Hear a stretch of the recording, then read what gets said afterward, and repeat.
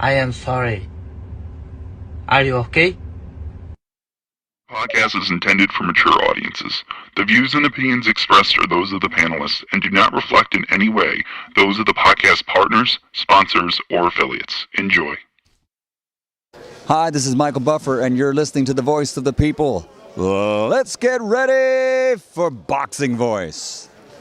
Every day I'm hustling, hustling, hustling, hustling, hustling, hustling, hustling, hustling, hustling, hustling, hustling.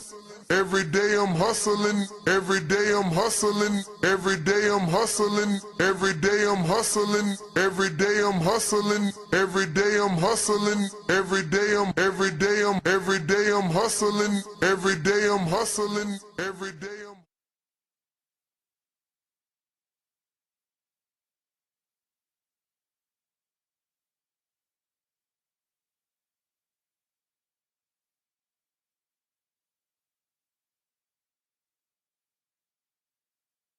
He is the fighting pride of Omaha, Nebraska. He's good at what he do.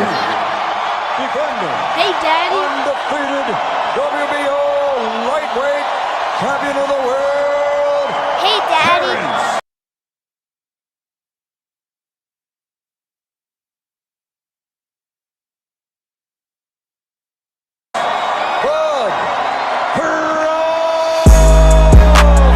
BoxingVoice.com. Taking, any credit away from Arrow, he's a great fighter. To the Voice of the People.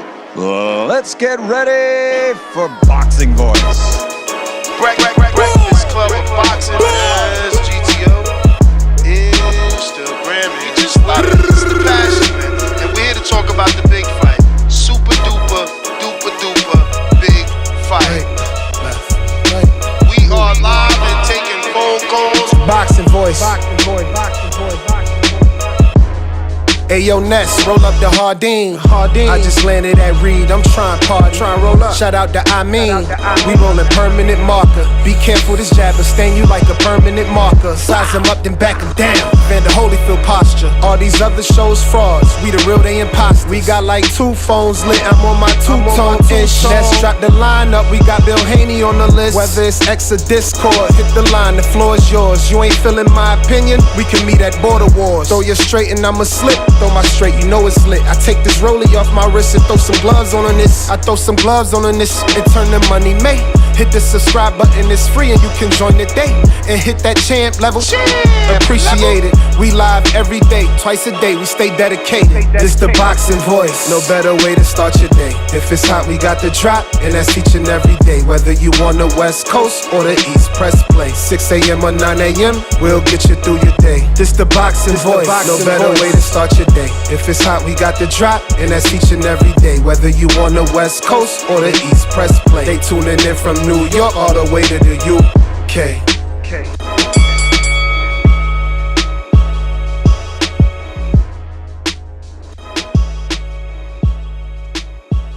This is just too easy. It's like taking candy from a baby. Good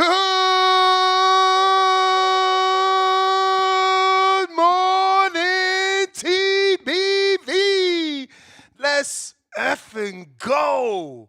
Hey, listen, YouTube recommends to do short intros, but it's something about a good intro to get you going, get the motherfucking blood flowing, and get you ready to talk some boxing for a good 6 to 8 hours. Man, I'm here. You guys are with me, and we're here to discuss King Ryan Garcia or King Ostarine. Can he rise to boxing greatness again? And yes, we're talking none other than Ryan Garcia. Can he get back on that level? You know, as we do here every day, we got a couple of polls where we're asking your opinion on the matter, and they're spread out throughout social media, obviously on X Spaces, on Discord, our Discord server, and on our YouTube community. Just trying to get a, poll for a pulse of our boxing listeners to see where you guys are at with this matter when it comes to Ryan Garcia and the rise and fall, truly. Over on our community page, we have a poll. We're going to do one here on the live page as well, on the live. So if you already are here on our youtube.com/The Boxing Voice Live, don't forget to smash that thumbs up button. It's going to help with the visibility of the show, and it's going to put this episode in the eyes of boxing fans that just don't know we're here every day. But we're here to discuss the return of Ryan Garcia to the ring after, obviously, his doping scandal, his year suspension, and his loss to Rollie Romero. The world is buzzing to know whether or not Ryan Garcia is going to come back and can he redeem himself and climb back to the top of the division. Now, this is why I've always said that upsets are good for boxing, because, you see, we're still here talking about Ryan Garcia. He's still a name in this sport, but now Rollie has become a new player that can potentially get some big fights. You know, not too long ago, we were not really interested in what Rollie was going to do. After beating Ryan and looking the best in his career, right? That was a career best win and a career best performance for Rollie Romero. We're interested in what direction he goes next, but there's also the redemption arc for Ryan Garcia. Can he get back to where people believe he belongs? Obviously, the kid has a plethora of talent and potential, but can he capitalize on said potential? You know, it's strange because, you know, the Romero fight was supposed to prove that the scandal was behind him and that the Ostarine didn't have any effects on him, but he did look flat and he didn't have the explosiveness that we, you know, were accustomed to. He's never won a world title. So at this point, where is Ryan Garcia's legacy? And does he have any?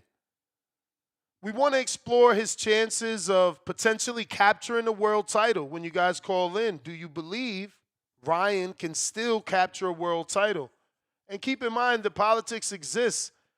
This very fight with Romero was for a world title, whether you believe it was a real world title or not, whether you believe that Boots is the real champion in that division or not.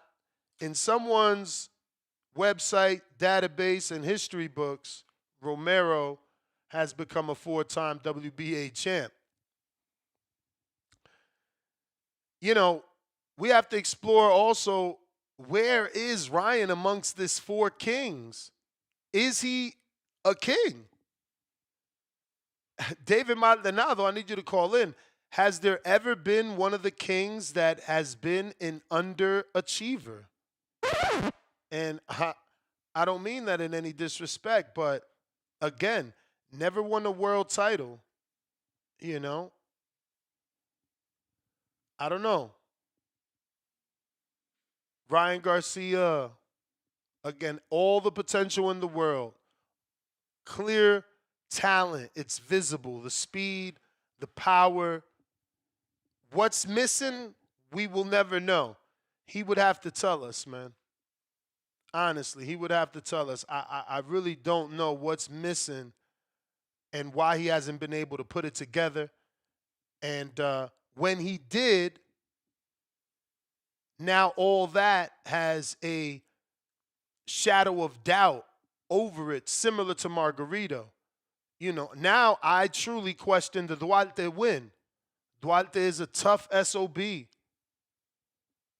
And we just don't know. So this is what we're going to be discussing today. Ryan Garcia's redemption, his rise and fall, and can he get back to greatness?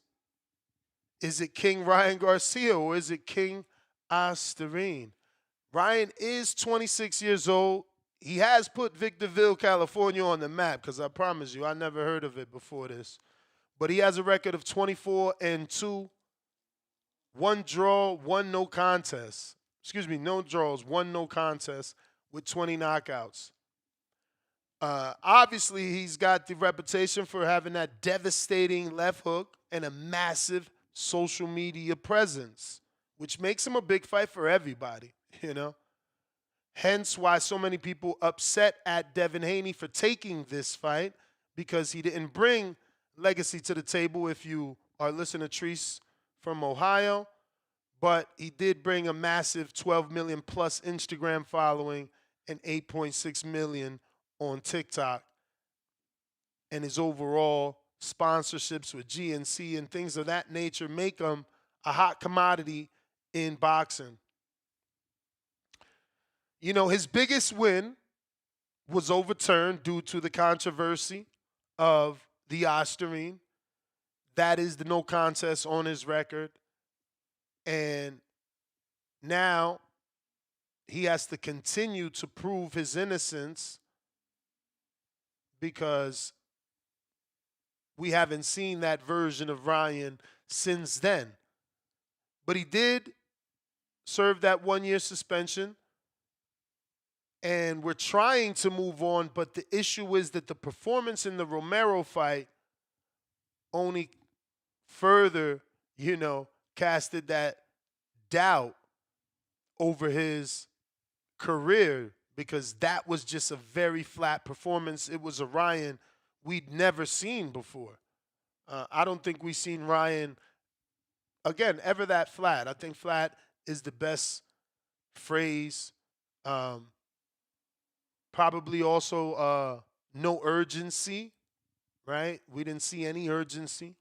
But, yeah, man. What does Ryan do next? Should he have a return fight and avenge the loss to Rollie Romero? And I say Rollie Romero instead of Devin because obviously his promoter, we talked about it yesterday, Oscar doesn't feel that the rematch is something that they want to revisit. And instead, Oscar did say if he were Ryan, he would fight Rollie and get that revenge. But Rollie, remember, during the buildup said, look, I know Ryan better than he knows himself. Does Rollie really have Ryan's number? Is it a Deontay Wilder, Tyson Fury situation where someone just, they got you. They know you, But something we certainly need to consider. Obviously, we have to at least acknowledge that Garcia, still denies steroid use. But that scandal has cost him his trust amongst the fans, for sure. Some were fooled and have given them way more than the benefit of the doubt. But most boxing insiders and fighters, they point to the Ostarine these days now, especially after that Romero performance. That Times Square loss is an unfortunate situation in his career because it's memorable. We haven't had a Times Square fight ever. So when we think back of it, we're always going to think of Haney's underwhelming performance and Ryan's upset of potentially the year.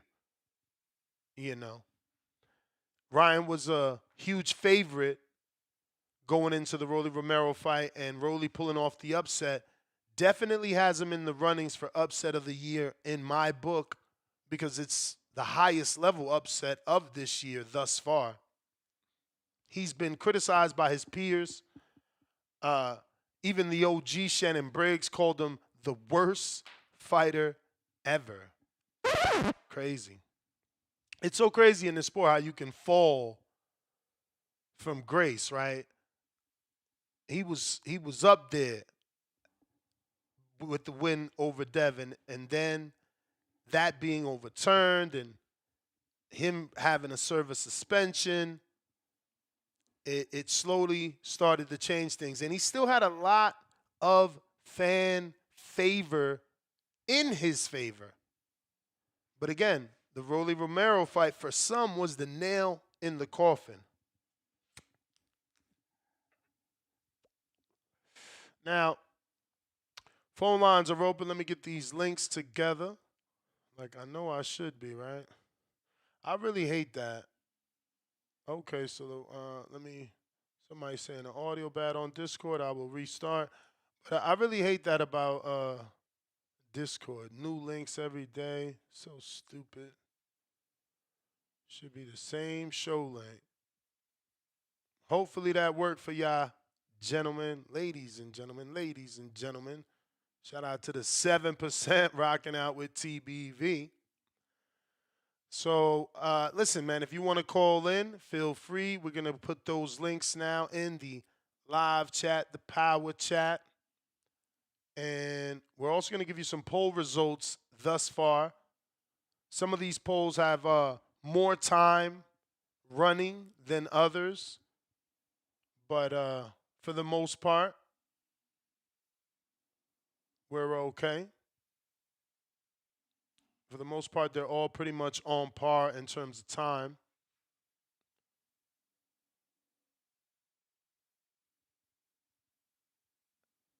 And once again, if you're watching this on X live streaming video, I need you to hit that retweet, repost. We're trying to grow. That's a whole new platform where we're not really known. So I need the help of the listeners to spread the word. Same thing on Twitch, man. We growing. We had a whole 3 people yesterday. And that's grown from one person. You know what I mean? We only had one person on Twitch. That's why I stopped. I looked at my analytics and said 5-6 years ago I was streaming on Twitch. But when I seen them low-ass numbers, I'm like, this is a waste of bandwidth, right? Because it takes so much internet to stream to 5 different places. You got to have phenomenal internet for that. And I'm like, well, this is just a waste of some megabytes here. But I'm starting to follow the analytics, and every day it is growing, whether it's one person or a different unique user or viewer. So I'm like, fuck it. Let's play the long game and build an organic fan base on Twitch, man, for my people that use Twitch. We every day with it, right? So hopefully that's what gets you is the consistency. Let's get to these live polls and give you some updates on how the streets are looking at this. Ryan Garcia's back is what I put on my community page. But can he reclaim his throne? After his loss to Romero and the doping drama, King Ryan faces a tough road. What's his biggest hurdle to becoming a boxing legend? Okay? Because we've changed these up all around. 36% say providing he's a clean fighter. So the biggest thing people want to see, or at least 36% of those people, is him, proving, how'd I put a D in there? Proving that he's a clean fighter. Then 18% say winning a world title is what would make him a boxing legend. 3% earning back fan love, and I'm glad that's that low because that means nothing. But 43% say he becomes a legend by beating a top-tier fighter, which is definitely the truth. Like, proving you're a clean fighter doesn't make you a legend. So shout out to the people that voted smart. And on our Twitter poll, let me refresh this.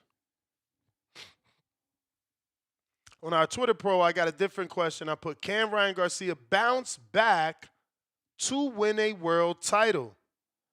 23% even says yes, he still got it. 32% maybe needs discipline. So that's in his favor because at least that's more than 50% in the positive. 14.9% say, nah, too distracted. And 20, well, now it's 30%. I was going to say 29. Now it changed to 30%. No chance he's done. Man, that's that two-tone the superstar sentiment. These dudes are too quick to throw a fighter away. Look at Rollie. Look at Rollie. Perfect most recent example of not throwing a fighter away because, you just never know what's going to happen. But on our Discord, different question. Can Ryan Garcia snag a world title after his flop to Romero? Same thing, different answers, though. Bet on it. He's too talented. So 22% say that. 50-50 depends on focus is 33%. Unlikely he's slipping is another whopping 33%. No way he's toast, 11%. So you got 3 places where you can vote or either vote on all 3. It's totally up to you. But, yeah, man, this is what we're talking about. So if you guys want to call in, Discord is available. X Space is also available. Putting that link in the live chat here on YouTube.com and on Twitch. Can't put it on Twitter because they don't have a comment section on Twitter, which is weird, but yeah. So what is that path that you guys think Ryan needs to take to actually get this redemption,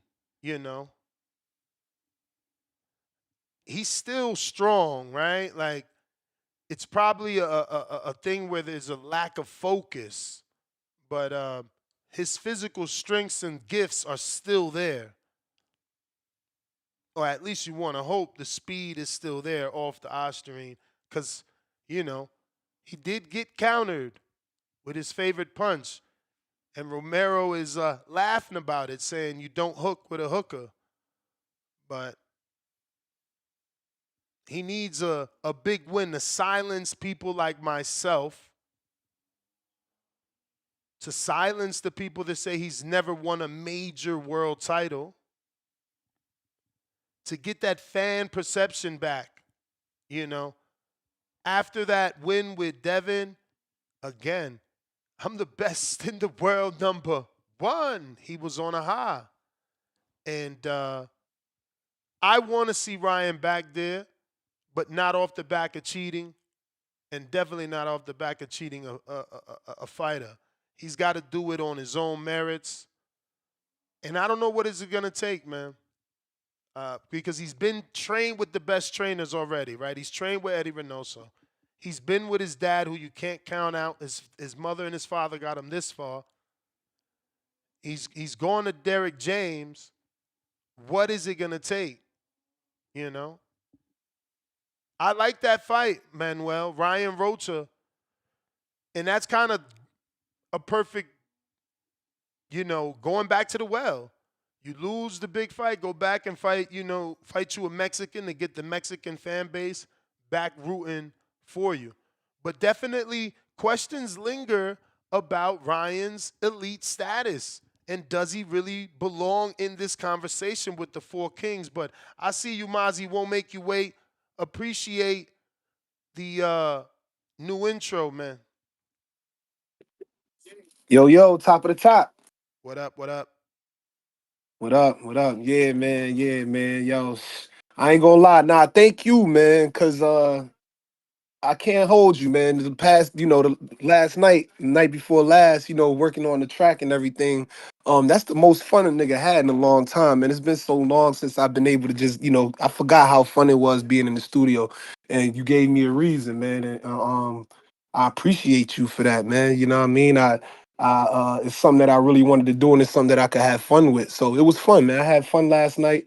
I wrapped it up. I was watching the show as I was, recording the show and shit. So, it was a nice vibe in the stew. My bro who mixed it down and recorded me and everything. He was just like, yeah, man. Like now he's watching the show now too. So he just texts me like I'm tapped in. You know what I mean? We spreading the show around and you feel me? It was fun, man. You know what I mean? So I appreciate the opportunity. I appreciate you playing it and everybody that fuck with the song. You know what I mean? Shout out to y'all. Everybody that don't like the song, shout out to y'all too. And shout out to Jerry Soriano. You know what I mean? It's Yeah, shit is easy, man. It's like Jerry taking say he candy from a coming from baby. you. Jerry say he coming for you, bruh.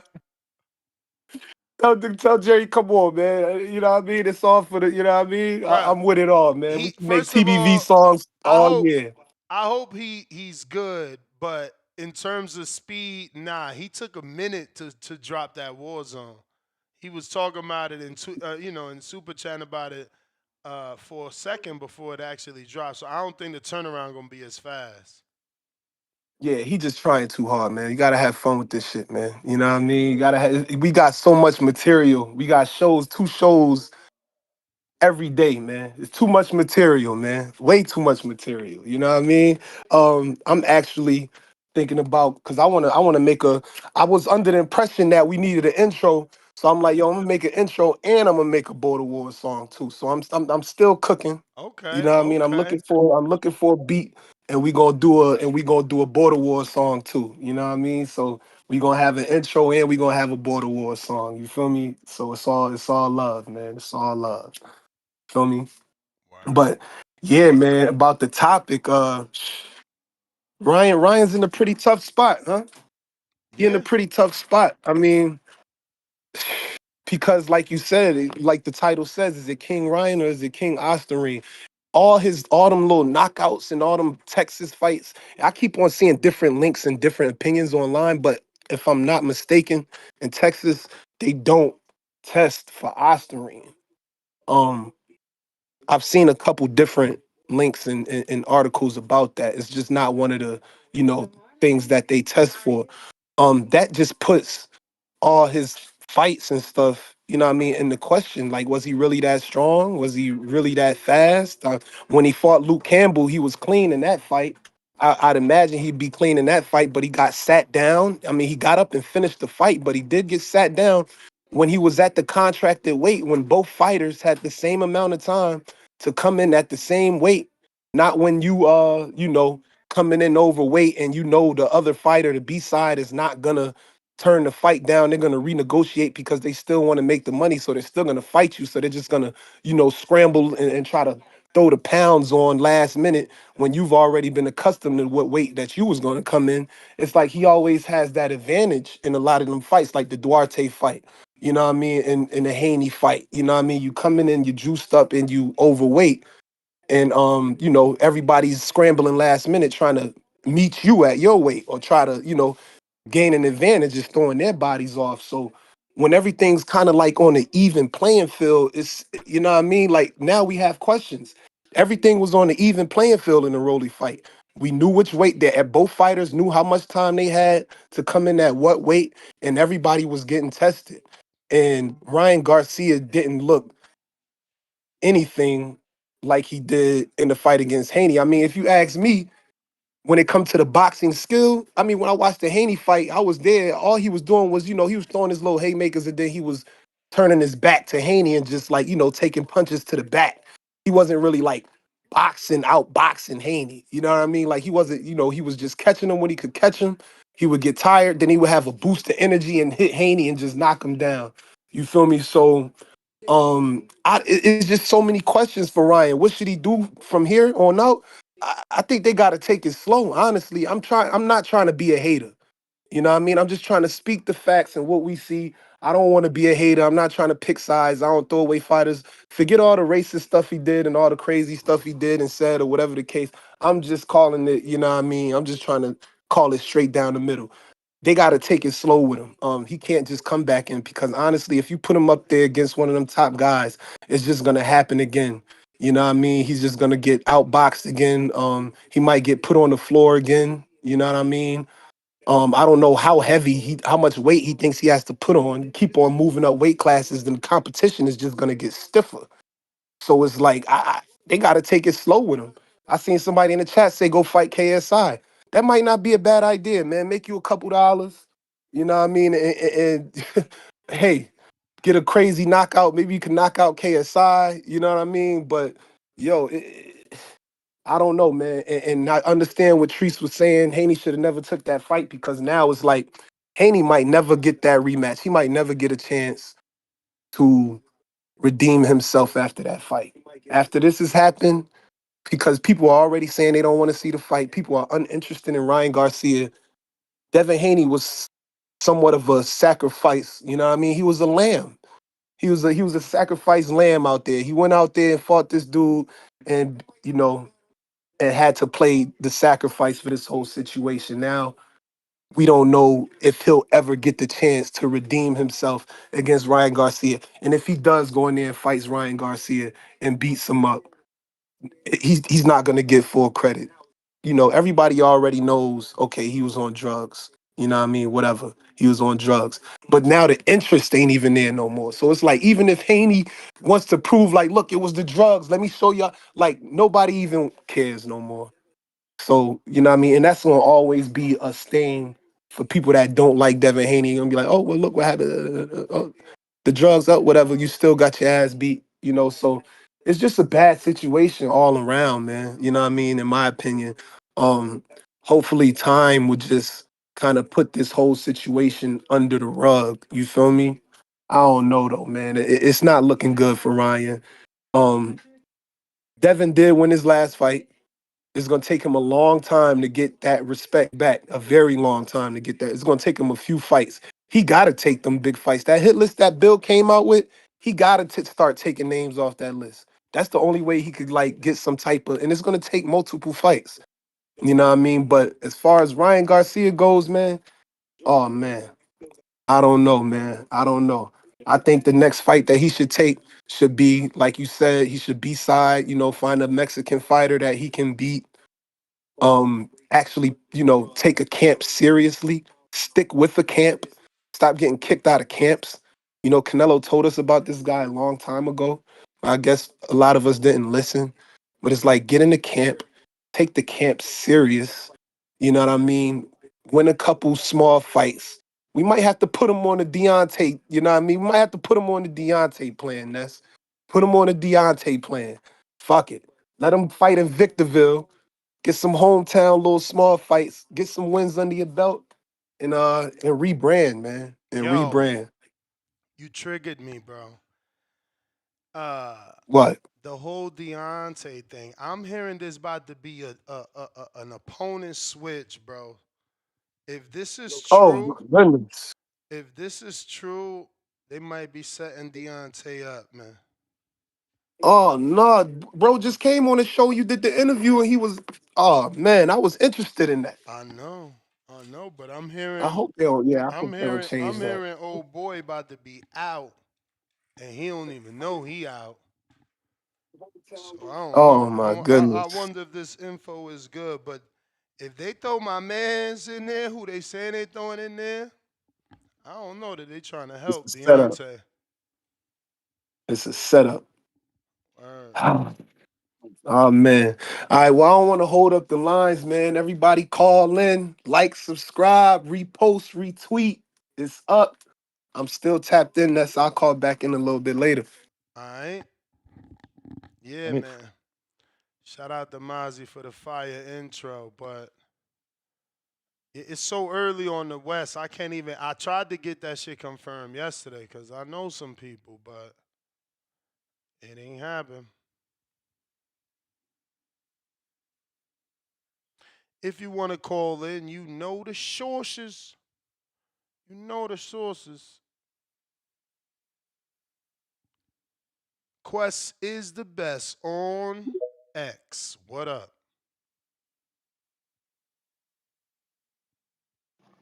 Yo, Yo.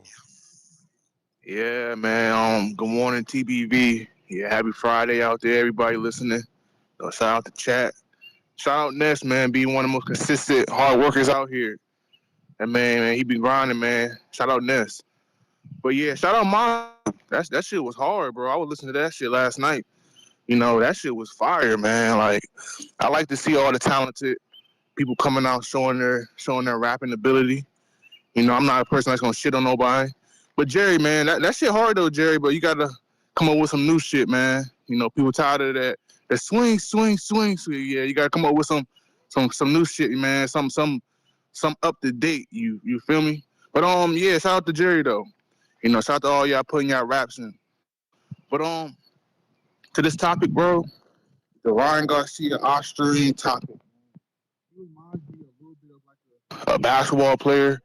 You know what I'm saying? Like those guys who really has a lot of talent, but once it gets to the playoffs, you know, that the talent just not there. You know, you just don't see it. You know, and then like people want to compare. You know, I'm gonna compare basketball because I'm pretty known in basketball, but like a Brandon Roy, you know, a Michael Beasley, you know, guys like that who has really, really talent. You know, you can't deny that they're talented at what they do, but it just you can see they don't put the work in like a LeBron James, who is talented too, but just has that drive. You know what I'm saying? To just keep working. You know, Ryan Garcia likes to party. You know, do drugs, do all type of other stuff. You can see the talent, you can see the speed, you can see everything, but you just can't see the hard work. You know, so it's just kind of like the same thing, man. You know, hopefully Ryan Garcia can come back. It'd be a good comeback story, him winning the world title, beating like a top name.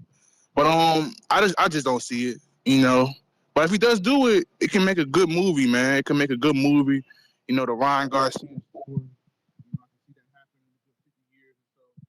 You know, but it can happen though if he wins the title.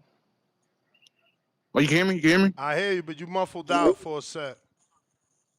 Yeah. Boom. Like what I last said, right? I can see Ryan trying to get to the top, right? And like it can make a good movie, right? And like him winning the goal at the end, just like make it even sweeter. Everybody doubting him. You know, I'm doubting him right now even. But if he does it, he's proven a lot of people wrong, man. Like the Austrian and him not winning the title, he just proved a lot of people wrong, man. And I want to see it. I like seeing people get proven wrong because you know people always think they're right. But yeah, man, Ryan Garcia, he's King Austrian at this point. At this very moment, right now, after losing the Rollie, he's King Austrian. Unless he goes in there and be the top guy, you know, clean, he can't change that perspective of people seeing him. You know what I'm saying? So yeah, man, I'm rooting for the guy. You know, I don't want to shit on no one's dreams. I know he wants to come back and become champion, prove the haters wrong. And I know Devin wants to get that back.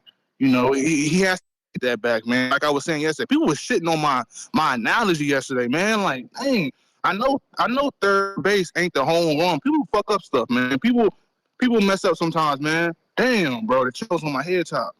Yeah, man, but if Ryan wins the championship, it could be a good movie. The Ryan Garcia story, you know, it's just good for boxing, man.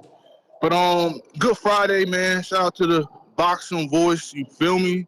You know. But my favorite song though, I'm not gonna lie, I fuck with the Mozzy song, but that boxing voice radio, that shit hard, bro. I ain't gonna lie. That shit right there, that's the best one. I don't care, bro. You know that radio, that shit hard, man. I got that shit stuck in my head, bro. I don't know. It's just something about it. Hey, y'all, shout out to you, Ness. I'm out though, man.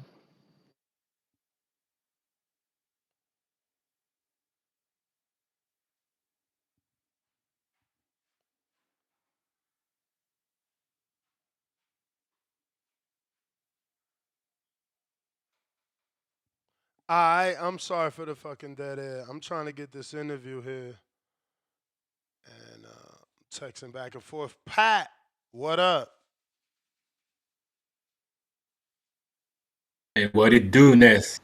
Chilling. Alex Vega, you a hater, man. Hey man, I just calling to just check in. Really, I don't have much to say, but regarding the topic, um, I mean, Ryan, you have no belt, right? Or am I wrong? Yep. Uh, Never had a belt. he never had a belt. Yeah. He cheated. Am I right or am I wrong? Yep. And the time where he could redeem himself and get a belt, he failed. Am I right or am I wrong? You are right. He only 26 though. Oh, no, that's fine. He cannot be considered a king at all. The four kings were, if I'm right, is it Teofimo, Tank, Devin, and Ryan? Is that right? Or we have to put Shakur? I don't remember. Well, Shakur's not in it, but I mean, again, you had wasn't Wilfredo Benitez considered the fifth king, so that could be the Shakur element, especially since he's half Puerto Rican. Ties into that. Okay, right. So at this stage, for me, the odd one, Ryan, because he's got no belt. All the other ones had belts. Am I right? Mm-hmm. So he cannot be considered a king. And now I'm gonna give you my opinion. I might be wrong on that, but all of the other ones, they were like, it felt for me that they were student of the game. Ryan never felt, for me, looking at what he was doing, it never appeared to be a student of the game. You know what I'm saying? So I've never seen any like specific improvement in his game. Yeah, he always had that good hook. And don't get me wrong, Ness. He's a good boxer. He's a good fighter. I'm not you know, not shitting on him. But as far as being a king, he has to be removed from that scenario. He has to be removed from that picture. You know what I'm saying? So that's really what I want to say. But as you say, he's 26 years old. He could, you know, he's got plenty of time to, like, you know, to get somewhere. But in a king, he cannot be in that conversation at all anymore. Not at all. So Damn. yeah. No. 100%. Like, for me, no way. But I'm not sure what's gonna happen in the future. But at this stage, right now, how? I mean, Being a good boxer, there's a lot of good boxers. At this stage, you saying how, but I mean, his next fight, it could do it, right? Look at Rollie. Rollie was considered done, and then his next fight, he's the man. Yeah, but he cannot be the king. Well, one of the kings. The kings, they're like. What a hypothetical here, but what if his next fight is a Tank rematch in the end of the year? What if he stays out and he's allegedly locked in and he's giving you footage of being with Reynoso or with Derek James, like Crawford hasn't taken a fight and he's fighting Canelo in September allegedly, right? So what if Ryan's next fight is an end of the year fight with Tank and he knocks Tank out? Is he not a king? What if he left hook? What if he left hook? So just one left hook and it's fucking over. He's not a king? He will be like, it could be part of the conversation again. But at this stage, that's what I'm saying, Ness. I'm saying at this stage now, Ryan is a good boxer who had like a, you know, at this stage, like a decent. Pat, I think you underestimating that because Tank, I'm not underestimating. No, I'm just saying, even though he's smaller, right? People perceive him as the biggest threat. Maybe that slightly dipped because of the Roach fight, but, you know, before the Roach fight, you'd ask the question, Tank would beat. If you'd ask, would he beat Shakur, they say yes. Would he beat Devin, they say yes. Would he beat Ryan, they said yes. You know, you name it, they said yes, right? The perception was Tank was the king amongst the four kings, the man to beat. Yeah. What's his name? Tank is still there. Even if he lose against Roach, he's still there because he had the belt and he's been like defending this belt how many times? So Tank is not even like, you know, but Ryan is completely different. It's a different story with Ryan.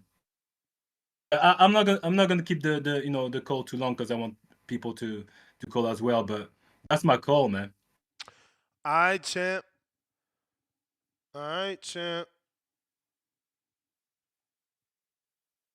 If you're watching this on X live streaming video, don't forget to hit that thumbs up.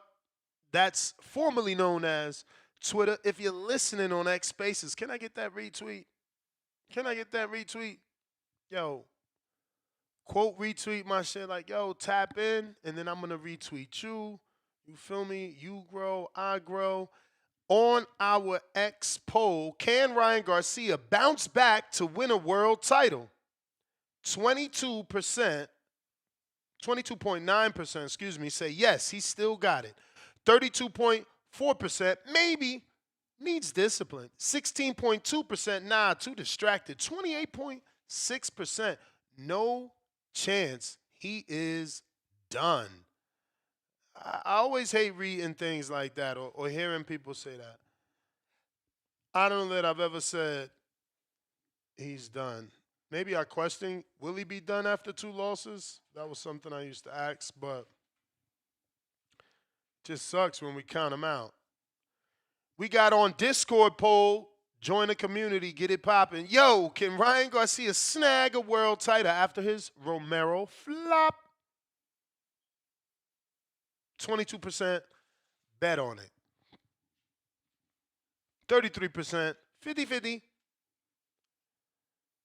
33%, unlikely he's slipping.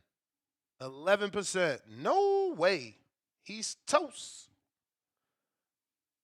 Let me get to Noble. What up?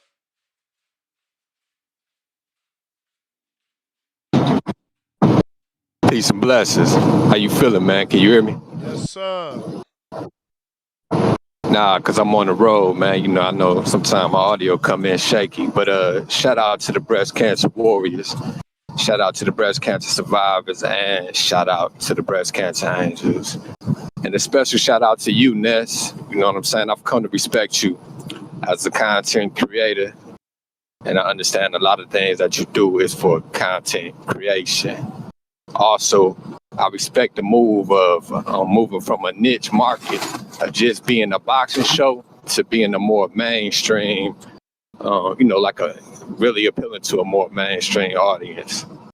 I think it's going to be beneficial, even for I'm not one of those peers that's against growth. But this ain't no boxing topic. And Brian is definitely not a king in any form or fashion. What's the name of that caller that just called in right before me? The guy with the British / African accent. Pat Bandero. Okay, yeah. My man Pat. I don't know if he was diminishing this conversation or challenging him what he was saying because of his accent. And I ain't gonna say that that's what you was doing. But what I'm saying is this, his accent made his point even more relevant and more profound. Like, it emphasized it. Because everything that he said was true. And the fact that he kept saying, he's no king. You know what I'm saying? As if, like, we was in a excerpt from Wakanda or something like that. Like, he's 100% right. It makes absolutely no sense. He has no qualifications to even be a champion, to even be considered like a great boxer. Nothing that he's done. You can't name one thing that Ryan Garcia has done, that puts him up in the pantheon of great boxers. So how is this a boxing topic? Like a relevant one. I mean, it got you to call in. No, I call in because I respect the show and I like listening. I like the boxing topic for the day. And it's a boxing topic because per your call, he is not King Ryan. He's more King Ostarine. Man, I ain't even calling him King Ostarine. Y'all giving this cat way too much credit. Way too much credit. You know what I mean? Well, I mean, again, this is about the redemption arc. If you believe he cannot, like, you don't think Ryan Garcia could win a world title in the next 2 years? He hasn't shown anything that would lead me to the question. I'm asking you a Yes. direct No. question. That is responsive to your question, because the question has to have a foundation for me to answer. And what I'm saying, there is no foundation for me to say with any bit of confidence that he can win a championship. He has not shown anything to show that he can win a championship belt. The He's been Oscar in Duarte win? championship fight. He's been in championship fights several times. But what about the Oscar Duarte win? That means nothing That to was you? not a championship fight. That was not a championship fight. That's two contenders fighting. Yeah, but that proves that he's not just like nothing. That's a legitimate That's contender not what you win. asked. That's not what you asked. You asked, could he be on the championship level? Could he win a championship? You didn't say, is he nothing? I didn't say that the man was nothing. I don't call no man nothing. I said he is not a championship caliber fighter, and no, I do not see him winning a championship. And he definitely ain't hitting tank with the left hand. Peace. All right. Hey man, I still think it's a good topic. He says he called in out of respect. I hear more disdain for Ryan than anything. That's what I'm expecting. There is a fan base that believes he is King Ryan, and he's just got to mentally get his life back together. He's got to get more discipline. I've put the answers out there, but there's going to be a fraction of people that believe he never was good. There's going to be those people that called him a TikToker and a content creator. They're going to resurface. Yeah, I think the question remains, is he a king in this alleged four-king era? But, side topics like, can Ryan Garcia win a world title in the next 2 years? You guys don't think that his talent can get him a world title in 24 months? That maybe he just needs to focus a little bit? Is it that doubtful? Do we notice his life with that many distractions? Is there no way possible? Is his prime over? Like, he said, "Oh, Ryan hasn't shown us anything." That's a lie. And that's why I said, like, you say you don't like the topic, that you calling in out of respect, but when I bring up Duarte, you say that's a contender. Bro, that's how you become a champion, by beating a top contender, and that's what he did with Duarte. And he stopped him. And Duarte will be the favorite in Kenny Sims' hometown in Chicago. So, we could be dismissive, but we see that you're being dismissive. Philly Rican, what up?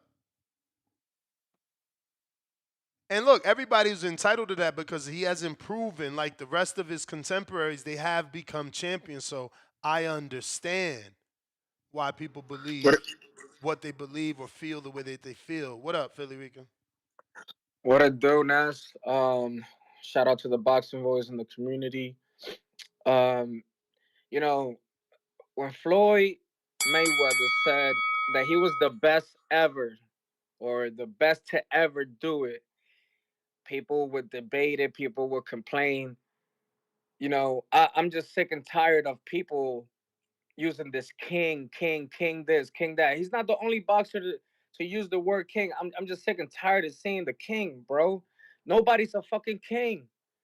Like, respectfully, they should go back, read history, and figure out what makes a king an actual king. Like Canelo could call himself a king. His resume speaks for itself. Everybody he has fought from 147 all the way up to 168, whether it was a win or a loss, that's a king. That's a king.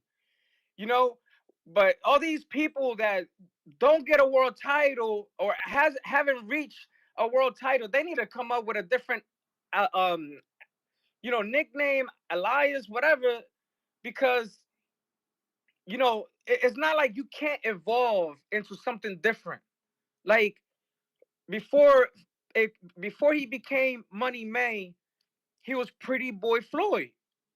You know what I'm saying? So it's not like they can't evolve into something better. It's not like they cannot improve themselves into something better. But that whole King thing, man, that shit need to go out the window, man. That shit has to go out the window, bro. That's my opinion on it. And the last thing I just want to say, y'all better put some. And I'm not talking about you, obviously. I'm just talking about the boxing fans and the boxing community. Y'all better put some fucking respect on Jerome Ennis, man. He didn't start at 154. All these fake ass dudes talking about ducking Ortiz at 154. He can move up whenever the hell he want. He don't gotta move up, and he don't gotta do a damn thing that you say that he gotta do. You know what I'm saying? Because Eddie Hearn kept him in a closet, didn't get him fights when he was ready to fight. And now all of a sudden, Eddie Hearn is moving his ass to try to find our guy the fights at 147. That's my call, man. All right, all right.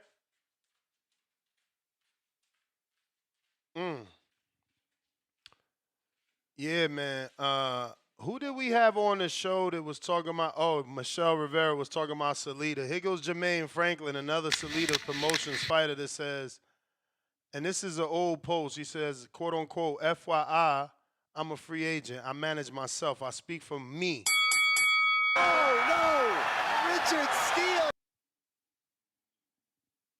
I filed a complaint with the state attorney general under the Ali Act. Violations. Coercion,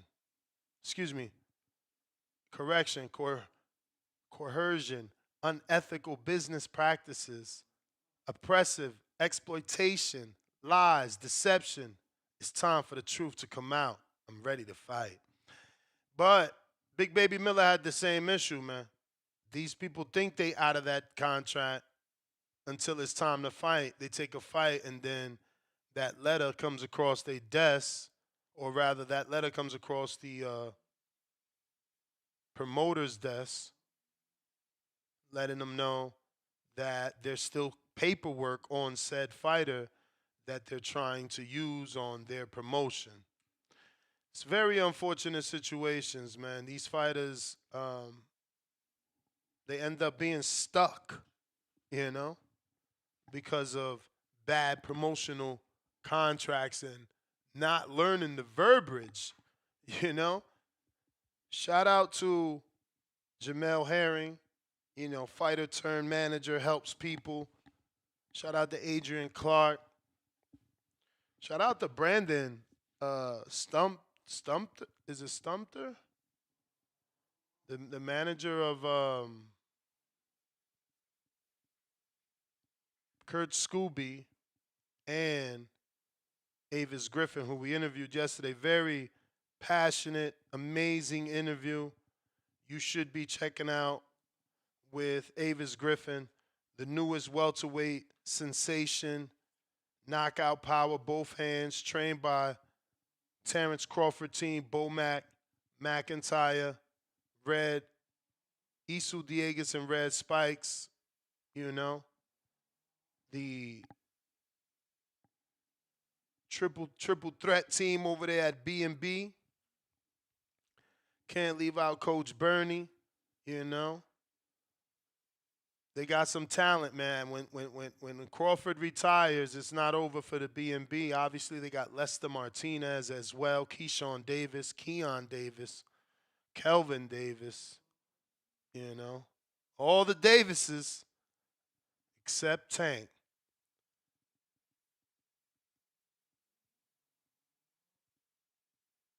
If you want to call in, X Space is available. Discord also available. We got a live poll going on right here at youtube.com/TheBoxingVoice. Does Ryan Garcia deserve to be called one of the four kings? Yes. Skills speak for themselves. 15%. 24%. Not yet. He needs a big win. 38%. No, he hasn't beaten top names. 24%. Only if he redeems himself. Man, I haven't seen us all on the same page in a while. Especially not with a Ryan topic. Usually Ryan has some fans. Where you at? Where you at? Yo, Where you yo, at? yo. What up, Audio good? Markham? Dímelo, que lo que. Nah, shout outs to Boxing Boys. Shout outs to Boxing Boys. Shout outs to you, Ness. I'm kind of on a, not the last caller, but the one before that about the topic. I'm kind of on that same page. I would have preferred a topic based on the Hitchins and Kambosos, their little face off, but I guess it probably wasn't gonna have too much. But that traction, fight ain't even this week. Yeah, but it's in 2 weeks. But still, I mean, we were even talking. Remember, you made a show about Canelo and Bud's power yesterday. My guy, you talking about a fair play? You talking about a super fight and comparing it to a voluntary defense of a dude. I get it, but I get what you're. Nah, I'm just saying, but y'all funny. I'm kind of. Y'all funny because it's like you want to talk about Hitchins and Kambosos. Kambosos is arguably lost his last 4. Fuck it. Look, I'd rather talk about some fight that we're gonna get for sure than this kind of topic. And before you say, "Oh, but it got you to call in," I call in damn near every day. So but I wasn't going to say that. I wasn't going to say that, but this is not like fantasy. Like, what is Ryan not coming back? Does Ryan not have to be on a redemption arc? I feel you. I mean, I don't want to argue about it. Nice. No. I'm not arguing. I'm just saying, is he not 26 years old, or is he gonna retire? Because I didn't know he was retired. Come on, man. I think you'd be dragging it here. But let me just give my opinion on it anyway. I mean, look, I think he could possibly win a belt. It's looking like Boots is gonna move up to 154. You know what I'm saying? 147. Besides Norman, is gonna look a little desolate. You're gonna have T.O. over there. You got the Devin rematch. But with him, it's just more of it. Just seems like it's a discipline thing, And again, like I said, I think I said this yesterday or the day before. He's just a one-trick pony that he's lacking other tools. If he had more tools and we weren't predicting just the left hook, then he probably would have more success with fighters that have better game plans. Again, I don't fully blame the Ostarine. Rollie executed an amazing game plan. He just kept that hand up, and he had power, and he made Ryan think twice. So that's just how I look at it, And about the whole king thing, he's definitely not no damn king because he hasn't really done anything. But to be real, when we talk about the 4 kings, the only one who's really done something like accolades-wise is Devin. And then we could throw Tank in there. You feel me? Shakur, it's just his resume's lacking on 135 because he's dark. I forgot T.O. No, Shakur wasn't in there, right? He wasn't originally in there. It was T.O. So, yeah, I'll say more of like T.O. and Devin. Ryan didn't really do jack shit. And then Tank, we could kind of say he's done something, but he just hasn't been giving us the fights that we want. But it's just, Ryan, he's just lacking those trademark wins. And he just has the appeal. That's all it is. He has like that star appeal. And they just labeled him as king because that was supposed to be their new guy. He's arguably the second face of Mexican boxing right behind Canelo. He's like the biggest draw. So, I mean, that's really all I got to say on that. I don't really have anything else to say. Shout outs to you, Ness. And to the previous caller, you say to put some respect on Jerron, and you pronounce his name wrong. You said Jerome, bro. It's Jerron. So, we'll put some respect if you could at least say his name right. But, shout outs to Danny Garcia's burner account. I'm out of here. Alrighty then.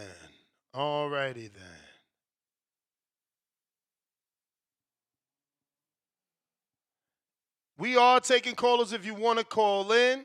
Now is the time. Based Grant. What up? What's good? Can you hear me? Yes, sir. All right, Ness, I'm a casual, right? I'm gonna ask you some questions. Help me clarify some things. So, 2 fights where he's not with Golden Boy, Ryan Garcia, Tank Davis, and Devin Haney. We know that there was VADA, correct? Yeah. Obviously, did not pop dirty for the Tank Davis fight. Did pop dirty for the Devin Haney fight. I don't know that there was VADA for the Tank fight. Remember, that's not WBC, and I don't know Tank does VADA, bro. I gotta check Okay. that. Honestly, that's a good Google search. So that kind of leads into my point, right? It's like I think Duarte came out and said that he was that he suspected him of dropping dirty, or not dropping dirty, but at least being on something. And so like we have to look at his whole history. Like, was there drug testing for the Luke Campbell fight? That fight was during the pandemic. It probably wasn't as consistent as it is now. Like, I don't know. Like, once a fighter, at least for me, once they pop dirty, I have to reevaluate their whole career. I know like most casual fans probably aren't going to do that. But I don't, with that hanging over him in this recent performance where he did have to do drug testing. We know that, we verified that, and he looked the way he did. And he was noticeably more chilled out. He wasn't like screaming into the mic like he was before the Devin fight. Just for Yeah. facts, because I don't want the Tankamaniacs to beat me up. Tank has done VADA, voluntary anti-doping, for his January 23rd fight with Hector Luis Garcia and his fight with Ryan Garcia, which is strange. That was back to back. And I don't see anything else though. Like there's nothing. So exactly. No mention for Tank doing VADA for Frank. But it says he's done it multiple times, so I don't know. So that begs the question then. The times when Ryan has a fight and it's not directly under Golden Boy where they control everything. I'm not a conspiracy theorist, but like think about it. He looks like that. And the time he looks good when it's not a Golden Boy fight, he pops dirty. I just think there's something to it. And I'm not giving him any credit. Okay. Frank, Tank specifically said, when asked who's doing random drug testing for this fight, for the Martin Tank fight, and Tank Davis' response is not VADA, it's somebody else for the Olympics. USADA is probably them. So VADA's under USADA. No, VADA's their own testing, but they follow the USADA and WADA rules, if that's what you're talking about, or their ban list rather. I don't want to get fixated on Tank. I know that'll take the show a whole other direction. I'm just saying the times where we know he drug tested, we see the results. And then all the victories where we don't know if he was drug tested, we have to reevaluate those. That's my and you're overarching specifically point. Talking about Ryan. Yes. All right. No, because you brought up Tank and his drug test, so you kind of threw me off. No, I'm saying he tested for the Tank fight. We know that, and he looked the way he looked. But he would. But the excuse for that is going to be he was also on a catchweight rehydration, which for whatever reason people are gonna use that as partial reason as to why he looked the way he looked. Listen, I'm not worried about people because they'll say, oh well, Devin couldn't dodge the left hook. They'll look at a blatant cheater. People are gonna look for whatever narrative fits whatever they're trying to say, but we have to look at the facts. And the facts are he did do drug testing for that fight. He did do drug testing for the Devin Haney fight. He popped dirty for the Haney fight. And he had the best performance of his career in that fight. That's the facts of the case. You ain't lying. But that's my call. I appreciate you, man. Appreciate you.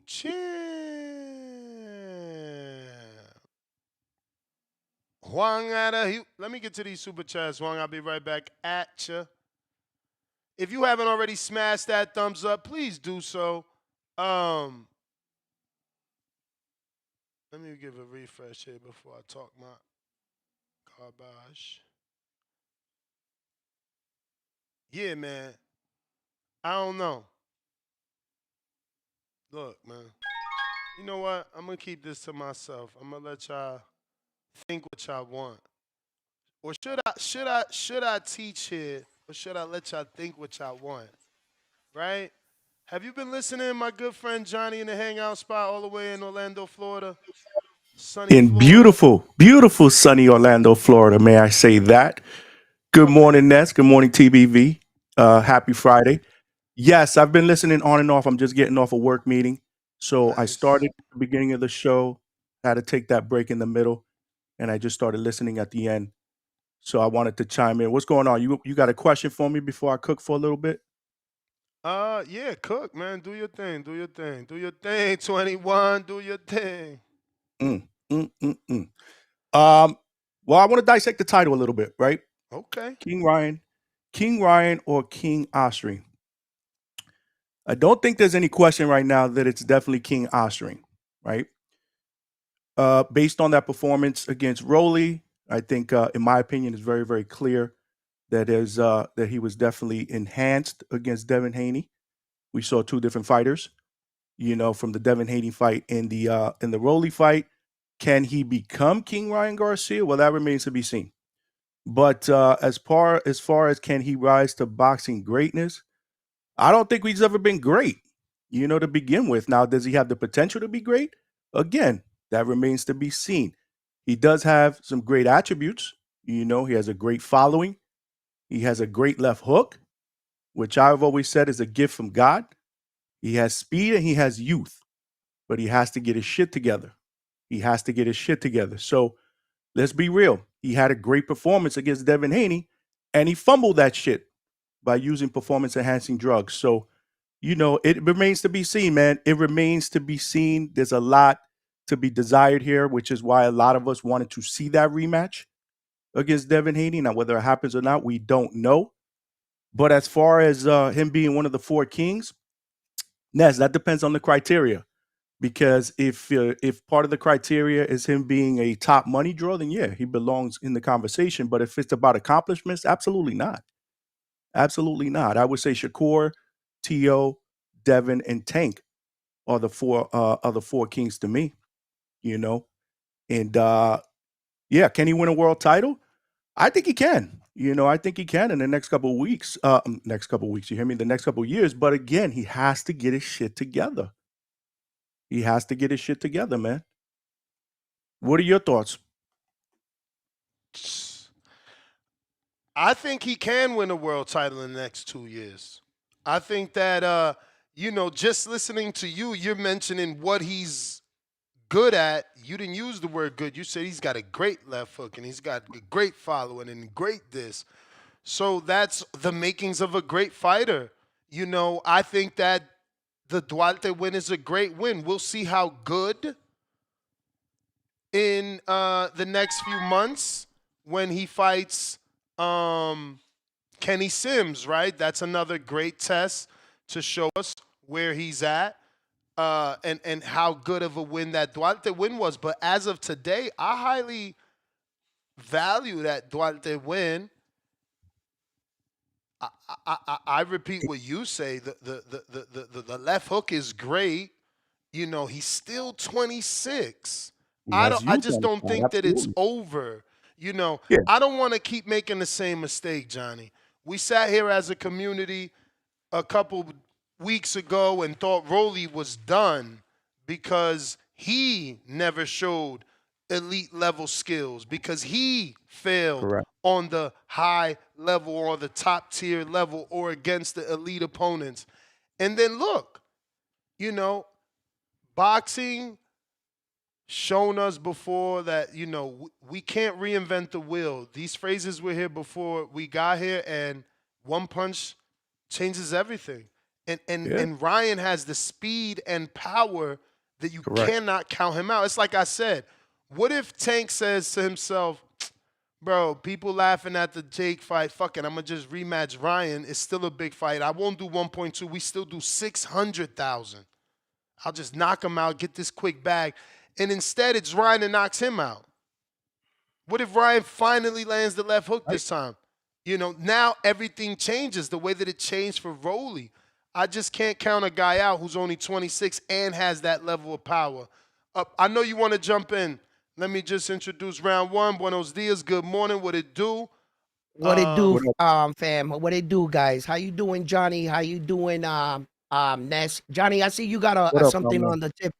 You want to say something before I go, so I'm gonna let you go. Get that what you want out real quick. So the one thing I did, damn, Ness cut me off, man. I had a good shit. You always do that shit, Ness. Can I give? Yeah. Want me to Go get ahead. back Go ahead. to you? Right. All right, Yeah. all right. Okay, Johnny, because I'm coming in hot like a Little C's pizza right now because you already took the other side. Damn you, Johnny. You beat me to the fucking set. All right, listen. So I'm going to play the other side. Hey, I'm going to do what I got to do. Let's stir shit up. All right. I'm coming in for the defense of Ryan today. This is crazy. I don't know why I'm doing it, but I'm going to do it. Right? Here we go. First of all, to the callers that called and talk about that it's definite that it's a case where that Ryan Garcia tested positive for Ostarine, and it seems to be that, I say no. There's no proof to that yet, neither. And you can't prove that off Ryan's performance. Why? Because we got to take everything to an account. Ryan Garcia was coming off a year layoff. He was going to look as such. His body wasn't going to look like what he just got out of the ring with Devin Haney, so he wasn't going to look very defined or definition. We have no idea when did he actually get off his couch and start training. So you can take that either way. You can take that and look at it and say, oh, the Ostarine didn't show up because, look, he doesn't look the part. But he's coming off a year layoff, sitting on his couch and probably partying every night. So we have no idea on when this occurred. So that doesn't give me definitive evidence to say, oh, definite Ostarine scandal. And as far as Vada and water go, let's just turn back the hands of time for a second, gentlemen, and think about what actually occurred. Ryan Garcia was going through a meltdown with Devin Haney. Vada was never introduced to this equation. Remember, the New York Boxing Athletic Committee and the WBC were handing out the testing. When Ryan went down his little spiral, he introduced Vada to the equation. Remember, Vada is an outside source that you hire. You must hire them. Ryan hired them and brought them into the equation. So if Ryan didn't do that, he might have never tested positive.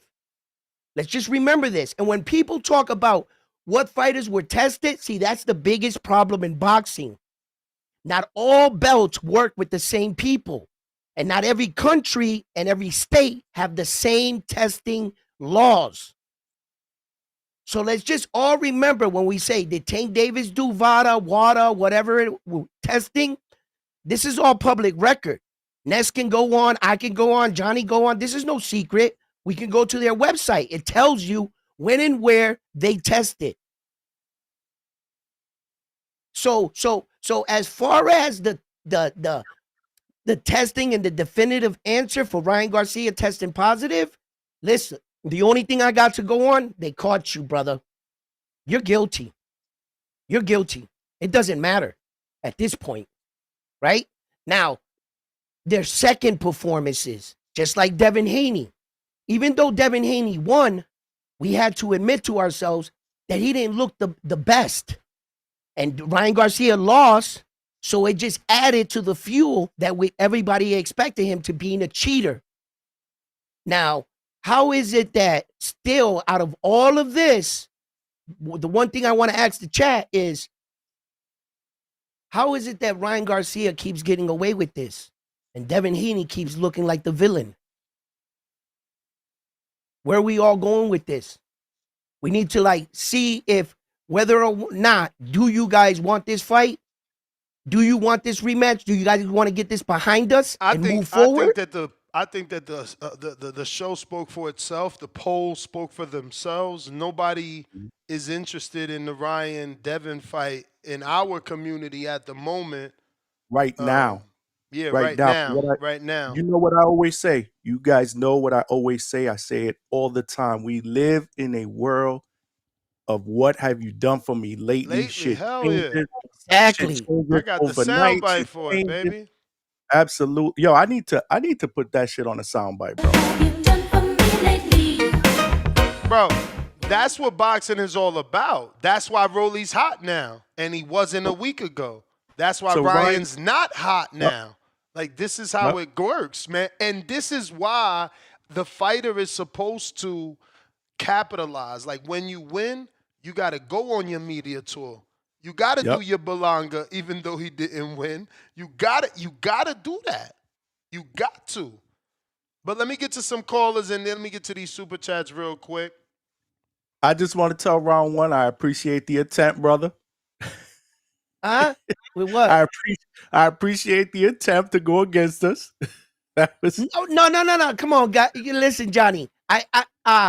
Boxing has two sides. You know what I'm saying? When I come in here, I'm really unbiased. I'll get on one guy, and the next day I'll flip on him. You know what I mean? Because it's gonna bring both sides of every story. Our job is to bring you both sides. Word. I don't have a favorite fighter. I don't like none of these guys, actually. You want to know who my favorite fighter is? You want to know who my greatest fighter is? bro. We don't believe you, bro. But no, is your favorite fighter. Stop lying. I don't like Inouye. I don't like. Nah, I don't like Inouye. I don't like Inouye. I don't like none of these fighters. I love all of them. And I'm gonna tell you right now, bro. Where's that soundbite? No. I get it. We didn't let him finish. He said he don't like none of them. He loves them all. So I get it. Oh, yeah. But no, you love Inouye more than the other ones. You Hell like yeah. That's your favorite Inouye child. gets Christmas cards. Nah, favorite grandchild. Not like Wilfredo Gomez. Not like Hector Camacho. Bro, you can't send them fucking Christmas cards. You still sending Inouye Christmas cards, so you know you be DMing them. Hey, have a good Christmas, champ. What you mean, D-man? I'm gonna go to Japan and hand them the gift myself. Exactly. What's wrong with you guys? Exactly. Yeah. Let me get to this super chat. I got Tommy Davis, my first super chat of the day, $2. Viva Las Vegas for the holiday weekend. Salute, TBV. Salute to you, champ. We got Lord Mac and Cheese, $5. Mozzy, can we get 2 more verses to the song? We need it to complete so I can bump it in the benzo. That thing slapping. I mean, yo, these new kids make 2-minute songs now. Tommy Davis back with another 2. Effed up, even worse today. Disrespecting Brandon Roy. Huh? Who's Brandon Roy? You know I only watch boxing, man. Pistol Parkway Mozzy, $5. Former basketball player. Oh, he's a basketball player? Former NBA player. Okay. Mozzy says, Lucky 9 Ways original theme song, Forever Goated. Can't be duplicated. 100 emoji. Fire emoji. Radio. Julio Guzman, $2. Ryan versus KSI for the X Series world title is coming. Now that's disrespectful. Jerry Soriano, shout out to Ness and Mozzy. New intro, cute. Lollipop emoji? TBV, boxing glove, fire emoji. Boxing. Yo, Jerry got to be the most jealous motherfucker. He mad people like Mozzy's song, bro. Get in the lab, man. Get your lyrical exercise on, as Hove said, man. Tevis. I don't know if Tevis Smith and Tevis is the same person, but just in case, let me go ahead and shout out Tevis Non-Smith for sending another $25 to purchase another virtual raffle ticket to win this brand new PS5 that TBV is raffling this month. Trying to win. Shout out to Tevis. I don't know if Tevis is Tevis Smith, but you know, we'll find out if you win. Salute to you for purchasing a $25 raffle ticket. Only way to enter is you must be a YouTube member to enter. You can buy as many virtual raffle tickets as you want. Just scan, well, pause the screen now if you're watching on video, X video, formerly known as Twitter or YouTube, and scan with your telephone the QV code of the Cash App or the Zelle. This way you don't get got. I don't want you to get robbed. I don't want you to get tricked, engañado. You know what I'm saying? So scan it. Use that to get to the account. Send your 25. I'll drop a bomb when I receive it. And then in the end of the month, we'll put your name in the spinning wheel as we do every month and announce this month's PS5 winner. Brand new PS5, never before open. Brand new for you. We are gonna continue with these super chats because that triggered me. Was this $10 Tevis Smith super chat? What up, Tevis? He says, if Povetkin can get 10 years worth of his fights erased, anyone who pops dirty their career prior to that is suspect, especially if we don't have paper trails of previous testing. That must be to you, Round One, for saying that we can't automatically assume.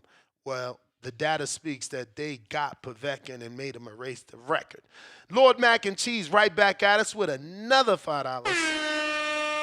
Alexander Povetkin got 10 years wiped for PDs. Ryan wasn't testing even up to the fight to testing year-round. So, who else did he fight dirty with? Tommy Davis Jr. back with another 5. Salute to you. Excuse me. And he says, quit against Tank. Fights the only undisputed king, Dev, on PDs. Dropped and loses to Rollie. Ducks Devin rematch. Racist rants. Ness, is this your king? Well, again, I'm only here to present the thought-provoking topic. It's up to us to debate it like we're in a barbershop. That's all we're doing. You know? Right. Yo, Ness, that thing about King, and for the little comment about Ryan Garcia is a king, everybody needs to pump their brakes on that shit, right? It's the same old scenario where Ryan Garcia is calling himself the king, the self-proclaimed king. We don't call him king. He calls himself king. Same thing with David the Monster Benavidez. He calls himself the monster. No, right? no, champ, but that's how it starts, right? The thing is that if your skills pay the bills, then your name sticks. Guo, TBE, Monster. No. A new way, Monster. See, thank you then. Thank you. Because David the Monster Benavidez calls himself the monster. No one has ever, Naoya Inoue has never called himself the monster. We called him the monster. There's a difference. No, David calls himself the monster. There you go. And hey, we call Naoya Inoue the box. monster. You and I could debate every day if that's what you like. I like that you like the spar. But first and foremost, Inoue is the fake monster. Stephen A. Smith. Stephen A. Smith went on SportsCenter and told the world, David Benavidez. About what? I'm going to tell you. David Benavidez? Oh, I like that. I want to see Canelo fight him. He's the one they call David the Mexican monster. David didn't come in this game calling himself the monster. That name is not self-proclaimed. That name is appointed by the fans. And the admiration of the fans for his fighting style. Here you go, Actually, trying to Mike always Tyson. prop. He Yes, always trying to Mike prop Tyson up a gave him new that way. name. Mike Tyson gave him that name, actually. The Bro, Mexican monster. Look, no, he Yeah, he did. did. I'm about to Google it. This Yeah, he guy, did. this guy be All giving right, opinions. Check this out. We Googling it. Whenever you start off, whenever you start off a conversation with Stephen A. Smith said, you're done right there. You're done when it right comes there. to boxing. Man, all right, because man, Stephen A. he's Smith don't know casual. shit about He's boxing. a casual with a fucking largest audience in America. Yeah, and guess what? I know that. And guess what? We all and know guess that. what? And guess what? We all know he's that. He's still someone of note. He's And? accomplished things. So when No he gives shit. you a name and it sticks, it's worth mentioning. All right. Well, anyway, by definition, my point is that Ryan Garcia is no goddamn king. He's a self-proclaimed king. That was my point. Yeah, Ain't but nobody you're ever being said Ryan literal. Garcia is the king of the Four Horsemen. Ain't nobody ever said Ryan Garcia is the king of the division. Ain't nobody ever said none of that. The kid came out with 2 crowns tattooed on his back, and now he was King Ryan Garcia. He's self-proclaimed king. Ain't none of us call Ryan king. Look. That's my whole point. As always, round 1 wrong, Johnny right. Come on, man. His name, he gave, you know what name he gave himself? El Bandera Rojo. Remember? Mm-hmm. And that's how he came out in the Earl fight. His biggest fight back then, he was the red flag. But I see that my man deals in opinion. David Benavidez earned the nickname Mexican Monster from boxing legend Mike Tyson, who was impressed by Benavidez's ferocious fighting style. Tyson coined the term due to Benavidez's relentless aggression, overwhelming power, and ability to dominate opponents with rapid, heavy-handed combinations, often stalking them until they were worn down or knocked out. The Mexican part of the nickname nods to Benavidez's Mexican heritage through his father, Jose Benavidez Sr. Despite David being born in Phoenix, Arizona, Tyson highlighted Benavidez's polarizing presence and intensity, noting he'd be intimidated to face him in the ring, saying, "He's someone who is very polarizing and has too much power and intensity." This moniker, embraced by fans and media, complements Benavidez's other nickname, El Bandera Roja, the red flag, and reflects his reputation as a daunting, destructive force in boxing. Got Man, it. that shit Well, was a then lot. I guess Johnny got the right answer and Ness got the wrong one. He tried to tell us it was Stephen A. Smith. Oh, you're gonna make me ask? Did Stephen A. Smith not say it too? Well, he could have said anything, but it was Tyson. Hey, Johnny, thank you for that one. Yo, get him, chat. A New A Glazer trying to take away the monster name from the monster to give it to the fake monster. That's okay. My monster's accomplished. He doesn't get vacated belt. He's not You know why? You know why? Because they not scared to fight him. They not scared to fight him. They not scared to fight him. They scared to fight David. We all know that. Let's find out. We'll find out when David gets there. Man, Morrell found out. Morrell wasn't even a contender in that division. They pulled him up. Come on, man. He had one. Get out of here, man. It don't matter. He was a dark horse. It don't matter. He was the man. It don't matter. Yeah, okay. All right, back with another. Oh no, excuse me. $2 battle rap. Can Keyshawn move into one of the 4 king slots? Thinking emoji. I don't know if it works that way. I know that Benitez was considered a 5th king. I don't know that you can just move into a king slot. You know what I'm saying? Like, you could just be a 4th great fighter, but I don't think that they're just going to start writing articles about, hypothetically, Keyshawn became the 4th king in 2026. Like, I can't see that. Yo, Ness, I'm going to throw something out there, bro. What about if Keyshawn knocks out De Los Santos in spectacular fashion? Does he replace Shakur? Because right now, we said Shakur, Devin. Was never one of the kings. Listen, that is absolutely possible. That is absolutely possible because Shakur and Keyshawn are so tied that that's what's happening. And Top Rank is so intelligent that they're giving Keyshawn former Shakur opponents. So it's slowly gonna happen. You know. Yo, did I miss something or something during the era? I never considered Shakur Stevenson any part of the 4 kings.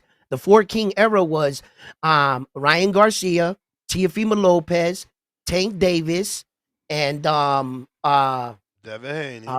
And Devin Haney. Yes, now you want to act like he forgot the last name. Thank you. But you know, but those were the 4. And then see, at the time, Shakur was at 130. He never came. Shakur came in the middle, and then and like Tio had already left. Yeah, but so we never really considered. It don't matter. Remember, Wilfredo Benitez wasn't there, but he was considered the 5th king, just like Shakur.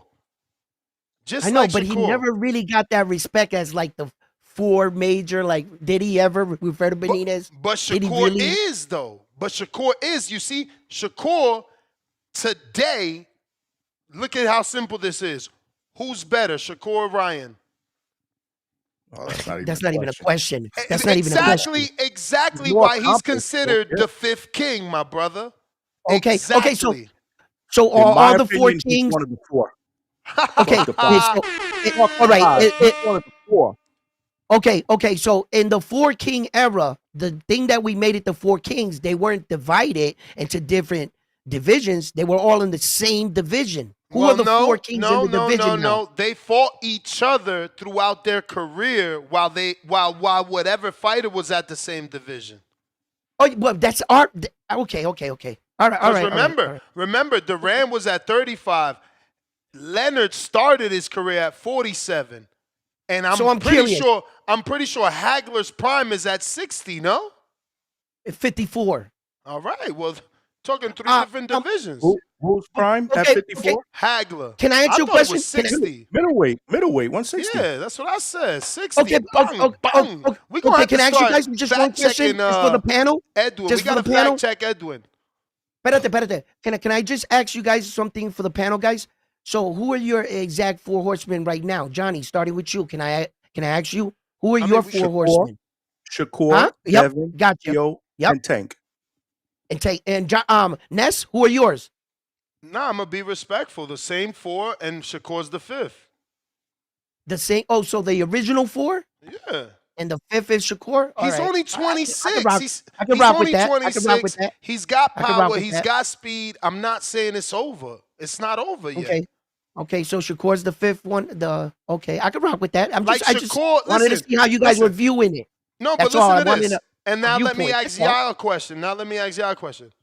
While we want Shakur to be the 5th and the 4th king, does he have a king-defining win? No. You think Shakur? Yeah. No. I mean, we're not going to give him credit for Oscar Valdez. Is it a king-defining win? You know, we talking about Tank. We talking about Tank fighting Barrios at 40, right? We But he's talking talking about about Devin at Devin. 30. We talking about Devin fighting Loma, a pound-for-pound fighter. You know, But it's if you're different. comparing him to Ryan, because I'm comparing that 4th seat to Ryan and Shakur. But you can't compare Ryan him doesn't have just to Ryan. Ryan doesn't because- have a win of that caliber like Shakur has of Oscar Valdez. He also has never won a title.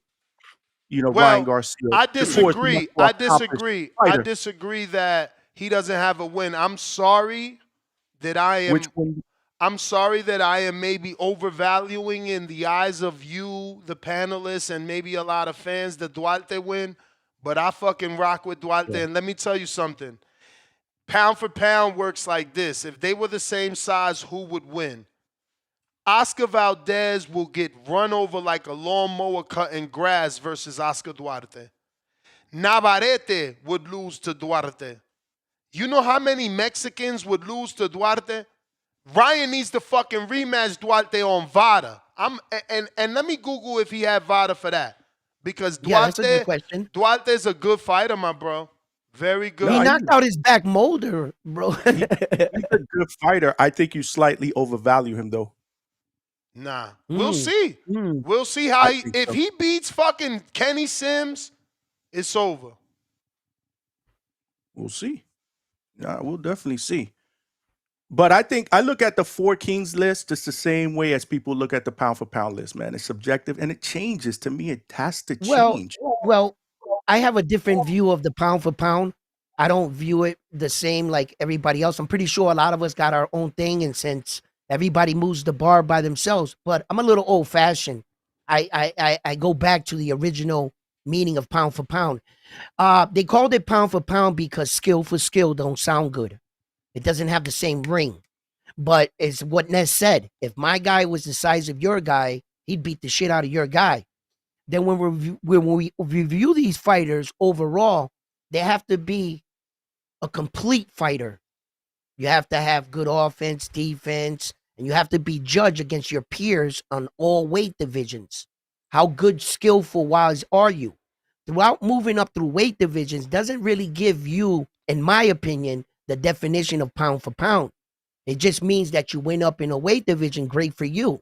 But skill for skill, like what happened was the heavyweight champion of the world is knocking people out, but you see this guy at 130 and you say to yourself, man, your heavyweight champion can knock people out, but this guy would whoop your dude's ass as if he was that guy's size. He has the best skill. Then you have to learn how to identify each individual style. You can't get locked into the notion that just because that guy doesn't look like your guy, then you won't be able to see different styles. There's different styles. Make no mistake. Naoya Inoue is a elite fighter, but so ain't Terrence Crawford. So ain't Usyk. You got to be able to identify who they are. And that's how I view pound for pound. But you see that it all ties it back to this one word, right? It doesn't matter how I see it. It doesn't matter how you see it. The way I see the pound for pound list is it's always going to meet in the middle with this one word called hypotheticals.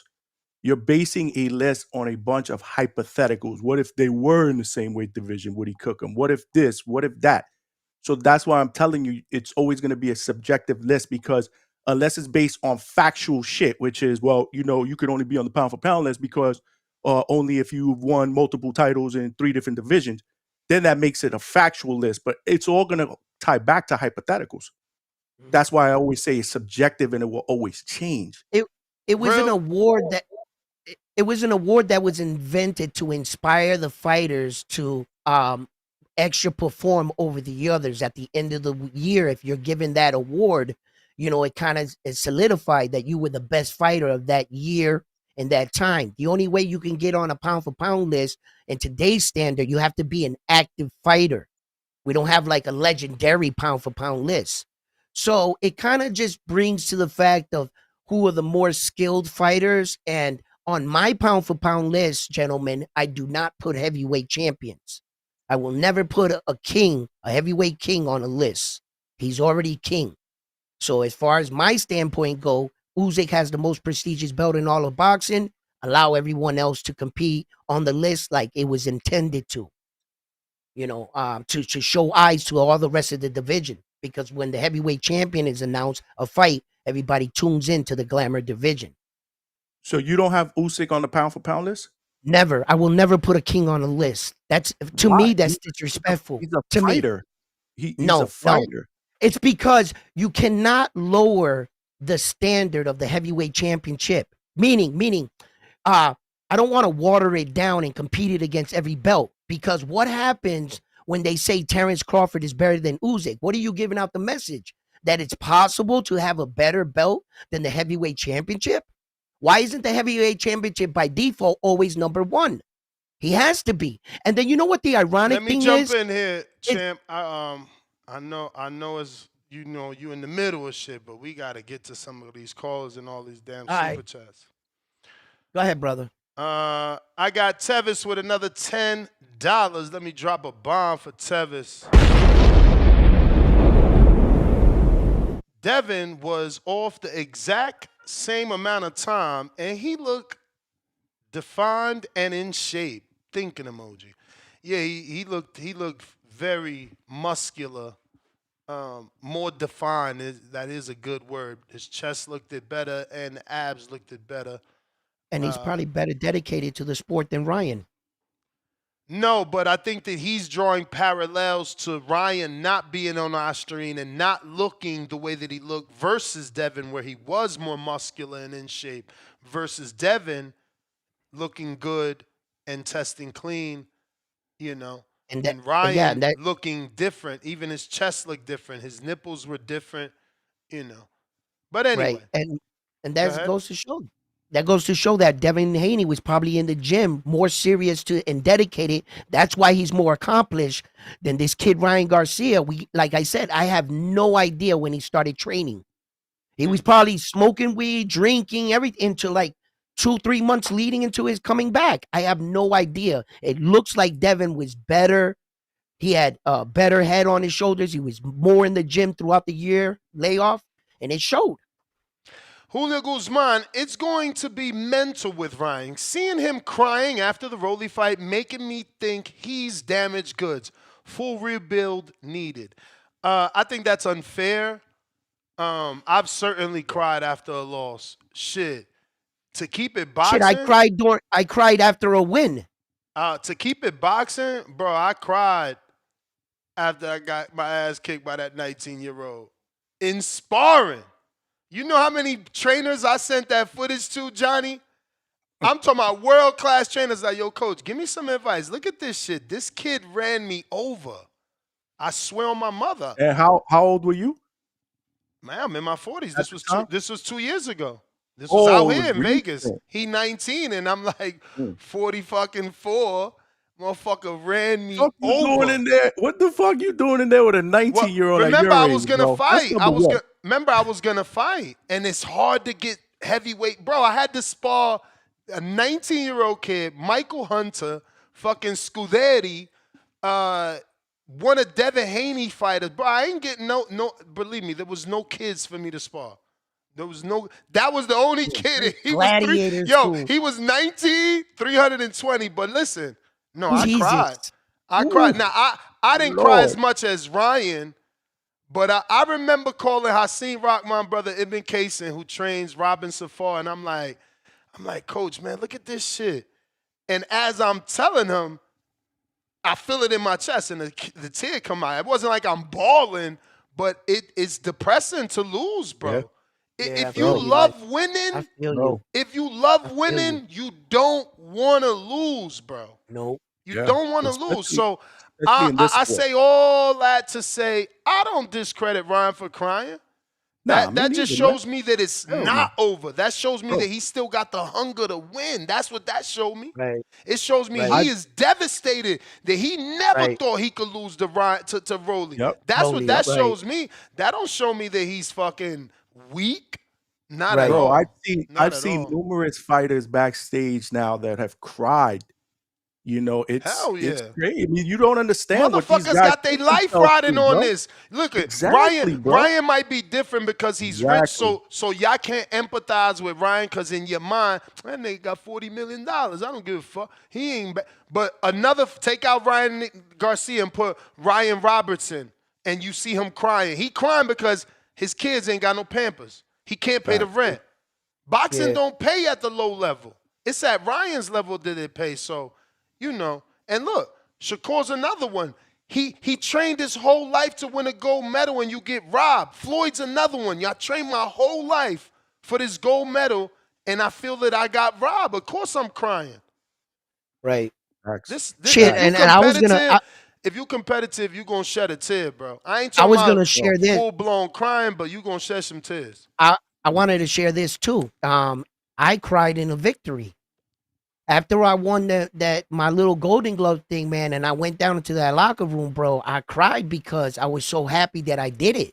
Hell yeah. I couldn't believe I won. Bro. It's elation, man. I couldn't believe it. And I just like told them dudes, give me a moment. And I hugged the trophy and I just sat there. People forget that fighters are human beings, bro. They have emotions too, bro. For sure. You know, they're not robots. They're not superheroes. They're human beings, man.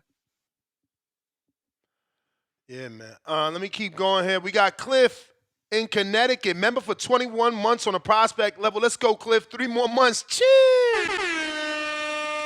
Correct round one. Ryan has been proven dirty, definitely.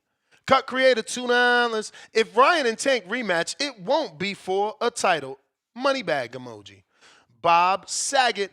I'm still suspicious of other Royd. He was cleared for knowing he was using IVs. Tevis with another $10. That's great. Round one. Noya Inoue died for our sins. And on the third day, he was resurrected. And on the day, undisputed in 3 different weight divisions. Lord, y'all are terrible. That's. I think I figured it out. The reason why he don't want to put Usyk on that top pound for pound list is because he wants that spot for Inoue, bro. Mm-hmm. Mm-hmm. Nah. Don't do that. Don't do that. Because now you're making a conspiracy theory. I don't put no heavyweight, bro. Listen, it's but he's not a heavyweight. He's not a heavyweight. He's not a heavyweight. See, is the round one you don't know your whole Usyk's boxing. not a heavyweight. You got to let people talk so you can understand and see why you lost. You got hit with a right hook, southpaw stance, homie. No, I didn't. Usyk started at cruiserweight. And that is the definition. That is the definition of pound for pound, though. You wanna ignore that he moved up in weight so you could take him out the pound for pound list. He is the only heavyweight that is allowed to be there, like Evander Holyfield, like David Hay. You can't do that. You can't do that. You truly biased, but I got you. Okay, fine. I got an answer to that. Let me show you my biasism. Let me hear it. So if we're going by what you're saying, the definition of pound for pound, and Usyk moves up from cruiserweight and went up to heavyweight. Let me continue, okay? Then clearly Naoya Inoue is the favorite because he went up 4 weight divisions to his 2. So he's clearly ahead of Usyk. So he beats him there too, just by your analogy. Thank you. All right. Drop the mic on him.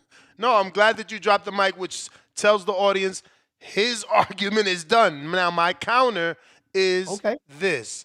You want to make it about how many times you moved up when you see that the man started at cruiserweight. You wanted to make it. Cool. No. I'm giving you the definition of pound for pound so that you don't exclude the heavyweight. That's all. That's my opinion. I don't put a king on a list. It's not opinion. That's what I'm saying. You love to deal in opinion, but that's not He's the how best. it works. Usyk is the best. He's number one, and that's it. In my opinion, the heavyweight championship should not be compared to any other belt. It is the reigning. He is not only a king. heavyweight. You want to make him that so that fucking Inoue could be great. You want Who to said cheat. because of Inoue? You see how Johnny put that into the equation? That was Yes. never in It the was a equation. joke. Yes. It was a joke. No, it's the truth. Now all of a It's sudden the I'm doing it truth. because of Inoue. No, Yes, it's not. you trying to eliminate a 2-time undisputed champ. That's what you're trying to do. So you're trying to eliminate a 4-time. How? No, I'm not. I'm adding one to the list. I'm adding one to the equation. I'm telling you, don't exclude him when he literally did what pound for pound means. He moved. He cleared out one division for starters. For starters, we put you on the list. Devin made the list when he cleared it out. Tio made the list when he beat Loma, who was perceived as pound for pound for moving up weights. You either fight someone on a pound for pound, or you either do what Tank did and move up several weights classes to get on the pound for pound. Like, you want to exclude him, and he is great. Unfortunately, I was one of the late guys. I thought he wasn't as good as a heavyweight as he was as a cruiserweight. I didn't even truly value all those names at cruiserweight. I watched every single fight. The only things I didn't really watch was his World Boxing Super Series, whatever was the one where he fought without headgear. I only watched the one with him and Joe Joyce. I didn't watch his whole career with the non-headgear amateur pro-style fights. But I've been watching Usyk my whole life, his whole life, okay? And, again, wasn't really impressed. The biggest names at cruiserweight was Meredith Britis that you could remember, and maybe you throw in Makabu. It was the heavyweight division where he really impressed, where he snuck in as an undersized guy, looking shabby in his first 2 fights, avoiding my doppelganger Tyrone Sponge, and then fucking rising to the occasion versus AJ, then doing it again to solidify, then beating the fucking bigger man who beat the man in Wilder and Fury. No, you want to eliminate him so there isn't an argument. You know why? Because Usyk has a higher caliber of opponent than Inoue. Usyk doesn't have a 40-year-old win as a Hall of Fame win. No disrespect to my brother Nonito. Usyk has young heavyweight Anthony Joshua, who was Raymond Supreme for many years. That's who he beat. And then he beat the man that they thought was better than him in Fury, who beat the man that Americans thought was better than everybody in Wilder. So, clean it up. Clean it up. So, I'm going to clean it up right now. So, a nice argument, but not really good enough. So, you're telling me that he beat Joshua that was already knocked out by a 5'10" Mexican dude eating a Snicker bar.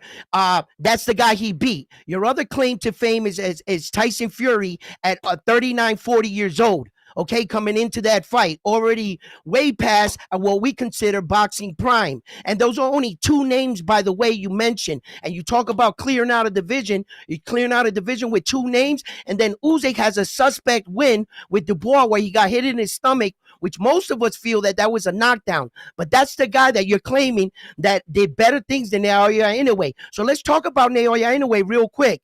He did clear out a division. He cleared out the 118. He went and got those belts individually. And then he comes up and he fights 2 unified world champion and undefeated Stephen Kubo Fulton. And back to back, he unifies and gets all 4 belts in 6 months. And if we were talking about a pound for pound list, let's be honest, it's skill for skill. What do you look like as a complete fighter? And if you're going to sit here and tell me that there's any category that Usyk looks better than Naoya Inoue, I would have to debate you on that one. Naoya Inoue is a well-skilled, well-rounded fighter. And in all aspects, to be honest, and I'm not being disrespectful here, Naoya Inoue is number 1 pound for pound over all these dudes if you want to be technical. There isn't anything that Usyk ever accomplished or any of these guys on this list that this didn't do in half the time. In half the time and better. And if people are not familiar with Naoya Inoue, okay, cool. I get it. But I, too, have been watching his career since the beginning. And he's well more rounded. He's a better fighter, offense, defense. He does everything better than Usyk. And his accomplishments are better than him.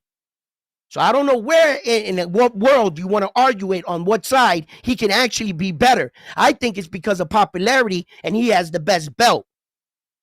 That's all. Man, there were so many things there that I can debate.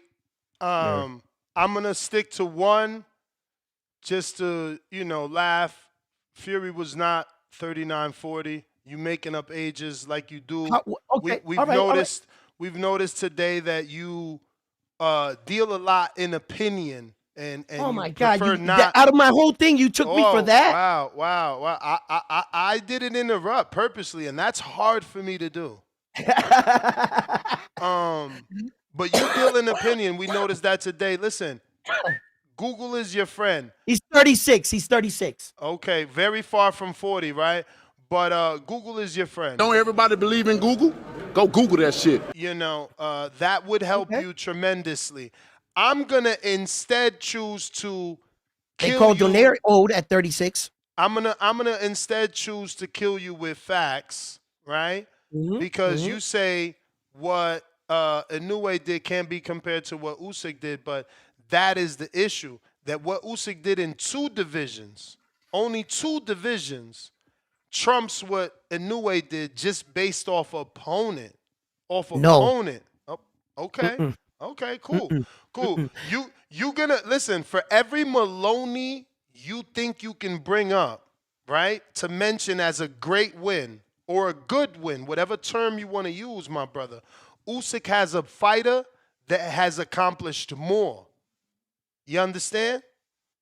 In a shorter amount of time. Just like Lomachenko, you want to try to use that against Usyk, but it's greater when you do what you do in a shorter amount of time. That's why Devin is where he's at, because he was the first to undispute at 23 I see what you're years old. doing.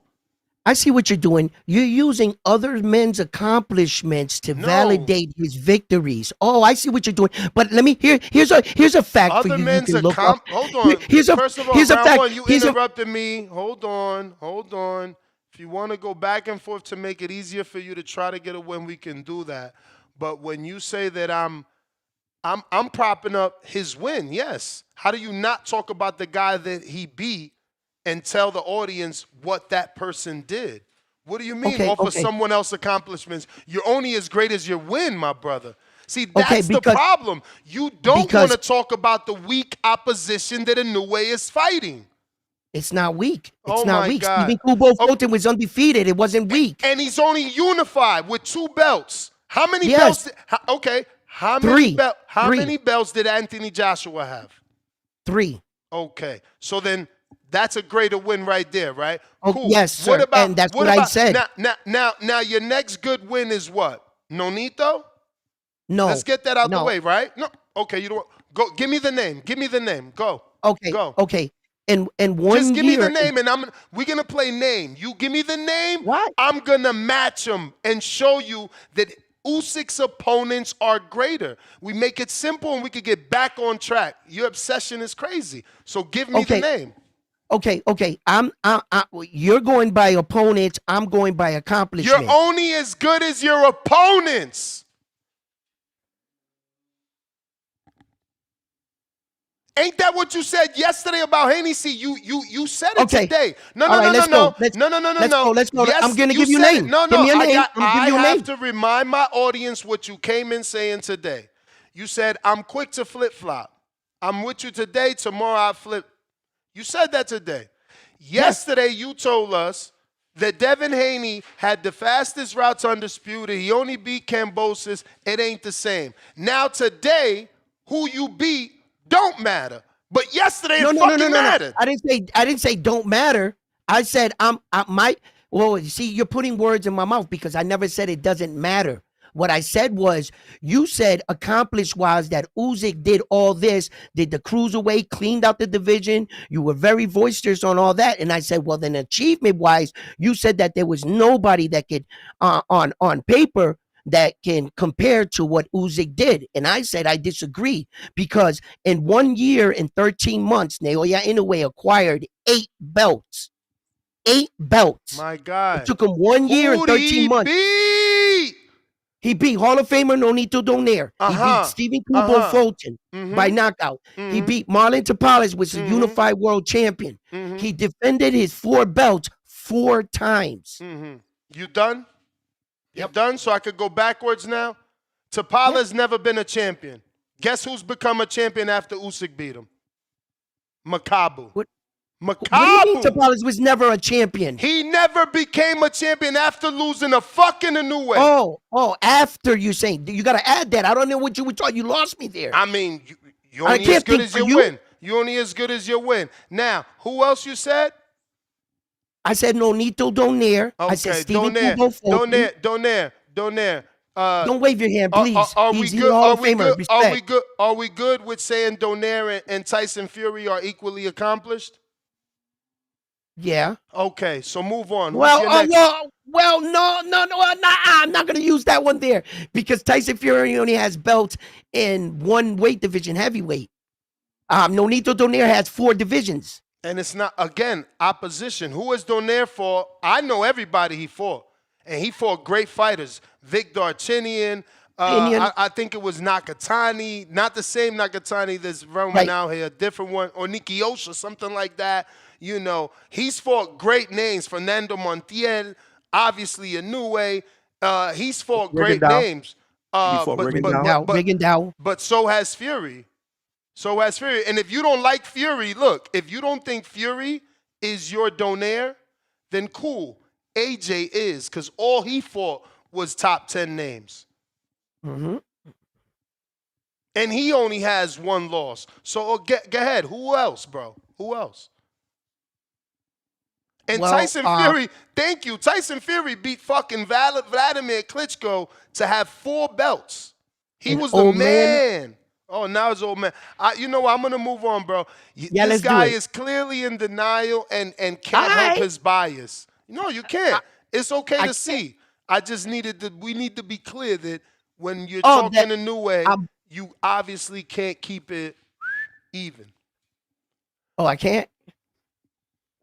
I mean, you just called Vladimir Klitschko old. Meanwhile, after Fury beat him, AJ went on to create a legacy for beating Vlad and having a fight of the year and a picture that will be in boxing like Muhammad Ali standing over fucking Sonny Liston with AJ hooking Vladimir. You tripping, homie. You tripping. This is what I'm saying. We got to do better as boxing fans. We got to do better as boxing fans. We got to do better as boxing fans, my brother. We need to stop diminishing. We need to stop diminishing just to prop our fighter up. You literally diminished yesterday, Devin. Today, you diminished David Benavidez, and now Usyk. Yes. Diminish. That's a strong word, diminish. My bro, again, that's a strong word. Like the last time I used the word diminish, you need to Google it. Michelangelo member for 1 month on the prospect level. Shout out to Mozzy, double exclamation emoji. Hit that like and subscribe. Double exclamation emoji, TBV, best podcast. Appreciate you. Stock Chasers, $2. Round 1, Tyson gave him that name. Do your research. Yeah, I'm starting to see that he doesn't do research. We might have to be calling him Marco here and give Marco a break. V-Dash Atlanta, $2. Round 1, Mike Tyson called David Monster first. Crypto Brandon, my bad, champ. Counterpunch, I'm going to get right to you. Gavin Goins, $5. Mike Tyson gave him the nickname on his podcast. Mexican Monster emoji. Stock Chasers back with another 2. Round 1, don't ever disrespect the Mexican Monster with the Mexican Monster emoji. We got Leonard Sterling in the UK with the 5-pounder. It's very rare Vada tweet about a PBC boxer. Since 2018, Vada only tweeted co-promotions like Fury Wilder and Canelo Plant on VADA. PBC must have censored VADA. Gavin Goins. Lord. Okay. Gavin Goins, $5. Dude got no facts. He didn't pull Morrell up. Morrell chased him for the fight. They both had the same amount of fight at 175. Pack them up. Box emoji. Yeah, you pissing everybody off with your opinions. Polo. I love it. Yeah, I love it. You need to have facts. Why you want to be the guy that's wrong? What you mean facts? Facts on Again. what? Like a couple fucking word variation things? That doesn't not say I don't know about That's a boxing. So huge what? difference. I don't care. I don't No, know that about can a make- fucking nickname. That I can don't make care a about no. That can make a man, huge difference. That has nothing to do with my eye and what I see and what I know about boxing, about a nickname. It clearly you can rub that does. nickname on your chest. I don't care about your nickname. It go clearly stop does sniffing because you cocaine and show go in your the ring bias. and go and win fights. But if it didn't, if you didn't care about a nickname, then you wouldn't have gotten your feelings and said. I don't gotta remind myself about everybody's nickname. Let's talk about boxing, bro. You Cut done? it out. You done so you don't have to cut me off every time I talk? Okay. I'm actually talking to the chat, Ness, if you're wondering. I'm like All right. like talking through you. I'm All sorry. right, I'm but sorry. you gotta let me talk because you're cutting me Yeah. off. And the issue is you're saying you don't care about a nickname and rub the nickname on whoever's chest in the chat. But the issue is when the nickname was brought up, that is what triggered you into saying he is the fake monster and Inoue is the real monster. No, it triggered me because you said it. No, you said he No, you said he self-proclaimed and Inoue never gave himself the name. The people gave him the name and yada yada. You are in your feelings about your favorite fighter. This happens a lot, believe me. Just try to work on it. Whoa. Just because I missed an interview with Mike Tyson calling him the monster. No, that it totally, it's bigger than that. It's about you being triggered whenever Inoue is brought up in a light that you don't like. You need to work on that. It's okay. We're moving on. Polo Buck. He's the best. Okay, that's fine. But you have to also not get triggered into a back and forth where you lying about things or debating every random person, breaking the flow of the show. We haven't got to one caller because I haven't finished the super chats because you are triggered. I don't know if you've understood or noticed. Got it. Got you. Loud and clear. Polo Buck, $5. What happened with the Kenichi bid, man? Also, putting Usyk on pound for pound is wild. See, if you let me get to the super chats, you'll see you might have one weirdo that believes in your way of thinking. How is it wild when he moved up 2 divisions? It's 2 divisions. You know, definition of pound for pound. You know, now if you don't move up, it's questionable. But even Triple G was on the pound for pound, and he didn't move up. Demo, $5. Must be Schofield versus Farmer. He just got added to the card a few days ago. Tevan say, see ya in June. Prayer hands emoji. Boxing gods gotta let this happen. Hopefully, man. Hopefully y'all give him credit. Hopefully there's not gonna be a boxing fan out there that diminishes Schofield if he beats a Tevan Farmer coming off the Murataya loss and 2 Zepeda losses. Lil Zooted in Africa, $2 on that champ level. The crying voice, 2 tears of joy. Jerry Soriano, I'm about to make this song cry. You're sick, Jerry. Tommy back with another 5. Tommy Davis, $5. When Andy Ruiz jumped up and down like a fairy after knocking out AJ, that was classic. Much respect. Listen, I'm going to stop and get to some callers because obviously people have been waiting. Some have counterpunched. Brandon, what up? Hello? Hello, brother. Sorry for the wait. Hello, what up, Ness? So my opinion is that I just want to say Benavidez, since he's number 10 pound for pound right now, in my opinion, he's really underrated. He should be at least maybe number 5 because he's a beast of a boxer. He's like really a great boxer. Especially his last win pretty much proved that he can compete with the greatest.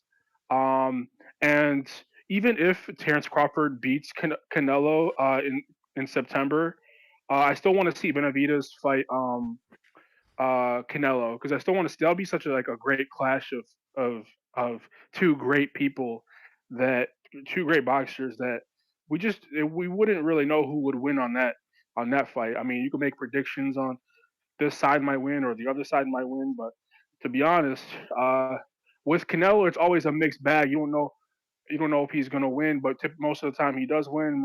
I would say it's a 90% chance he wins against Benavidez, and that would be a dope fight to have.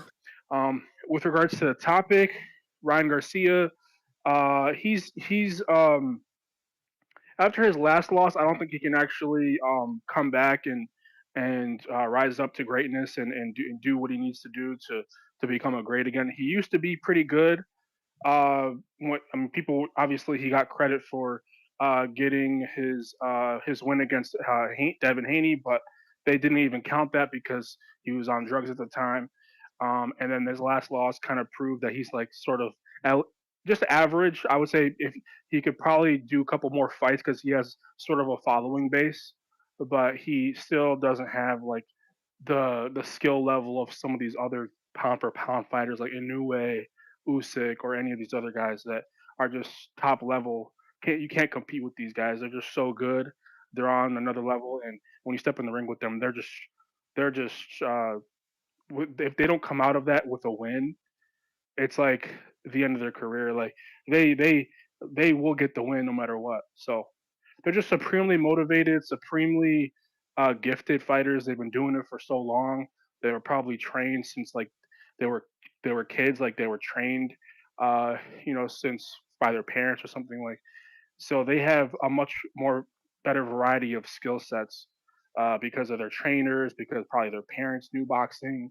They had the knowledge of historical precedents of boxing, and they also possibly spent the money on them to train them. So they were literally like the epitome of boxing skill and technicality.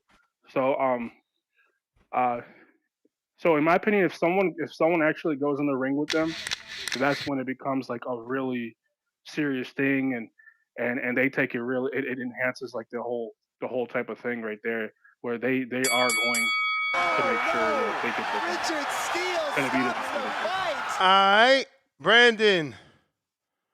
Appreciate you, man. Brandon, good call, good call.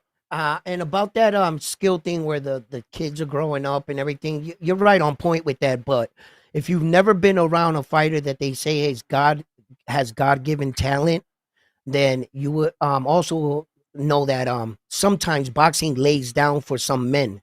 You don't have to train them, you don't got to teach them. For some reason, they just know what to do. And for instance, like Teofimo Lopez, as much as I don't like his antics, I gotta admit, he has God-given talent. If he was to add hard work and dedication onto that and proper training, that's when you see the elite really come out of these fighters. But sometimes like fighters like Ryan Garcia, you could see the God-given talent, but you just wish that he put more dedication to his craft. He would have been that much better. But yeah, great call, great call. Real quick, Julio Guzman, time to drop a bomb for the 25. Shout out to Julio, sent his 25 for a virtual raffle ticket for the PS5 via Zelle. So his name is on the list, and we will be raffling off this brand new PS5 at the end of the month. Putting the name on the wheel, live on air, showing it to you live. It's going to pick a name randomly, and then we will mail it out to you. And this is an amazing value, and this is what y'all asked for, right? We're going to do one a month and change it up the way that we did with the glove and headgear that my wife hasn't shipped out. Shout out to the person that won that. I'm going to get that out to you today. That's going to be our walk. We're going to make sure we walk to the post office. But yeah. Every month, we got something for y'all. This month, another PS5, brand new, never before open. If you want to be involved in the raffle, purchase a raffle ticket. It's done virtually, but you must be a member. That being said, Pause the screen right now. Use your camera phone to scan the QV code and make sure that virtual raffle ticket is bought with the right account. Shout out to Julio Guzman once again.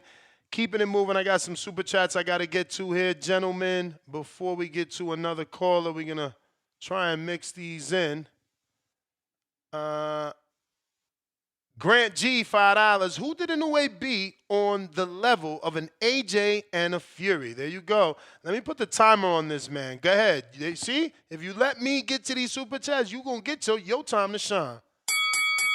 Go ahead. That's for you. Huh? Oh, my Lord Jesus. That super chat is for you to answer. What'd he say? What'd he say? Ay, Dios mío. Sorry, I was reading something. Go ahead. Who did Inoue beat on the levels of Anthony Joshua and Tyson the Great Fury? Well, he beat 4-division Hall of Fame champion Nonito Donaire, not once but twice. I think that those were good. He beat Stephen Kubo Fulton, that went on to be champion after in another division. And he hasn't lost since he lost to Naoya anyway, so it speaks to how good of a fighter Stephen Kubo Fulton is. And I'm hearing he's on his way to another weight division, so if he can pull that off, it's going to really show Naoya Inoue's opponents, you know, and he's going to be on his way to a third weight division. So also he beat Marlon Tapales, which was another unified world champion. He had 2 belts. So Naoya Inoue has fought 15 world champion, and he's knocked out 11 of them. In his last 11 title fights, he's knocked out all 11 opponents. So I think he's pretty doing good for the men that are in front of him. Yes. Yeah. I can only hold him for the guys that are in his division, the people that are there. That's all I can do. I can't produce anybody that's not there, or, you know, these are just the champions that are there. Unfortunately, if they got the belts, he went after them. You know, I got to respect the man jumping up from one division to the next division. And from 118 to 122, he didn't take a tune-up fight. What did he do? He went and fought the number 1 122-pounder in the world, undefeated, unified Stephen Kubo Fulton. They said to him, you could take a tune-up fight. He said, yeah, I'm going to use the champion as a tune-up. Not only did he go in there and win the fight, he pitched the shutout. Stephen Kubo Fulton didn't win a single round. Could anybody had seen that? For as many people that thought that Stephen Kubo Fulton was going to wipe down the much smaller guy, pound for pound, he's moving up in a new weight division and right away beating the best guy in the division. How could you not give him credit for that and overlook that? He walked into the division and fought the top champions right away. So that in 6 months, he had all 4 belts, and it was just as a matter of fact, has Usyk defended all 4 belts? Has any of these guys, who wants to give another guy a crack at all 4 belts at one night? What it took them a lifetime to achieve. Not every man wants to give a guy an opportunity at that. And in a way, he willingly gives a guy with every fight an opportunity to change their stars. Cut it. I gotta. Terrible I gotta give him credit. Whoa, I gotta give him credit. Whoa, bro. That's it. That's the bell. I gave you 3 unfiltered fucking minutes. You gave him a call to answer that? Yeah, you know what I'm saying? Because if not, the fucker would Respect, go over. thank you. Look, but listen, let me tell you, he did a horrible job. You don't get to debate me. I gave you 3 minutes. I got to move on. But I think you did a horrible job. The man said, who is on the skill level? Didn't he say, let me see. He said, who did Inoue beat on the levels of AJ and Fury? Bro, I'm gonna take my less than 3 minutes to debunk all that bullshit. First of all, if you ask him about levels, then yeah, Cool Boy Stephen Fulton is a great win, but he's only unified and 2 division, right? AJ is more than that. He accomplished more than that. Fury accomplished more than that. You know what I'm saying? Explain like how. there isn't a dude that Inoue fought that accomplished what AJ accomplished. You're not So allowed AJ's to. No. You're not allowed to debate, bro, because this is your issue. You can't let it go. So that's why you're on a timer, and I'm using a timer to give my counter and move the fuck on because we got people waiting. But, like, AJ unified a division. AJ lost the belts and then fucking unified again. Then AJ did defend belts. Fury beat the man that beat the man and unified a division. Then Fury beat one of the most, historically, he's right behind Muhammad Ali for 10 title defenses, and historically, he's either in front or behind Terry Norris for one of the biggest punches in the heavyweight division. But you want to just throw out random names.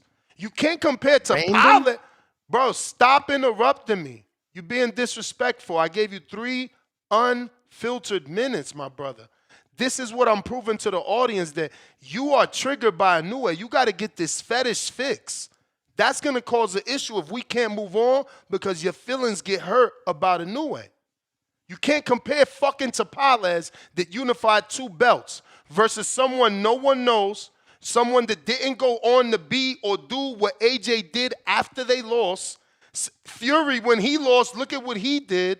Like, you can't compare dudes like that. You diminishing the accomplishments of other fighters because you got an obsession with Inoue. Get that shit under control. And that was in 2 minutes. They call me Bam Bam, $2. Round 1. Inoue won. Why Diggity? Or why Diggy, member for 13 months on the contender level. I'm an Inoue fan, but round 1, discrediting Usyk to prop up Inoue is nasty work. Also, Usyk is older than both Fury and Joshua. Gavin Goins, $5. Inoue moving up all those weight by classes. I guess he just meant to say weight classes. Only vibes 14 pounds. Usyk cruiser to heavyweight covers no weight, and Fury weighed 60 pounds more than him. Again, they value the opponent. That's what I'm trying to explain. Tevan Smith with another 10, drop another bomb. Let's fucking go. Salute. It's Friday, too. It's Friday. TGIF, baby. We're going to have some fun. Walter D, member for 1 month on the contender level. Inoue can...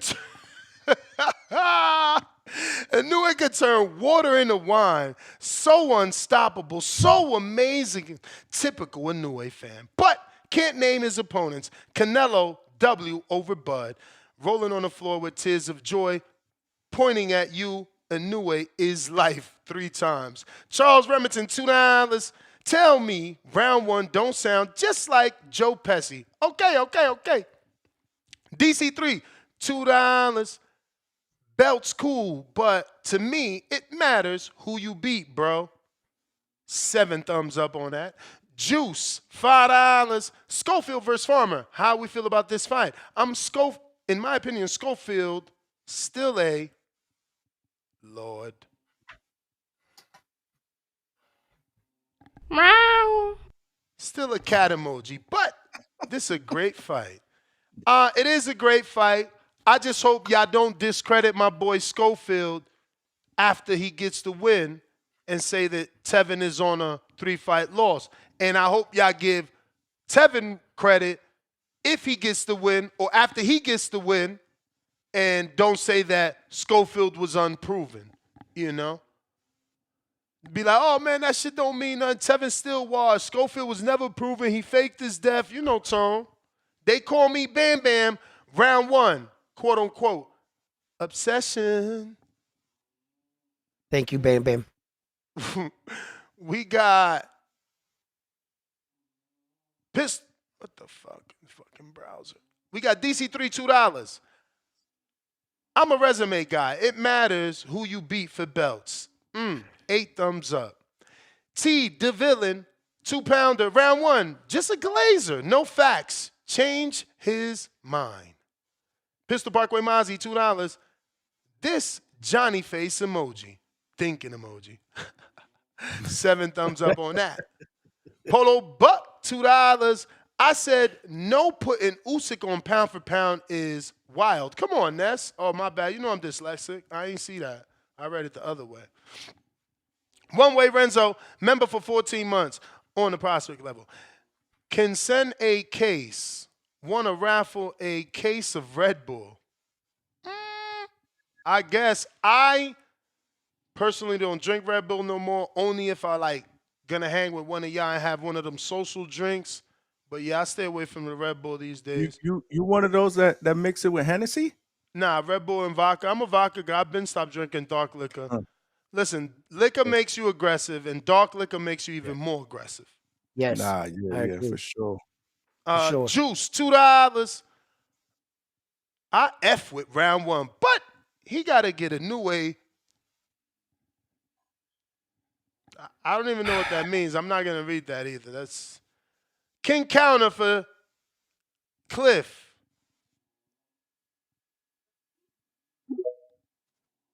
Big Boss Counter. Hey, yo, Johnny. After Cliff. Punk. Yeah, Johnny. I fucks with round 1. What's up? Go ahead. No, Cliff, go ahead, brother. It's your call. Yeah, go ahead, Cliff. He want to hear your praise. Look at him. Forget it, Johnny. Let me hear what Cliff got to say good about me. I see you, Johnny. I see. Look at that smile on that man's face. Let's go. Oh, who? Oh nah, he not gonna like. He's not gonna like it. Cause I do fuck with round 1, and I fuck with a new way heavy. I think he's fucking generational, but you've been kind of like bugging, and that's put it like in really great. He worded it perfectly by saying you are like using your opinion to make these debates, but you've been wrong on like a few different things that are actually factual, like the Benavidez name, Benavidez name. One of them, Cam, don't cut him off. Let him get his call. Another one was like when you came in to defend Ryan, you kept saying like the word you used was like definitively, like you can't say he was on steroids, and you said that he brought in Nevada. Like no, he didn't bring in Nevada. That was just a part of the fight, and definitively he tested positive. So regardless of how his body looked in the second fight, I mean his fight with Rollie versus the fight with Dev, he tested positive. So it really doesn't. There's no debate. Like he was dirty. Like the scandal, no scandal. Like him saying he didn't do it. Well, he was dirty. So that's another one. And there was there's something else, but I'm just gonna go to the Usyk debate because Usyk, it's hard to say he's not number 1 because the one thing y'all left out is he beat Fury and he beat Fury and he beat fucking Joshua, and now if he beats Dubois, y'all gotta recognize that not only did he beat all of them, he beat them all twice. He gave them all a second chance, and that's about to be like 3 people that are champions and like top 3, top 4 in the division, that not only did he beat them, he gave them another chance and beat them again. That's like fucking incredible. It's hard to do. Like I can't see how if he beats Dubois, how he is already number 1, but if he beats Dubois, is the door slammed shut because Dubois beat Joshua. And Joshua, we know his resume, we know Fury's resume, and all those resumes are pretty solid. And how do you beat all of them dudes twice? That's crazy. But y'all could finish the Usyk debate after my call if y'all still feel like there's something to debate. I want to talk about the topic. Yeah, I feel like fans, we get like real forgetful.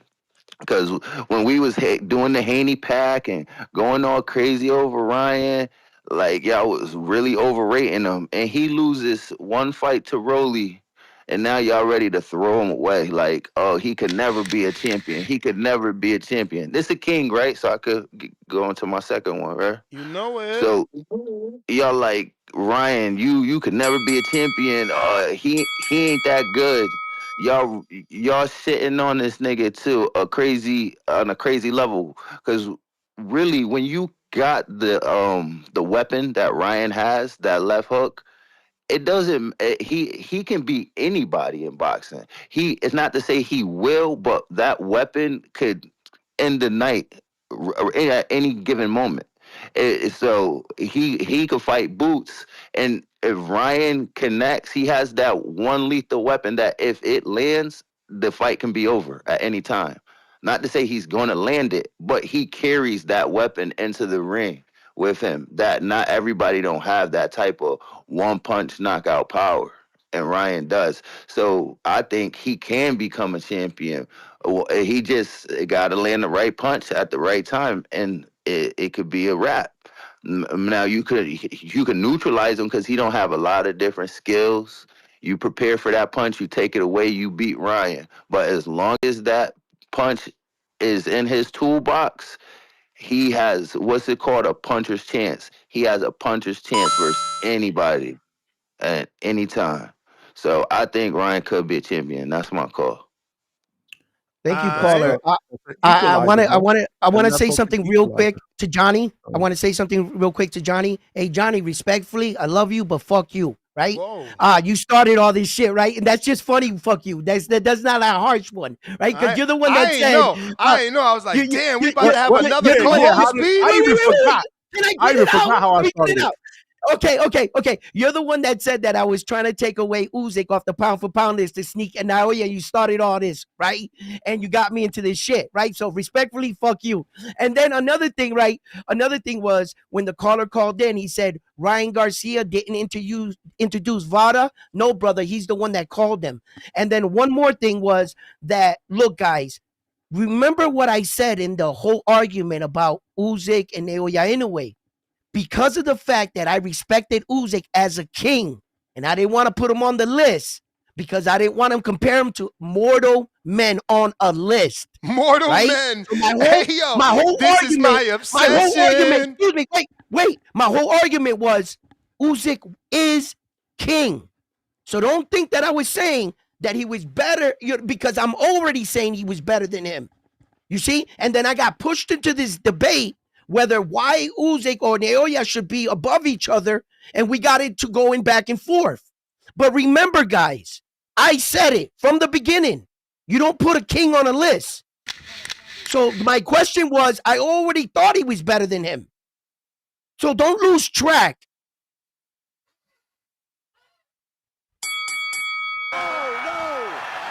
We gotta keep. You guys gotta listen. You gotta listen. We got round one on a timer. You got a rebuttal? No. I agree with Cliff on that Ryan Garcia take. I mean, that left hand is an equalizer. Like I said, that's I've always said it. I think that's a gift from God, but he's got to get his shit together, man. He's got to get his shit together. Johnny, yes, I love you, bro. You're the best. We got a counterpunch from Bandalorian. Leonard Sterling with the $5. When did round one first follow Inoue? It feels like most Americans from the World Boxing Super Series or when he fought on Superfly event, he never mentions Taguchi. Damn. Who the fuck is Taguchi? When he beat Oguchi, that was a great fight, but I started really paying attention when he beat the shit out of my guy, my Puerto Rican guy, Emmanuel Rodriguez. I was following Emmanuel for a long time, and I had Emmanuel in that fight. You joined in the World Boxing Super Series, right? Right. Yeah, that's basically when I got to really follow. Yeah. Drop a bomb for Tommy with another $5 super chat. He says to the caller, Ryan looked invincible versus Devin. It wasn't about losing to Rollie. It was, are you that guy or was it the steroids? And he looked like a, Ryan, I'm not saying this, bum. Pill emoji, syringe emoji, double pill emoji, syringe emoji. Bandalorian counter. My guy. Hey, Ness, before you start my bell, hold on real quick. Hey, Ness was not bullshitting to y'all listening, watching this shit on Twitch, X Spaces, all that. Johnny, you and your wife round one and you and your wife. Ness, remember you talking about that shit the other day? Look, I kept it together, but that fire inside, that shit is fucking fire, bro. You kept it together. That means you ain't cry? That's what you trying to hit us with? Hey, yeah. You had some tissue wiping your eye. Get out of here. Hey, cause look, real shit, and that's cause motherfuckers real deal come from that struggle like that. Like, we all struggle differently, but a lot of us done had them moments and been through them same tribulations, like you said. That shit was tough for real, Ness. Hell like, yeah. Hey, Ness, I had to keep it together. Soon as I seen the baby crying, I said, fuck, this must be what Ness talking about. Boy, when she was at that register and that motherfucker looked to the left and seen Michael Phelps, boy, I said, on the God Wheaties damn. box, I wanted to fuck shit up for her, man. Shit. Bruh. I guess I'm not watching and it think now. about it. They did such a good job because when she watching him race, she cheers for him. She's celebrating his success. Exactly. It's bullshit, bro. They really, I mean, they did a good job, bro. I don't know why that shit ain't get more of a review. I'm telling you, look, y'all watch that shit, cause look, Ness, even that shit with the girl with the cover girl shit, she was like, man, I'll beat that girl ass. No, bro, you missed it. That went over your head. Crazy. Bro, that went over your head. That went over his head. Yo, that's Marlon Esparza. Oh shit! See, I ain't even noticed that. No, they said it. Right. They said it in everything. That's her though. That's her. That's crazy. And look, retrospect, Gwoat got a better career and made more money. I was literally thinking all of that. I was like, all of that shit. I said she got a better career, and then the last thing before I start spilling this, they killed that shit when she won the first gold medal. She literally even did the reenactments like Clarissa. Bro, that shit is amazing, bro. Like, yeah, y'all gotta go watch that shit. That shit was epic, like real deal, man. That shit was tough to see where she came from, man. But yeah, running from her house to the gym. Now you see the motivation. Come on, y'all. Now you see the y'all motivation. Gotta see it, cause how that shit come on, like they're saying, this motherfucker running through a whole city. That shit is crazy. But look, I seen that part. I seen that part. Damn, you suck. That shit a good movie, real shit. I don't even know how y'all ain't make it through hour. that. Y'all got, that's crazy. Y'all should have, I don't see how you turn it on and can't. Don't get me wrong, it took me 2 days. It took me 2 days. I'm an old man, but you feel me? I can only watch movies in the theater, bro. I fall asleep, you man. good. So that's what I want to say. Yeah, and with the topic, see, so usually I do be disagreeing with Cliff because, he be selling out about my boy Shakur and shit. But no, he was right in that sense. Ryan can become a champion because he do got that equalizer. But the only thing is, I'm in the sense of like with what route exactly? Because if he go, he'll still have to go that WBA route. We know Boots will end up moving up and stuff. We don't know if he could end up beating Rollie. And I get what you're saying, Ness, but I ain't even giving Rollie no fucking credit for beating Ryan because both of them looked their ass in that fight. No, you so lying. I don't give a damn.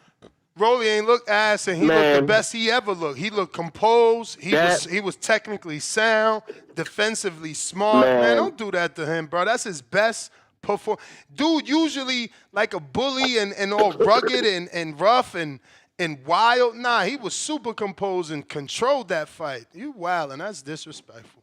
He did real good in my opinion. Best performance ever.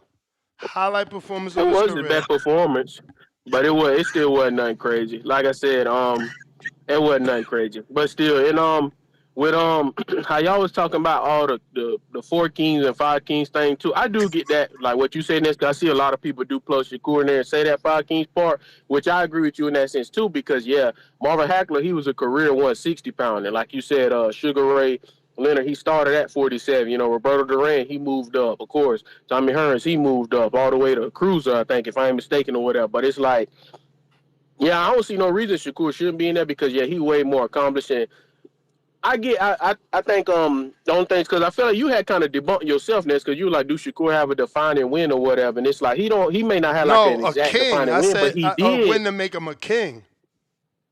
Oh, okay. See, I thought you were talking about the pound for pound thing because I was gonna say, like you said, he ran through a whole division. Like he ran through that's a lie. all that was the top best at 130. That's a lie. No, I'm saying that 130 in the sense of him becoming the ring champ. I mean, You know what I'm saying? Like it was 1 and 2 between him and Valdez. He beat Nagatila for that interim strap. Then he immediately went into and took Heron strap, beat Valdez. Yeah, then but he that's took only the two Robeson champs. fight. That's only two The champs. Robeson fight, it didn't really. The Robeson fight, it was like, you know, in the sense, like I Yeah, always but say, he should have again, just moved up to champ, I fight don't know. Devin, but He you can't know. hear me. He can't hear me because Robinson Canelo was a fucking contender. Nakatili was a fucking No, contender. I know that. Why he ain't fight the champs? Like at 26, he ain't fight Gary. He ain't fight Josh Warrington. And at 35, he But still see, ain't fight the champs. Yeah, wow. I literally always say at 26 though, he only beat he won that belt and then he only fought 2 more times and then he moved up. And then at 35, man, that shit ain't on him. I get all y'all talking about that Keyshawn shit. Hey, but man, listen. fuck that, cause that man. I was interviewing Shakur back then, and I always said, why not Gary? Fuck is we talking about? Y'all all let him not fight Gary. He don't even talk about Gary. This is what I'm saying. I'm with you. And then Cliff out here talking about, oh, it's a great movie, but I ain't even come close to crying. I don't even know how. Honestly, I don't even know how. You know, to see that struggle. Fuck, first of all, her mother, Lord. I wonder, did her and her mother make up?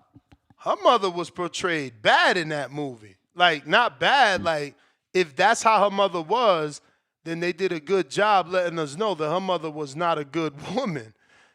Or at least didn't choose her daughter during that part of her life. So I don't know what Cliff talking about. You know what I'm saying? Mr. Hard Guy, I can't wait for you to be in this Border Wars. I see your name in there. I'm dying to sign your ass up. Somebody, look, we done got that 150 for Tyron. Shout out to my man, Mr. Quick. Somebody, please, Cliff, he needs some help too. Can we get this motherfucker there? He look, all I gotta do is click a button and he can fight Anthony Forbes. That's a decent fight. I just gotta click one button. Let's get this man a motherfucking fight, bro, because he talked so much shit and it's gonna be beautiful. It don't matter if he win. He gonna change the way he talk after this camp. I put money on that. But y'all gotta help, man. We need to get Cliff in that squared circle. Javier Oliveres, $2. And look, he's halfway there. He already got his book. Like I said, he's signed up, but he can't commit till 6 weeks out because of financial reasons. But if we could help him out, he could commit way earlier.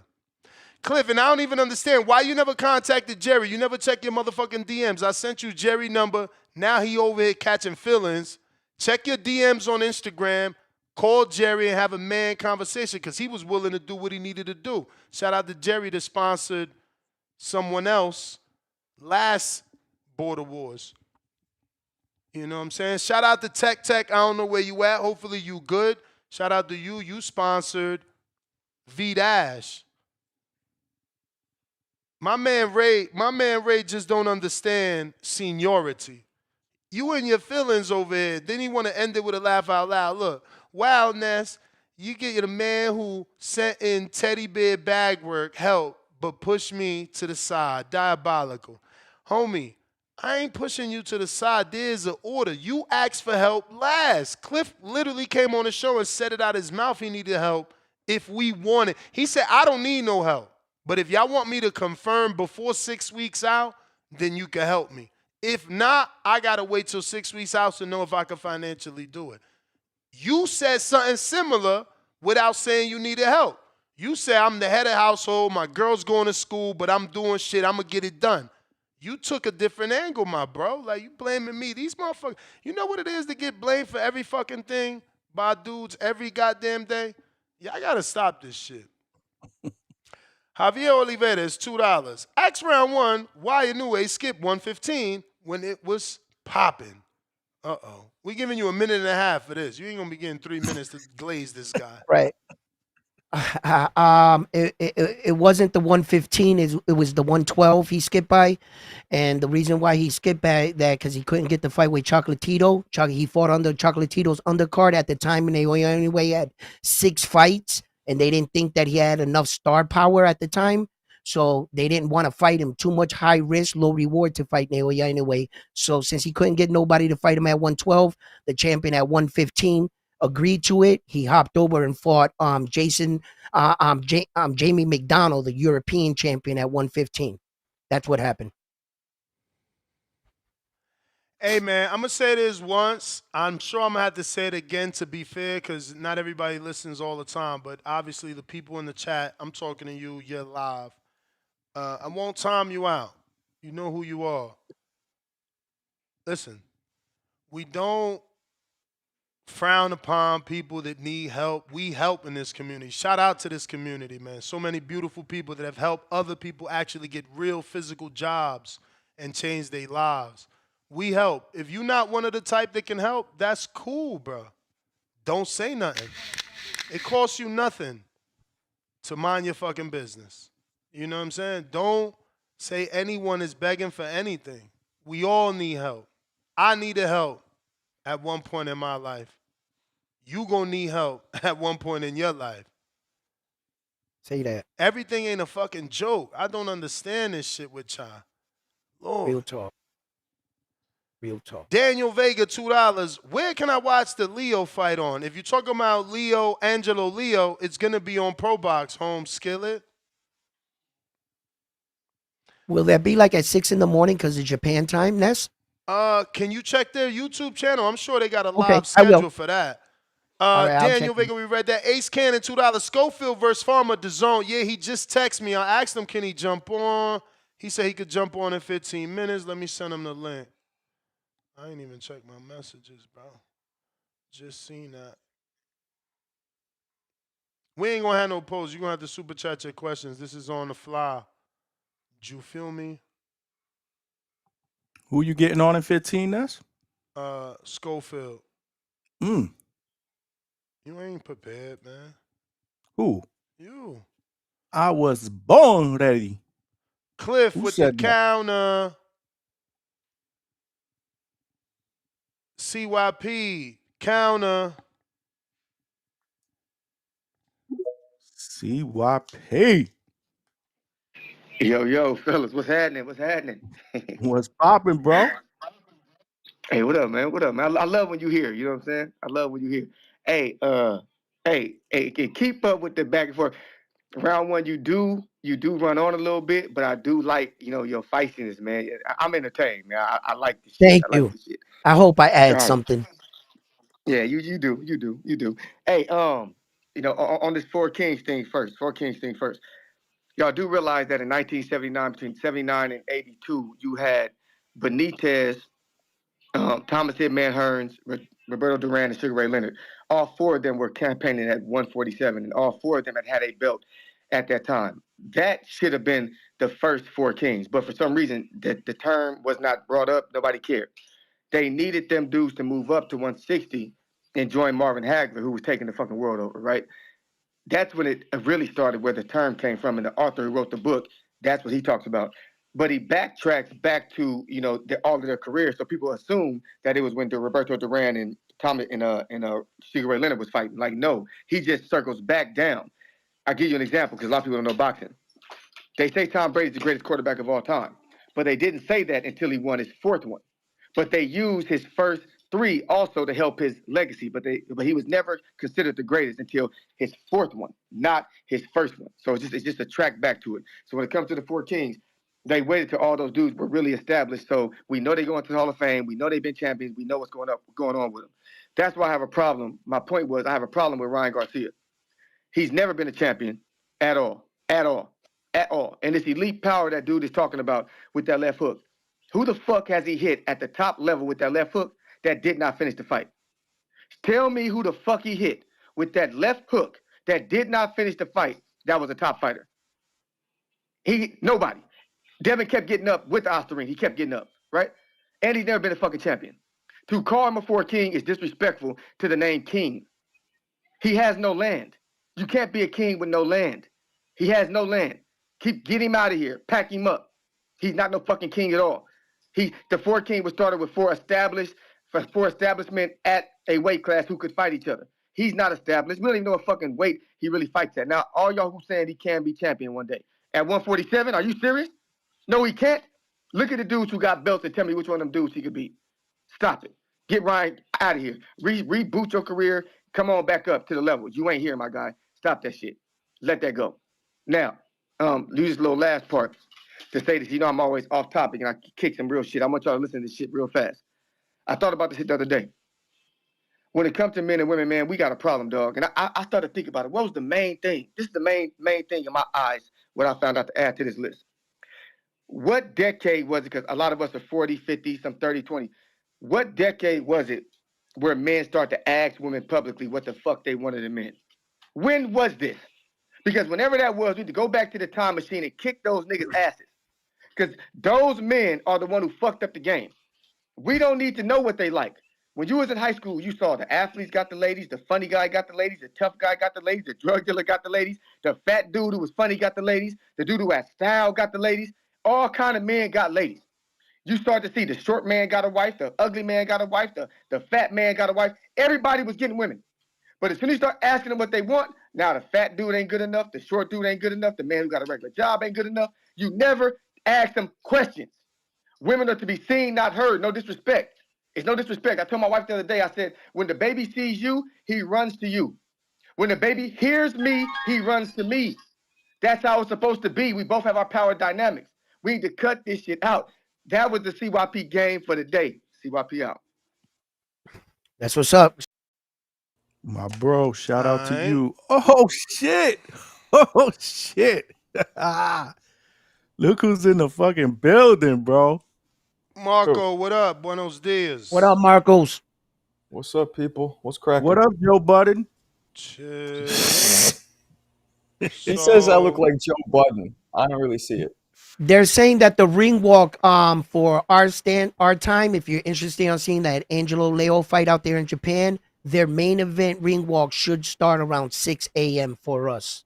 If you're interested. Just to answer that. Yeah, that's about right. I'm not doing that, but I get What's it. good, Marco? Talk to us, bro. 6 a.m. what day? Talk to us, Marco. What's popping, bro? Marco, King Ryan Garcia or King Ostarine? Can Ryan rise to boxing greatness again? And we got a poll going on. Poll question, does Ryan Garcia deserve to be called one of the boxing four kings? So, No. thoughts? No. First off, even without his last performance, everything was in question, right? Because of the drugs, obviously.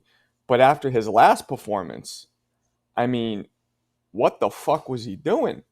He threw almost no punches at all. And I mean, let's let this soak in. He got outboxed by Rollie.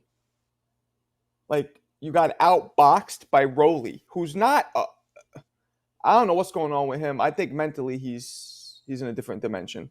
Now, he could come back, possibly. You know what I mean? But, nah, he's definitely not one of the four kings at all. He needs to fucking climb back up that ladder, climb back up that mountain, and prove himself to be as one of the elite 40 pounders, 47, whatever the fuck he's in right now. All right, Counterpunch, Cliff.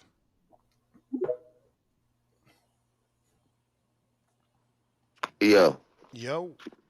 Yeah. I went my Instagram. Yeah, I see you sent that Monday, so I'm supposed to call him up. Yeah, bro. Okay. Yeah. Why you never said nothing to me? I said it live on the show, bro. And we even had an episode where he got mad on the show talking about, tell Cliff forget it because he didn't answer me. But I'm like, bro, you don't know how busy he is. He didn't see the message. Yo, the message didn't say seen, so I never opened it. But I got when I come home from work, I'll listen to the show like right now. I just got off work from 2 a.m. overnight, so I listen to the show and I will fall asleep. and then you still be on when I wake up to go back to work at 2 o'clock, and I just keep listening from there. So I be missing gaps of the show. That's why I counterpunched King Counter. Because I'm feeling myself falling asleep, and y'all niggas, you around one was going in so much. I was like, I ain't never gonna get a call. I'm gonna fall asleep. But I'm gonna call him. Even Miles had a fucking a message in my Instagram. I ain't see him because I don't go to my messages because I don't really be like associated with many people on Instagram. Like I don't really be in there. But Vanessa, why you say before my time run out? Why you say I talk so much shit and this and that? This and that. What shit do I be talking? Like, what do I say for you to feel that way? Bro, whatever I said when I said it, you think I remember that shit right I now? said I didn't cry over fucking a movie. And you like, oh, this nigga talk crazy. This community, really, I got it. Not a context. Yeah, because you so tough. You ain't cry. That's my point. I need to see, bro. Again, think about what your perception of you. You are this tough guy that if you say something to him, he'll beat you up in the Walmart. You are this tough guy that says to us, you've never lost a street fight. You are this tough guy that we've screen shared that lives a very healthy life, is in very great shape. You know what I'm saying? That So don't you've make me. perceived yourself to be a tough guy now that can't cry during a movie. No, your perception is wild because me being healthy shouldn't make. If I'm healthy, that shouldn't make me a tough guy. But I got into that goes into the perception. Hold on. Let me respond to that. I got into. I said I never lost a street fight because I didn't. I only been in probably like 10 street fights in high school or in the Walmart parking lot or wherever, but I didn't lose. So that's just is what it is. I have fights with my cousins. I didn't lose. In my opinion, maybe somebody would say they beat me up, but I feel like I won every fight that I was in. And in the Walmart parking lot, it's not that someone said something to me that I'm just running down. I get into back and forth a lot. I don't just be like, yeah, let's fight. The nigga was disrespecting my girl, so I felt like, and I had to do something, and he jumped out the car.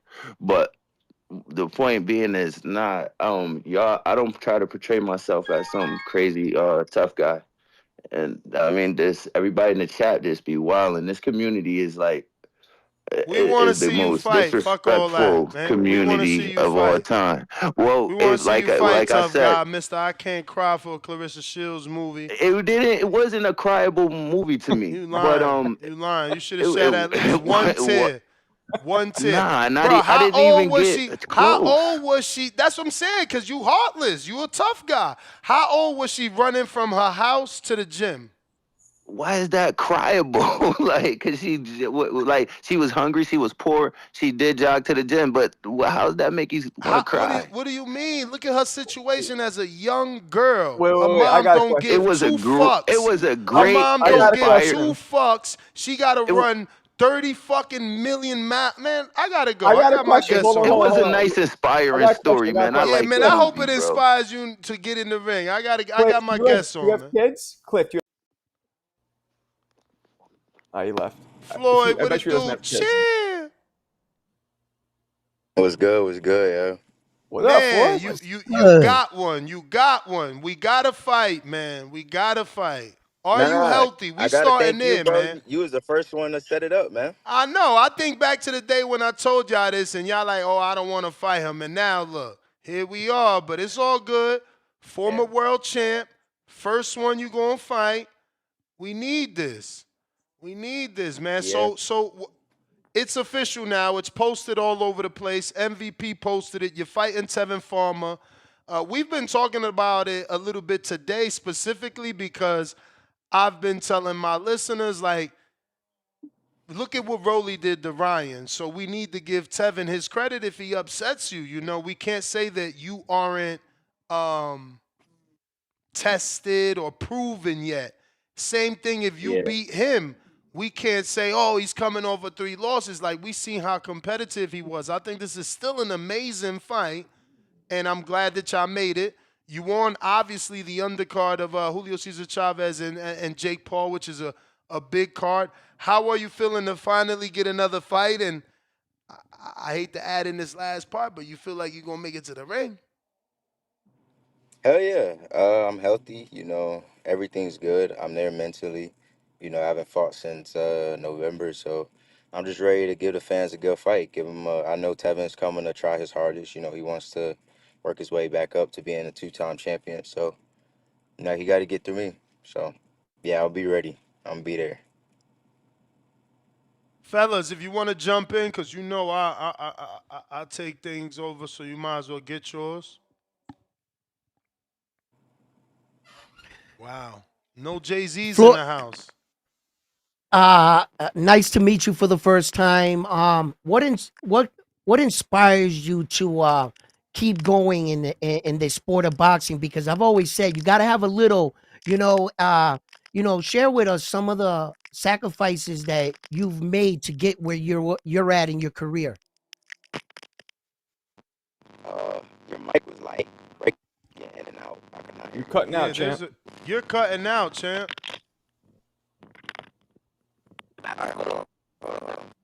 Yeah, it's there he goes. Yeah, maybe he might have to come jump back in. I'll be back, guys. I gotta slide up and get a haircut real quick. Ducking man. out. He ducking out. Ducking out. man. This is what Hair you call, cut. guy. This is no Jay-Z status get right that lineup here. pushed They up. can't just step in the booth. They can't just Airbrush. step in the booth and freestyle. Use the black spray He paint. ain't got a hot 16. He ain't got a Interviews hot is light work. 16. Interviews is light work, bro. That's light work to me, bro. Light He work, ducking bro. out. Nah, yo, I gotta I go got right I for the got a weekend, bro. different. Yeah, this Don't pull it up too much. Your hairline's disappearing. You This gotta go get that separates in. the, You know what I the, mean? the, the good from the strong. I got a different view. In my room, we talk about his hairline possibly being fake. So I think he's gonna go. That's what I'm saying. They That's all what I'm fucking saying. haters over there. They all haters over there. Marcos, that's what I'm saying. Haters. He's got to go get it fixed. He's got to get it touched up. If he pushes his hat up, it'll disappear. Damn, champ, it's I something gotta wrong. get pretty. I gotta get pretty. Yeah, you're still cutting up, Floyd. Damn, what the? Yeah, it's a lot of like Static. background noise. Yeah, I think yeah. it's not Feedback. though. I don't know if it doesn't even sound like background noise. It sounds like Maybe his headphones fucked up. yeah, like something's up with the mic, phone, or the service. Looking crazy. Damn. Yeah, I actually had a question for him too, but there he goes. Hey man, that gives you guys more time to think because round one came with the garbage. Somehow, well, how hard is it to get where you got? No, check it out. Hold on. There's a lot of casuals in here. Hey yo, how hard There's a is lot it of to get where you respect got? the casuals. Nah, man. Respect the casuals. Nah, man. Step your game up, man. Well, you know, Bro, sometimes you these could fighters gotta easily talk been like, about. you could have easily been like, yo, Ness, nah, go ahead, I'll jump in later. Come on, man. And then you go like this. Then he's like, yeah, because I always My said. fault because nobody spoke up. Check it out. My fault. Then you said, no, because I know all fighters gotta be. And it's like, yo, Yeah. I know it's a video pop. But my man, let me talk so you understand what I'm saying. This is a pickup. This is just, I know it may not feel like a pickup, but this is how I talk to my friends, right? So like, all right. Yeah, you cut me off. You fucked me up, You fucked me up. Why you do that, round one? Why you do that? You were explaining when he did this.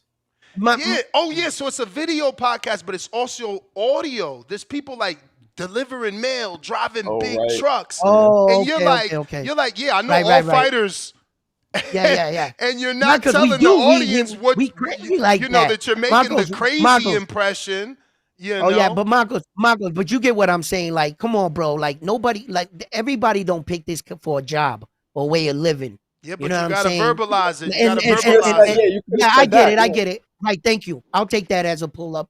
Thanks. James right, Benitez. Cool. I'm learning, baby. Yo, I'm learning. Yo, what's up, Ness? You hear me? Yeah.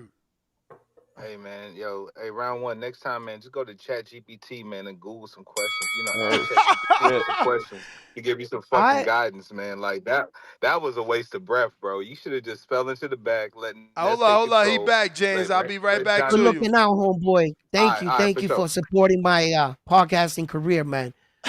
I'm new at this. You back? What up? You hear us okay? We don't Can't hear you. I can hear you. Okay, Oh, there we okay, go. it's working. Is that Yeah, you we on the can hear road? y'all. That's probably what it is. You want to wait till you get where you going? I'm gonna be live. You know that. All right, I'm gonna be home in like 15 minutes. Now We y'all should good. be good now. If you're not buying the Yeah, but Yeah, just we, because we it's should be good. driving, it gets choppy. I'll be All right. live, no worries. So we could do it in the house. All right. All right, you the I'll be man, home in champ. like 15, 20 minutes. Bet. That was Pops. That was Pops. Yeah, Pops was driving. I had an interview with him. Might be the only one in history. Pops wasn't even in it at all. I was like, all right. Yo, AI chat is wild. Viewers are reacting to a battle between Nestor and Ness. What the fuck? Thumbs down on that. They messed up. Cliff with the counter we got to. Lobo sends a counterpunch for CYP. James, if you did, we could come right back to you. You just got to unmute. Yeah, I'm still here. Yeah, I'm still here. Ness, you hear me? You hear We me? hear you. Yeah. All right, man. Yo, shout out to the Schofields, man, and shout out to Oscar De La Hoya, man, for serving them up and everything, man. Like Tevin Farmer about to beat the shit out of this nigga, man. Like this shit for real, man. See, Tevin instead Farmer, of saying like, shout out to Schofield for stepping up, he getting served up. That's crazy. He getting served up. He definitely getting served Fighters up, be man. damn but it's if all you good, do, though. damn if they don't, man. Y'all don't care. I mean, shit. I'm damned that he's gonna. I'll be damned if he makes it to the ring on this fight, but we'll see. We won't know until he makes it into the ring. But other than that, Ness, I do give you credit. You are right that Shakur Stevenson was scared to say Gary Russell's name. I remember that interview when he came on, and he couldn't even say the words Gary, why he avoided him at 126. So that was a fact. Also, with this Ryan Garcia stuff, it's crazy why we're giving Ryan Garcia so much like hate. Like King Ostarine, like he shouldn't be called that. Like we're not saying those same things about James Toney. We're not saying those same things about Tyson Fury. We're not saying those same things about so many other. We're not even saying those same things about Alicia Bumgardner. You get what I'm saying? So why we got to do all this to Ryan Garcia? Let's just or even Gerald Miller. We're not even saying all the things about Gerald Miller still. We just trying to let them see if they could just bounce back. So let's just see if he can actually get back on top of the sport of boxing. And I think he can. CYP, you did lie. He did have a regular title, Ryan Garcia or interim or something like that at one point in his career. So that was a lie. You can fact check that, CYP. I know you got Google, ChatGPT, Copilot, all that good shit up. So that was a lie at 135. So he was a champion. And other than that, man, Cliff's just a whole hoe. You remember all that money that he just came on talking about that day when he won that bet and shit like that? So why would the niggas in the community want to help a nigga like that out? You know what I'm saying? Like, the nigga too scared to really call and be like an actual man. He just want to talk to niggas on the internet only. So really fuck that nigga. Or really fuck niggas that act like him. Like Ness, like, I honorably just help out a lot of niggas, you know what I'm saying? And I even want to ask for anything in return to be in the background. But niggas like that actually scared to just be like, oh, I want to just put out there in the internet, but actually have a real conversation with a nigga. Man, fuck them. Cliff, I hope you find your own way out there to get your ass whooped by whoever does it to you. And it is what it is, man. But shout out to you. What he do to Ness, you, man, fam? What he do to you? Nah, man, he just a fuck nigga at heart. That's just how I feel about him. And I'm standing on it, and that ain't gonna change. I'm staying on. That ain't gonna change. Other than that, Ness, man, I do like the flow, how the flow of the show is going today. Also, damn, what else I got? Nah, I really ain't got shit else, man. I'm just gonna go ahead and get back to work. But Ness, as James. always, man, and shout out to the. What's up, bro? What's going on, Oh, man? hey, Marco, man. Hey, What's up? man. Hey, Marco, man. I love that you came back. I love that you're talking about current day boxing. I love that. How you diversifying your profile. And I can't All wait to right. check you on your show again. So I You the appreciate you. man. As always, shout out to Appreciate you you. and shout out to the community, man. I'm out. Peace. Malcolm Emmanuel, where you at, man? My bad, bruv. My bad. That counter went over my So CYP is still around. I hadn't been here in a minute. I thought he was gone. You know he ain't going nowhere. He looking for another fight. Where? Bring it. He right here. Phone Let's see lines is open if you're trying to call in. We got a poll. It says, does Ryan Garcia deserve to be called one of the boxing four kings? There's no way. Oh, shit. Yes. Skills speak for themselves, 16%. Yeah, there you go. 19%, not yet. He needs a big win. 45%, no. He hasn't beaten top names. Nah, you can't. 19%. Only if he redeems himself. I mean, Yo, Ness, like, I voted on the poll and I wanted to like retract what I said and go down to another one. I can't. You can't do that. Nah, why? Nah, fuck. I clicked fast. I read it. I was like, yup. And then the next one underneath, I was like, no, that one's the one I want. I was like, damn. yeah, So- that was such a bad performance, man. Like, what was he doing? Or better yet, what was he not doing? What Hey, doing Marcos, shit? you saw the Devin Haney Ryan Garcia first fight, right? Right, Yeah. of course, right? Okay. I just watched that again recently, man, and I when I watched it again, I didn't realize how many rounds Devin Haney actually was winning coming into the 7th round. Devin won. It was I like had 5-2. Devin won because you have to understand. Besides the few times when I Ryan got exploded, a counterpunch, gentlemen, after y'all done from Cliff. Besides a few times that Ryan put his foot on the gas and either dropped him or hurt him, he was just doing his Victorville shell, and Devin was just packing up points the whole fight.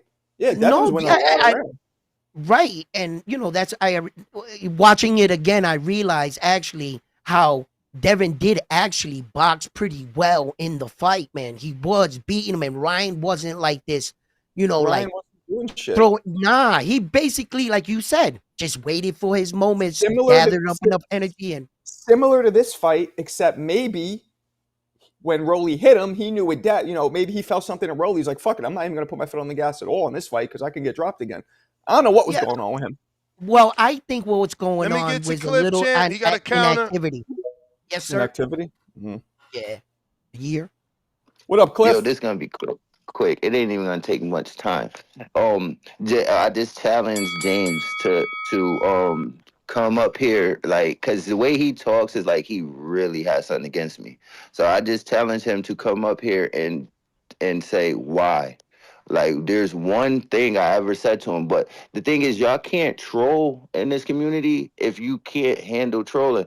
Because Tip troll me all the time, but you don't see me trying to fuck him up or him trying to fuck me up. It's just we just trolling. But one time I said something to him like, your girl left you because you couldn't satisfy her or some shit, right? But once he gave his story about he finally told the community what happened in his life, I apologize for that, and I took it back because what happened in his life is like something you don't joke about. But yeah, I tell if you could just come up here and say why you hate me so much, but I'm gonna say if you really do dislike me the way that you talking on the internet. If we ever do see each other at Border Side, really don't approach me and don't talk to me and don't say nothing to me, and I won't say nothing to you. But if you do talk to me like you do on here, or say that something like that while we're together, it would be a problem. But I won't approach you. I will avoid you at all costs.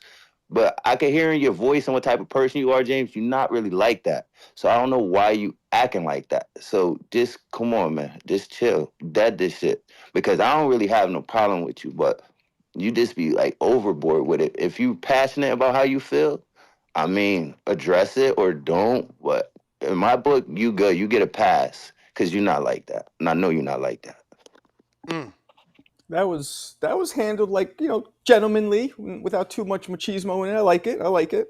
Trying to be the bigger man. I mean, that's how you got to take Let them James, handle man. that. James is he ain't trying to box, like he just trying to talk shit. So we got to just let him talk his shit, and it is what it is, bro.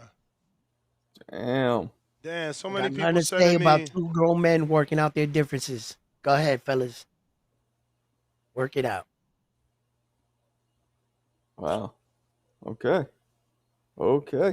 Damn, so Floyd got that fight. That's great. Good for him. Yeah, man. Good for him. I always saw Floyd was one of the most, like, pure talent-wise, skill-wise, one of the most talented young fighters coming up. Just in terms of the skill he had, the speed, the power, the movement, everything he has. Obviously, he's still sharpening the blades, but I think he's very talented. Yeah, but there's a lot of unanswered questions about, him not making the fight. And I mean, I had him on my show, so I'm sure Ness had him on here. Like, yeah, there was some weird shit behind that, but that's done. You know what I mean? Two or three people got sick that weekend in Saudi, right? You know what I heard? I heard on. Dubois and him. And well, Madrimov also after claimed he had the flu against Bud. You go ahead, Ness. Is this Raphael? Raphael? This is Raw from the Bronx, but this is Iron Mike here, you go by Mike? Yeah. I guess he's got anonymous over here. Yeah. Fuck. Yo, what's going on? What's going on, guys? They know you. What up, Raph? Yeah, man. So I thought I was gonna be the odd man out, like always. You know, I last year I remember calling. I told you guys Ryan was gonna get the upset over Devin. People laughed at me, said that I didn't know shit about boxing. Shit came through. Obviously, the whole Ostarine thing popped up. Then this year, I ended up saying, yo, Rollie's gonna upset Ryan. You know, he has freakish power. He's very awkward, and they have familiarity with each other. And I got dismissed again, saying like, "Oh, get the hell out of here!" That people are stupid thinking about that he's gonna get that win. I'm like, listen, man, these kids have all fought with one another in the amateurs, and they know each other very well. Like even Rollie's ex-trainer has said it. Like Ryan doesn't have any heart. And one of the things that I've been constantly on is the fact that Devin is a very, very skilled fighter. You know, he a boxer. I'm sorry, he has very good fundamentals, has a really good jab, very high IQ, but I don't think he can fight. And those are two different things. You can be a very good boxer, you can have very high IQ, but in terms of like biting down on your mouthpiece and fighting it out with someone that's in your chest, those are two different things. And I just don't see that from Devin. As far as Rollie getting that upset, he just has his number. That's what it is. And I have to agree with Marco. I don't think Ryan is any of the four kings. To me, beginning. You cutting out. Yo, you there? Yeah, I said yeah, I'm here. I've said it repeatedly. To me, Ryan is if you look at the deck of cards, you obviously have the four kings. Ryan is the jester in that deck of cards. He's the clown out of the bunch. So even though people may want to include him, he has skills and talents, but I think he worries more about his popularity and making money than actually becoming the top of the sport. But before I kind of get off, I just wanted to say something regarding the Schofield because you guys are about to have him on. I was highly disappointed that we didn't really get that Schofield versus Shakur matchup because that was gonna tell me the same thing that the Ryan versus Devin matchup was gonna tell me. It was can Shakur really fight? And I think that if you put Shakur in there with someone that has slow feet, he's not that athletic or doesn't have the punching power, he's gonna eat him alive. But I think Schofield has all those attributes to test Shakur to see if he can fight or not. But that's my fault. Out in the Bay. What do you say? Yo, what's up? Straight from the Bay Area. You know what it is. Oh man, I've been saying this for a very long time that Ryan was never considered one of the four kings. All y'all was saying that he was considered the four kings because he was with Golden Boy and his all his poop lop and everything. I never believed in Ryan. Before or after the Ostarine. Never believed in him. Not saying he can't be a great fighter. Not saying that at all. Still young, you feel me? He can always change his stripes. But at this moment in time, he's never, in my book, considered one of the top elites to be considered a king. Yeah. With the whole Usyk in anyway. I think both of them is good. And right now, I think both of them belong on the pound for pound. Um, with Canelo and Bud, and then the rest of the spots are just you can mix match people and uh all types of things to get a top 10. But with those fighters, they automatically would have to be in at this moment.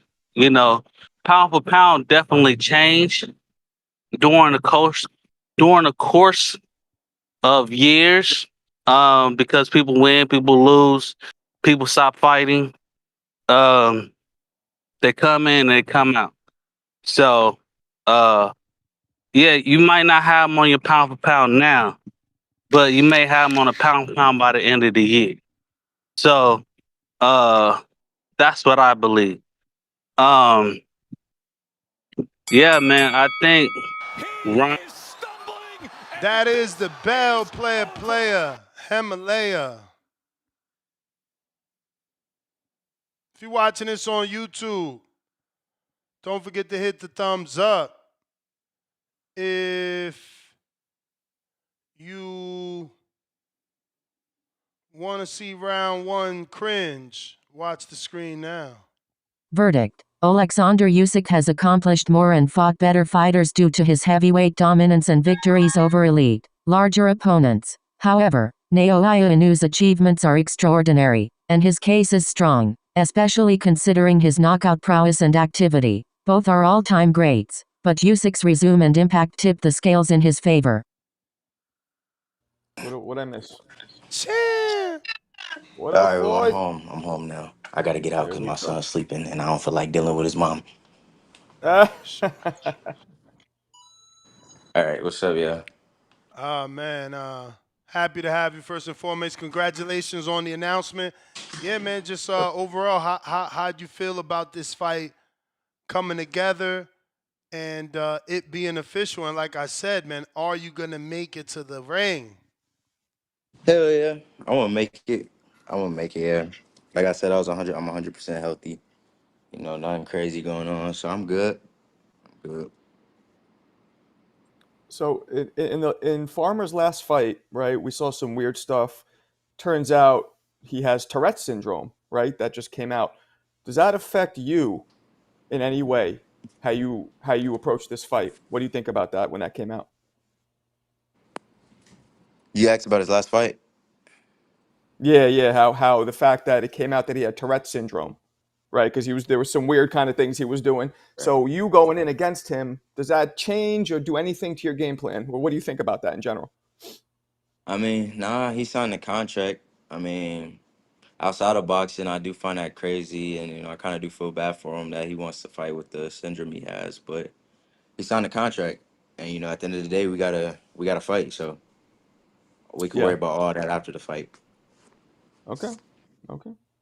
Now he's faced some punchers. Murataya is a puncher. Zepeda was considered a puncher, but I guess you can debate that he's more of a swarmer or a guy that overwhelms you. Do you believe you possess the power to knock Tevin Farmer out, which not even JoJo Diaz could do? I don't think he's ever been stopped. I'm gonna double check. No, I think I have the power to knock him out. I know I do. I think he's only been stopped one time, right, by Pedraza, something like that. But it I'm wasn't a gonna double check. knockout. But I think the ref stopped it. But yeah, I know I do. So we'll see fight night. Is that something you looking for, or at this point, you've been out the ring, you're just trying to get your win? Nah, I'm looking to outclass him. Just look way better than him. The knockout come, the knockout come. I mean, I got 10 rounds to get a knockout if it comes. So, but that's not what we're looking for. We're looking to shut him out and get a victory. You're right. Pedraza and Oscar Santana stopped him. Oscar Santana was years ago in a 4-round fight, and Pedraza was many moons ago as well in 2012. Since then, he's Yeah, I definitely think showed Farmer was like 22. He's like 22 when that happened. So yeah, man. So, Obviously, the fight with Shakur fell apart.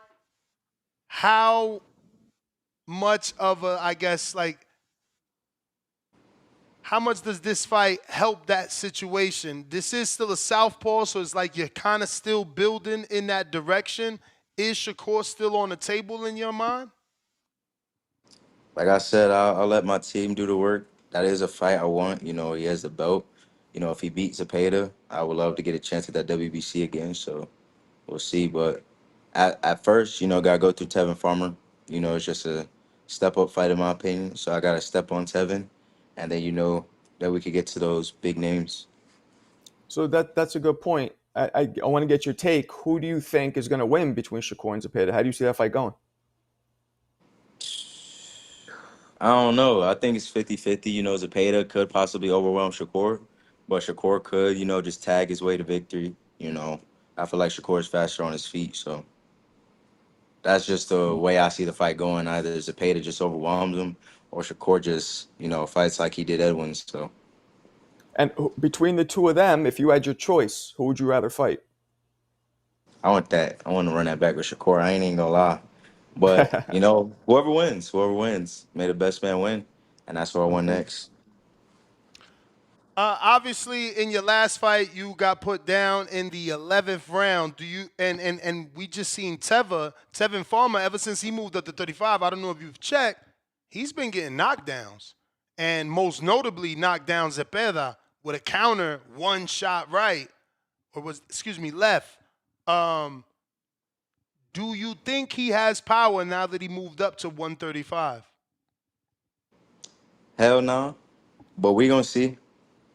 I mean, he might have I feel like every man could, you know, possess knockout power if they hit you right. But as far as like knockout, like devastating knockout power, one punch knockout, hell no. I mean, if he had knockout power, he would have been had knockouts. I mean, I hate to say it, but he got as many knockouts as he got losses. So I wouldn't say that. So no disrespect, but I'm just speaking facts. For sure. So it's been a minute since you've gotten some recognition amongst the media. Obviously, in 2022, you were mentioned as prospect of the year for the Sweet Science and breakout performance and potential. Do you believe that this fight will be a signature win? I think so. A lot of people, I feel like a lot of people count me out. So I think it should. You know, I want people to stand on their word. You know, him know what he gonna do. They say he gonna do. So I feel like it'll be a signature win. I mean, at the end of the day, I'm just there to work my way back up to the title fights, the big fights. Damn, And Tevin is just as hungry. we getting that static noise again. All right, let me move over here. I don't think it's service. Is it maybe your phone charged or is it the service? I'm not sure. Nah, my phone it's like 100 degrees in Texas, bro. My phone be overheating. Oh, I that ain't could gonna be lie. it then. Hold on, let me see. My phone. Because it sounds bad. I'll look for my computer. Let me hop on this computer. Maybe it might be different from my computer. Yeah, I mean, It still sounds the same. okay. Can you send the link to my IG? I'm gonna just hop through there. Oh, it sounds good there. Okay. All right, y'all can hear me? Yeah. Yeah. Clean. Yeah, it's clean now. Just keep my phone like that then. Clean-ish. How do you see yourself getting this victory over Tevin? Um, like I said, just I feel like I'm outclassed him. You know, just do what I'm supposed to do. Listen to my coaches, and I really feel like I get the stoppage. You know, if it presents itself.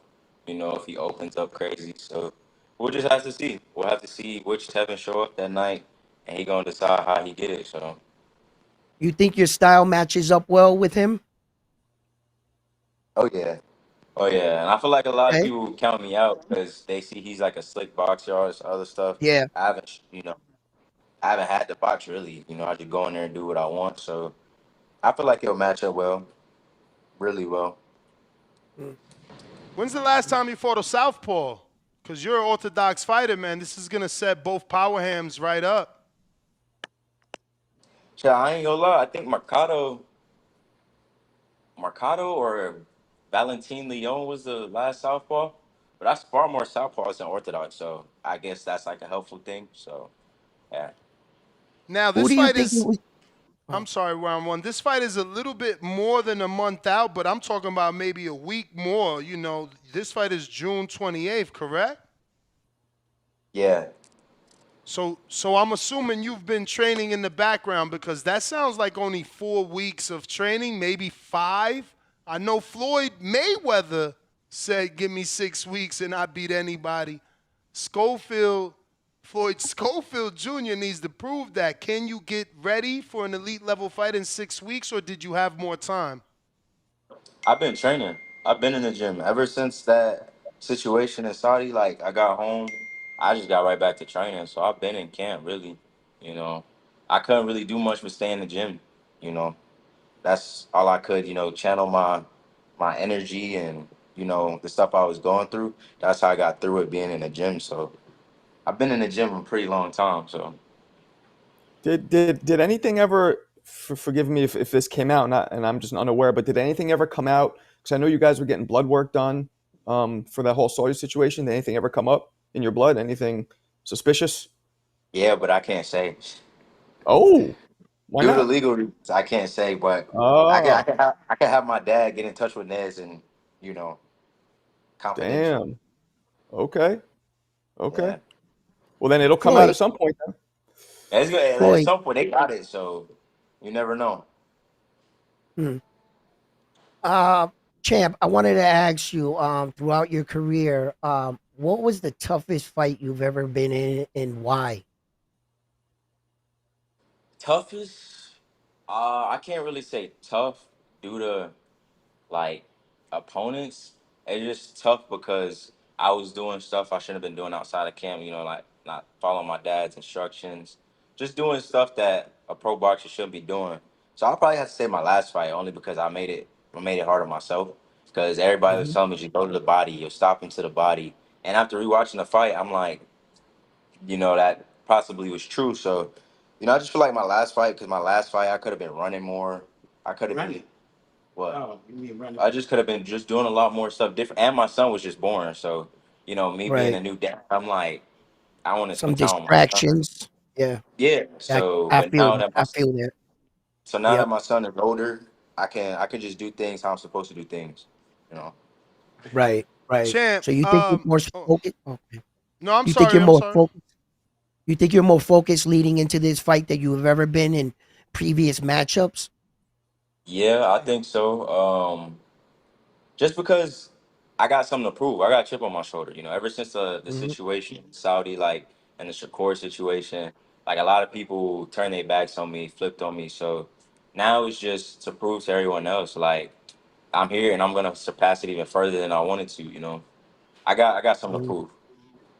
Right.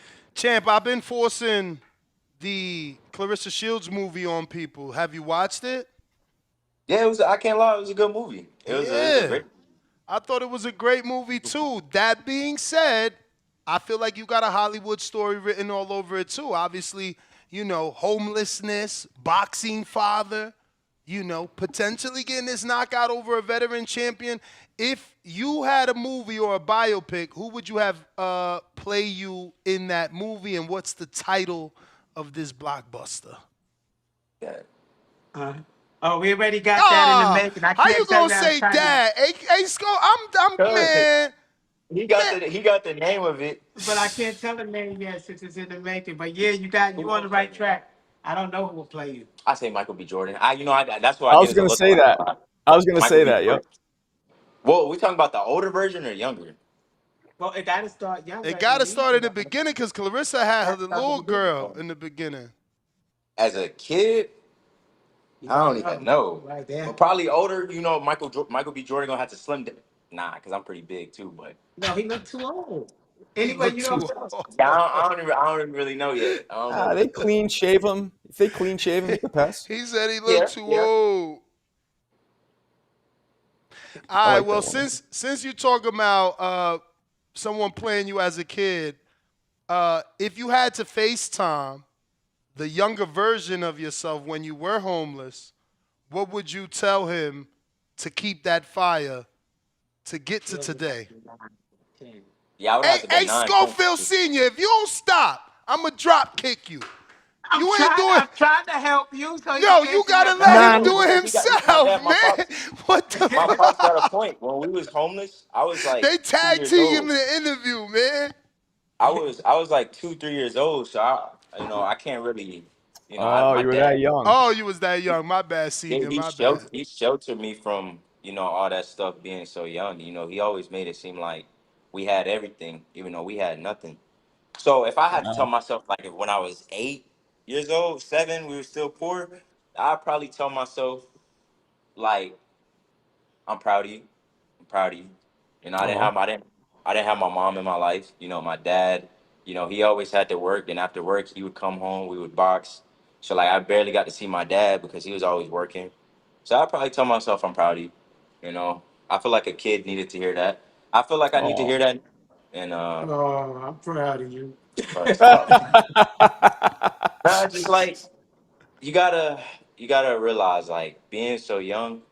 And like I said, going back to the situation, having the whole world turn on you, and even having friends and family not picking up the phone, like it was hard. So, like, going through that depressed stage, it was Wait, hard. wait, So wait, wait. To be clear, you saying that the core situation caused friends and family not to call you and to distance yeah, it's like themselves? friends, No, not. not family, but like friends I thought was family, just like because everybody just wanted to be a part of that. Oh, he beat Shakur, oh, he this and that, and wanted to be a part of the money. So once that go, they go. So I was all new to that, but my dad always told me that it would happen.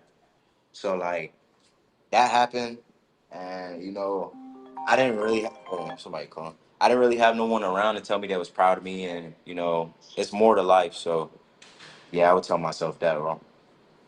Was Shit Joan happened. Guzman in the camp for this pre-camp? Has he been in the background before this announcement, or has it just been you and your father?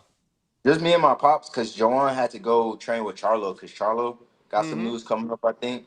Yeah. So, I still practice the stuff he teaches me, and we speak here from here and there. So, you know, I pick up the phone, call him, he'll answer. So, Do you feel like this fight opens the door for a Zepeda fight, or is that fight off the table because, you see him losing to Shakur, and obviously he got to lick his wounds, get a tune-up and things like that, or you think that's still something that's on the table for you? I think it's on the table, especially if I could get the WBA and he get the WBC. I think it'll be on the table. It'll be a big fight for Golden Boy, in my opinion. So, yeah, let's just pray Zepeda to do what he's supposed to do against Shakur. Now, I know you're at 35, but you've had, exchanges with the likes of Devin and Shakur. These guys are, Devin specifically is in a different weight class. Do you still feel like that's a fight that can happen? Him potentially now being a 47-pounder, do you see yourself being at 47, or is that fight something that is out of reach now due to weight?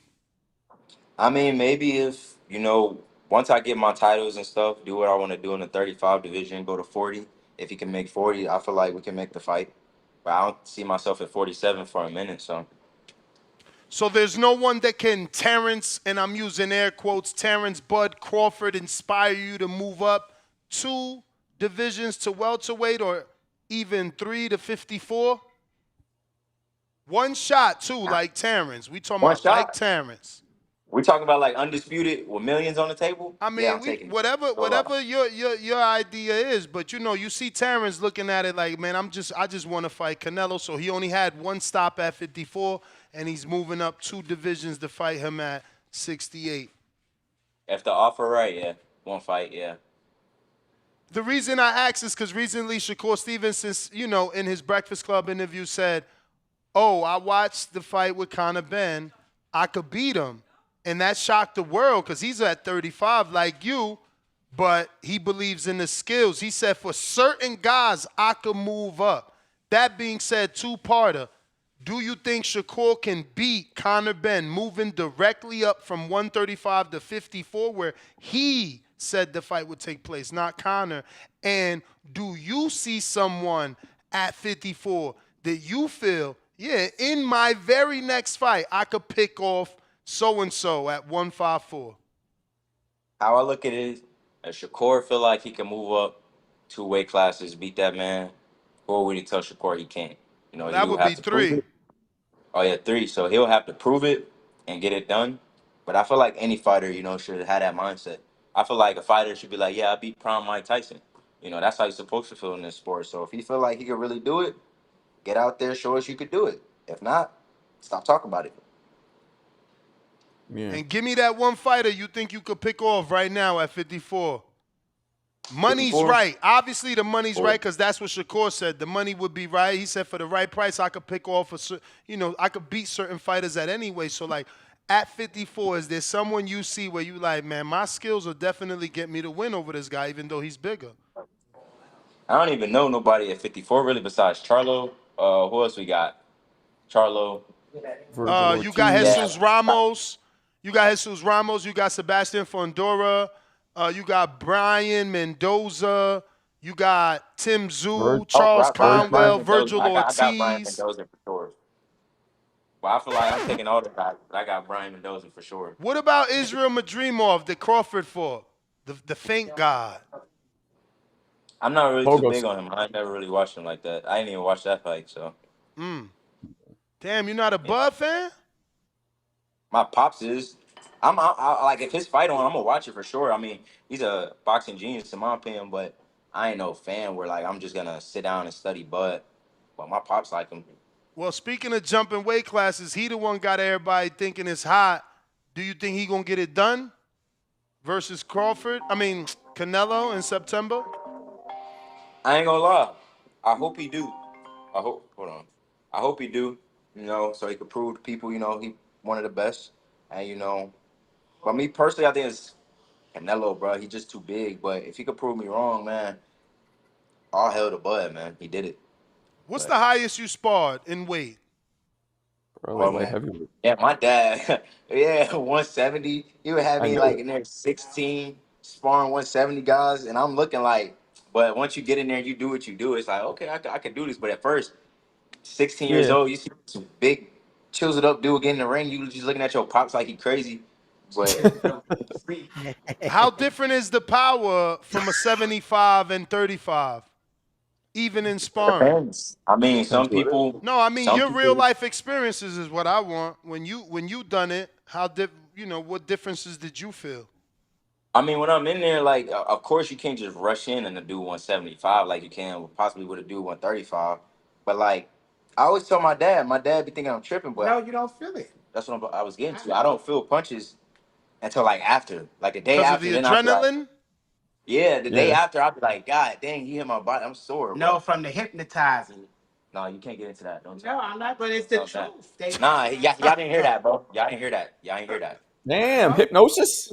fact. Whatever Nah, but yeah, I works. don't like. Yeah, Like 175 it's a big difference for sure. But you do got them fighters, smaller guys who hit like they 160. right, So you never right. know.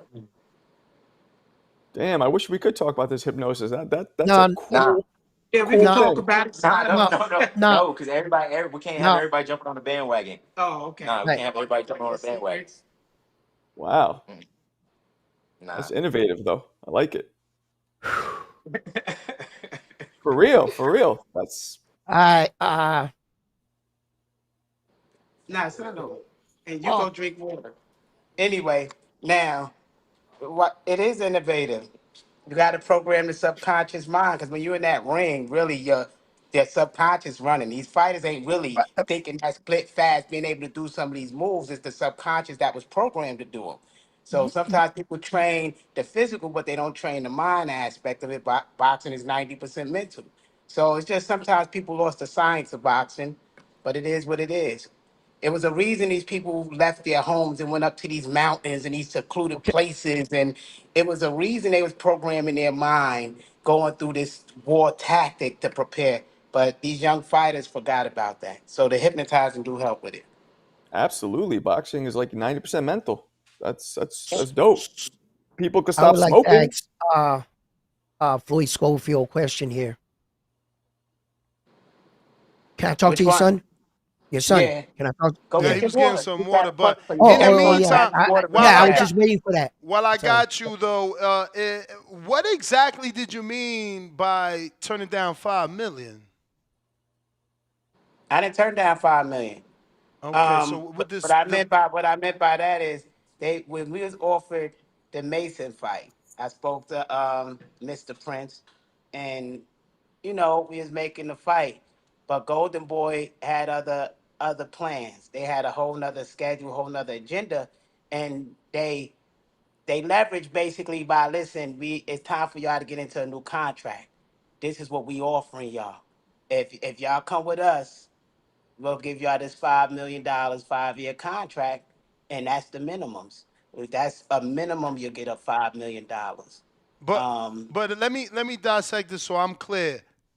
yeah. So is that 1 million per year divided into 3 fights, 2 fights per year, or is that 1 million per fight for 5 years? You could basically balance it out. You're guaranteed to make $1 million a year for five Okay. years. Okay. And that's minimum. But we already know Golden Boy from being in business with them for 3 years. We've always made way above our minimums. Like Mm-hmm. when our first contract, our minimum was 30 grand, but we was offered $1 million fights. So Golden Boy always they surpass it. So I was comfortable with that decision, but they didn't want us to do the Mason thing because they want us to do the WBA title thing.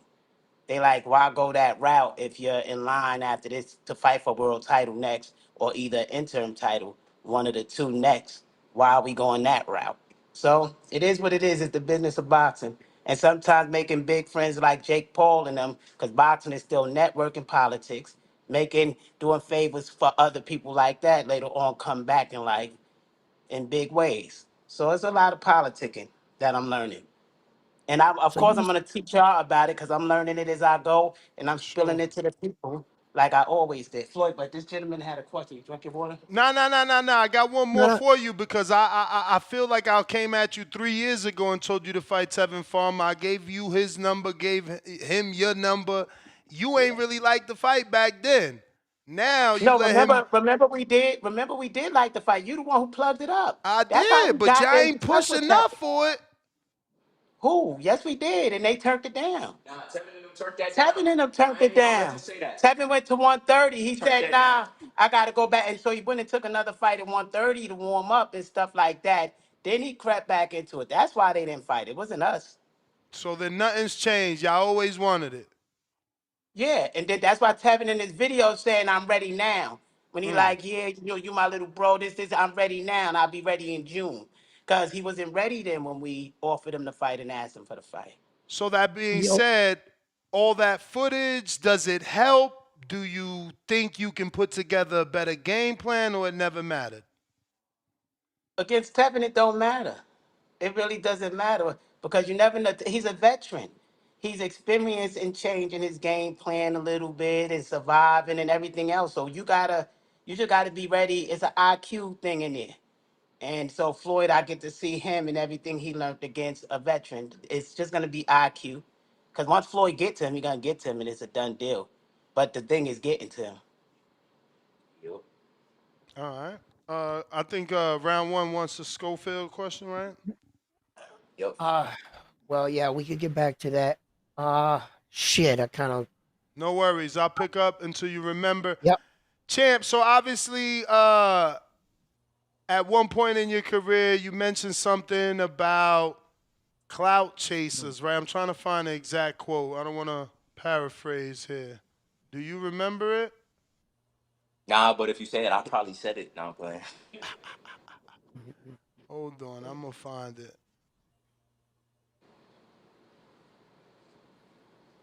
Oh, It's man. definitely good to be able to see you back in the ring. I looked on BoxRec though. Here we go. Remarkably though, this fight hasn't been announced on it yet. Yeah, it's announced on Instagram though. MVP put it Oh, it out, is. so yeah, it's Okay, thank official. you. Yeah, I was looking on BoxRec and I was like, what the? So actually, I got it here. The quote was, "You said money and clout, money and clout." End quote. So you said something around the lines like, "You're not like these other fighters chasing for money and clout." So that Hey, that being sounds like me. said, that sound like you? Yeah, that's me. That being I said, said who that do the you other day. feel? Say again. I said that the other day. Oh, well, that being said, who do you feel is the most overrated lightweight out there? Ooh. Look I at ain't gonna. look at I'm gonna be Senior. short. I heard you again. Senior, stay feeding you. No. He just said. I guess he gave me his opinion, but I said clickbait. Oh yeah, he said nah. Clickbait, that's the Overrated. Like we truth. talking about like overrated as if Ho- like he shouldn't be where he's at, or way people However, praise him. however you interpret that phrase. Yeah, like the perception of him isn't what you think it should be. Dang, lightweight. So I probably gotta go Shakur then. I ain't even gonna lie. How Like you Woo! light. go? How Wow. you gonna say Wow. Shakur? Wow. Hey yo, What? and No, Senior because Wow. said no. clickbait. I Wow. actually have two. I actually have two. Really? Yeah, I actually have two. But I ain't gonna say the second one. What? How you not gonna say the second one? You Why not? terrible. I say the second one. Really? Second one, I probably definitely have to go. Just say it. You should stay politically correct. I'm gonna throw Moratai in there. I ain't gonna lie. Oh, Morataya's overrated. Raymond Montaya. Okay. Yeah. He's Yeah. overrated to you. I like I it. was I about like it. I was about to ask you, because there's a hot little you They know, good fighters though. I'm uh, not saying that. I just feel like it's overrated. what do you think They about ain't fighting do it. Andy Cruz? Wait, say that again. What do you think about a matchup versus you versus Andy Cruz? We don't. Yeah, I don't think he offered Re- me nothing. We don't. He's I ain't gonna he's lie. like, well, like your highest ranking right now is in the WBA. You're number 2. He's ranked Right. number 1 right now in the WBC, and he's behind you in almost all other rankings. So I can see he's right there with you. Now let me say I this. understand. I like Hey and it only Floyd. no, it only Hey makes Floyd, sense. Hold on. Floyd, tell him No, he can't be right there because with you if he remember, behind you. Nah, he's remember, actually in front remember, in the WBC anyway. But Floyd's not ranked remember. there in the WBC. So Yeah, we're number 2 in the WBA, mandatory for the title. Why would we go backwards? Who try to drive and reach a destination looking through the rearview mirror? It because don't in one make division sense. you're not in front. In one division We're you're not not Say in front. entertaining sanction. in You mean those sanction? divisions. Yeah, saying We you're don't. not. Yeah, We yeah, hold. exactly. We hold. Thank you. We hold a title in the WBA. Why would we go across the street if we already a title holder in the WBA? Also in So the that wouldn't WBA, make any sense. Yeah, we hold the WBA international title that aligns us for this world title, and we've been the champion there for 2 years. Why would we go across the street? What was the so reason you. of being champion? Oh, okay, so your next fight is against Javante Tank Davis then. No, we don't know our next fight yet because we got this fight right now. It's that simple. Okay. It's just a simple business of So why boxing. are you But going why? backwards to fight Tevin Farmer then? Say that again. Then why are you going That's back to not. fight Tevin? That's their first former world champion. How's that Yeah, we backwards? had to get a But world but he's champion talking before we about he could. don't go backwards to fight Andy You Cruz. don't go That's a number backwards. one That's in the not backwards. WBC. Yeah, but But I that's your wouldn't number title one should consider in get that. one paid. sanctioning. No, I'm not. Oh, so No, but the also title in take your a beating. He sanctioning don't bracket in the understand that WBA, business.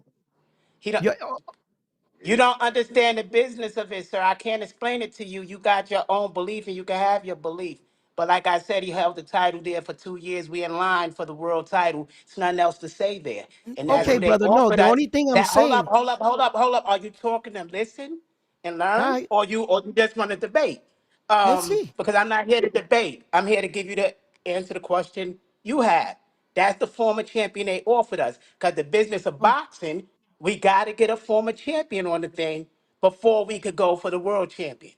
So that's just the okay, business. So that's who hold up. That's who they offered as a tune-up. Remember, we didn't fight since November. You're not gonna fight Tank from the gate, getting off the bench since November. Okay. So you gotta come on. You gotta get back in the game. Why not Okay. get in the No, game for I'm just. champion? Can I get a second? I'm just going No, off what no, you no. said that you were fighting in the WBA ranking, and the reason why I say that because Tevin Farmer's not ranked in the WBA, he's ranked in the WBC. And since Right. I said Andy Cruz was the number one in the WBC, you dismissed them by saying Because we're you're not the only messing with the WBC. guys in the WBA. So I Right. was only curious because I'm going off your words, So wait, right? you got it. The So who's fighter you're above us in fighting the is in a WBA? WBC ranking, brother. So that's all I So was who's saying. above? No, who's That's above us in the WBA? Zepeda. But Zepeda got to fight with He's Shakur. busy. So He's they got to busy. give He's us a busy. fight with somebody because the one above Okay. us already Okay. have a fight. So Okay. they gave us. No, I I'm just explaining it to suggested you. So I they gave suggested us. Andy Cruz, which he was the Nah, and number I said one, that's backwards. and you That's said backwards. no. But round That's one, backwards. round one. That's all. I hate to tell you, you got to do more research because Andy is busy. So you slowing up the interview. I Andy's busy with a fight that's already scheduled on the cards. You can't well, I fight know someone that has a fight.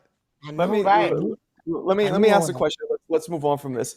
Speaking of Tank, how do you guys Right. see the Tank Roach rematch playing out? I see Tank. I think Tank gonna stop him. I think Tank was Woo! sleeping. I think Tank was sleeping. Let's not say I'm knockout though. kind of No, I'm kind of with you, he Junior. asked me my opinion. My opinion. Yeah. I mean, you Now got let me your hear opinion. Junior. My opinion. I think that Tank is gonna knock him out. That Tank was bullshitting. Tank slept on him. Think so? I know so, because didn't even look like Tank. Alright. Even I'm with seeing you. Tank, the camps we've been in, he didn't even look like Tank. He looked like the Tank that sparred the Russians, that was bullshitting, going out to the club at night. That's the Tank, and I watched him grow up. Like I said, I've been in camps with this dude. He looked Hmm. like he was bullshitting. I'm And so kind of this with you. fight, I really believe he gonna stop Roach. I don't think What he's you gonna be bullshitting. I don't know and about Junior? this What do one. you think? I think I ain't gonna Oh, lie. I'm gonna have to say Tank, but I don't know if it's gonna be by knockout though, because I don't like know he if could it's gonna take be a by punch. knockout. Roach got a chin, right? Lamont. I mean, Tank was cracking Lamont, and he could take a punch, but who knows? Like my dad said, that didn't look like the normal Tank. But I want Tank to knock out Lamont. But let's not act like Lamont wasn't on his P's and Q's last fight, Why do you want Tank to knock him out? just so he can give everybody what they was looking for. You know, like you see how everybody switched on him too. He get a draw, everybody start booing. Like he get Ah, on talking on the microphone, he start booing. So get him back to that status where everybody, you know, but let me ask you this: they booed, but you got to admit, like I think your pops has a point. We've never seen Tank arguing with the refs to the point where he's getting punched in the mouth because he's too busy arguing, taking knees that obviously he seemed like he was off his game. So you don't think that was maybe worth a little bit of criticism? yeah. But if you're gonna be a fan, be a fan. You gotta if you're gonna be a fan, you gotta be like ride or die. You can't switch up just because he had an off night. That's true. That That's means you're true. not a fan. It means you're just a meat writer at the end of the day, a That's fake true. fan. I just That's feel true. like Tank, if he do what he's supposed to do, he gonna have that same crowd come start glazing Tank. So I know, right? Um, so yeah, just I think Tank can knock him out in a rematch, but I don't think Lamont gonna go in there. Uh, what do you say? Like underestimate. I feel like he gonna come a better Lamont. That's what I'm trying to say. Yeah, because the fight was a draw, and like we're all saying, a lot of people think Tank was way off. So what happens when Tank adjusts? Because that was probably Lamont's perfect performance. That's what people say, at least. Yeah, if that's the best Lamont gets, then I feel like Tank could do better in a rematch. But who knows? With Lamont in his camp, no.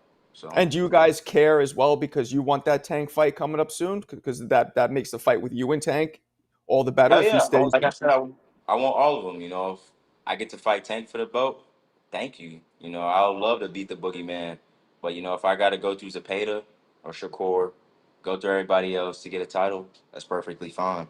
And Whoever if they you match me up with, I'm always and be if, ready. I'm and if always you give do fans that, what they can see. And if you do that, you'll be probably the first person at 35, 40 in a long time, because the biggest criticism of those guys is they didn't fight each other, the Devins, the Tanks. So if you can do That's what I that, want to say. yep, that'll bronze you in the division. That's what I want to change. I'm just excited for this fight, though. I'm not even gonna lie. Yeah, man. Me too, man. I'm glad this one finally taking place. Listen, we won't hold you. Yeah, I gotta go be a dad now. Yeah, man. Do your daddy All right. duties and make sure you do what you got to do in training camp. Make it to the fight. We want to see this one. It's on a big card too, man. I ain't gonna front. Oh Your yeah, fight, a very big thing. your fight, and my man Avis Griffin fight just got announced. I wasn't gonna Yep. buy this shit, bro. Honestly, like Jake Paul versus Julio Cesar Chavez in 2025, that ain't do it for me. But I rock with Avis Griffin, the welterweight. Obviously, we rock with you. So, yeah, now I'm going to be paying attention. I'm going to purchase this one. So, salute to you, man. Don't let them tell you only Jake bringing in them pay-per-view buys, because I was not purchasing that. Hell yeah, thank you, Ned. I'm like I said, I'm gonna give y'all a good show. I know Tevan coming to do his thing, but you know, I gotta whip that ass. So. All Bet, right. champ. Take it easy. We appreciate you. There you have it, ladies and gentlemen. All right, fellas. Y'all too. Have a good one. Floyd, God bless you and your family, Schofield. champ. Peace Thank out. you. All right. Real quick, I just want to screen share the announcement of the fight so that we can let the world know the other two fights that were announced. Shout out to Jake, man. He's such a likable kid, Floyd. Oh, yeah. Floyd Farmer. So we got Schofield. Floyd versus Farmer. And then we got Avis Griffin, who we just interviewed yesterday. Amazing story, versus Julian Rodriguez. Listen, Avis got an opportunity to really become a star. Why? Because somehow this kid, Julian Rodriguez, has been going viral for knocking down Tank in the fucking amateurs, bro. This kid knocked down Tank maybe 20 years ago, and he's nonstop viral. Fucking podcasts left and right. And don't get me wrong, Julian Hammerhammer's from New Jersey. I know him well. This is my guy. Like, I literally been to his gym, recorded him. He was a heavily rated, top-ranked prospect. He got cut. He used to be with James Prince, one of the few Latins to be with James Prince, man. So I'm not saying he's a bum at all. I just hate motherfuckers going viral for nothing. Like, bruh, that shit was spawn or amateur shit. Like, what are we talking about? How is there so many motherfuckers doing interviews based off this shit, and meanwhile they just eliminating and ignoring the fact that homie got cut from a major box promoter? Like, you out here giving stories and sparring. Let's talk about that. Let's talk about the James Prince let you go. Like, let's talk about that. But shout out to him, because this is what I'm saying about don't throw fighters away. Look, he got cut. He's on the outside. He's doing his club shows. Bang, opportunity. But he got to face a puncher. But he got a serious punch, too.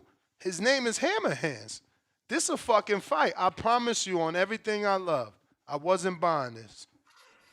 Everything. Like, I know I say that in the past, but you got to remember the main events be worthy of a fight chat. Like Floyd, Jake, Julio, like, who's going to be searching that shit? Like, really, who's going to search that? Maybe Jake fan base, I got to hope. Let's be real. I got to hope and be optimistic, but ain't no boxing audience Googling Julio Cesar Chavez. Like, no hardcore on a Saturday is going to be Googling Julio Cesar Chavez Jr. Like, we don't, like, why? Why would we do that shit? So, yeah, man, shout out to these two fights they added. Outside of that, they added Raul, no, I'm saying that wrong. Raul Cruel. He's back, 15-0. Didn't he come off a draw just now? So shout out to that man. He's somehow right back. And he's going to be taking on Victor. Let's say that. I don't know who the fuck Victor Rodriguez is, but... And then they girl that they signed, Naomi Valle, she's actually this girl's sister, Jocasta Valle. So if you into Jocasta, Naomi's doing her thing as well. She's taking on Ashley Felix. So those fights don't really do it for me, but the welterweight fight, for sure. That's a Bomac fighter. He been sparring Keyshawn, Kean, all the motherfuckers, Bud, everybody. His story is amazing, coming out of Chattanooga, you know, relocating to Vegas, turning it all the way around. Now he trained by Bomac. Iso Dieguez and Red Spikes. His stablemates are, the future stars and the past stars of today. His strength and conditioning coach is Larry Wade. And his promoter is Most Valuable Promotion. So all he got to do is knock out Julian Hammerhands. Just knock him out and go viral. It's over. So, shout out to them. They made me get on this car. I was not fucking with it. But now, it done got better for me. What up, Stone Bone?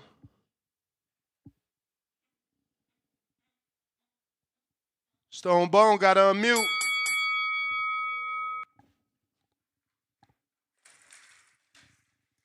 Stone Bone going once. Stone Bone going twice. Sold.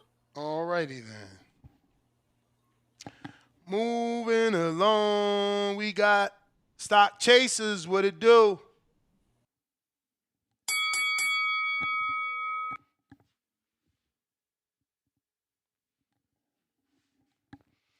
If you're watching this on YouTube, don't forget to hit that thumbs up. It's going to help with the visibility of the show. I'm trying to grow. Help me put this episode in the eyes of boxing fans that don't know I'm rocking out every day, multiple times a day, bringing you rocking interviews. Is you there, Stock Chaser? Fucking up my steps. You got to unmute. Champ. Unmute. Treese, Toledo.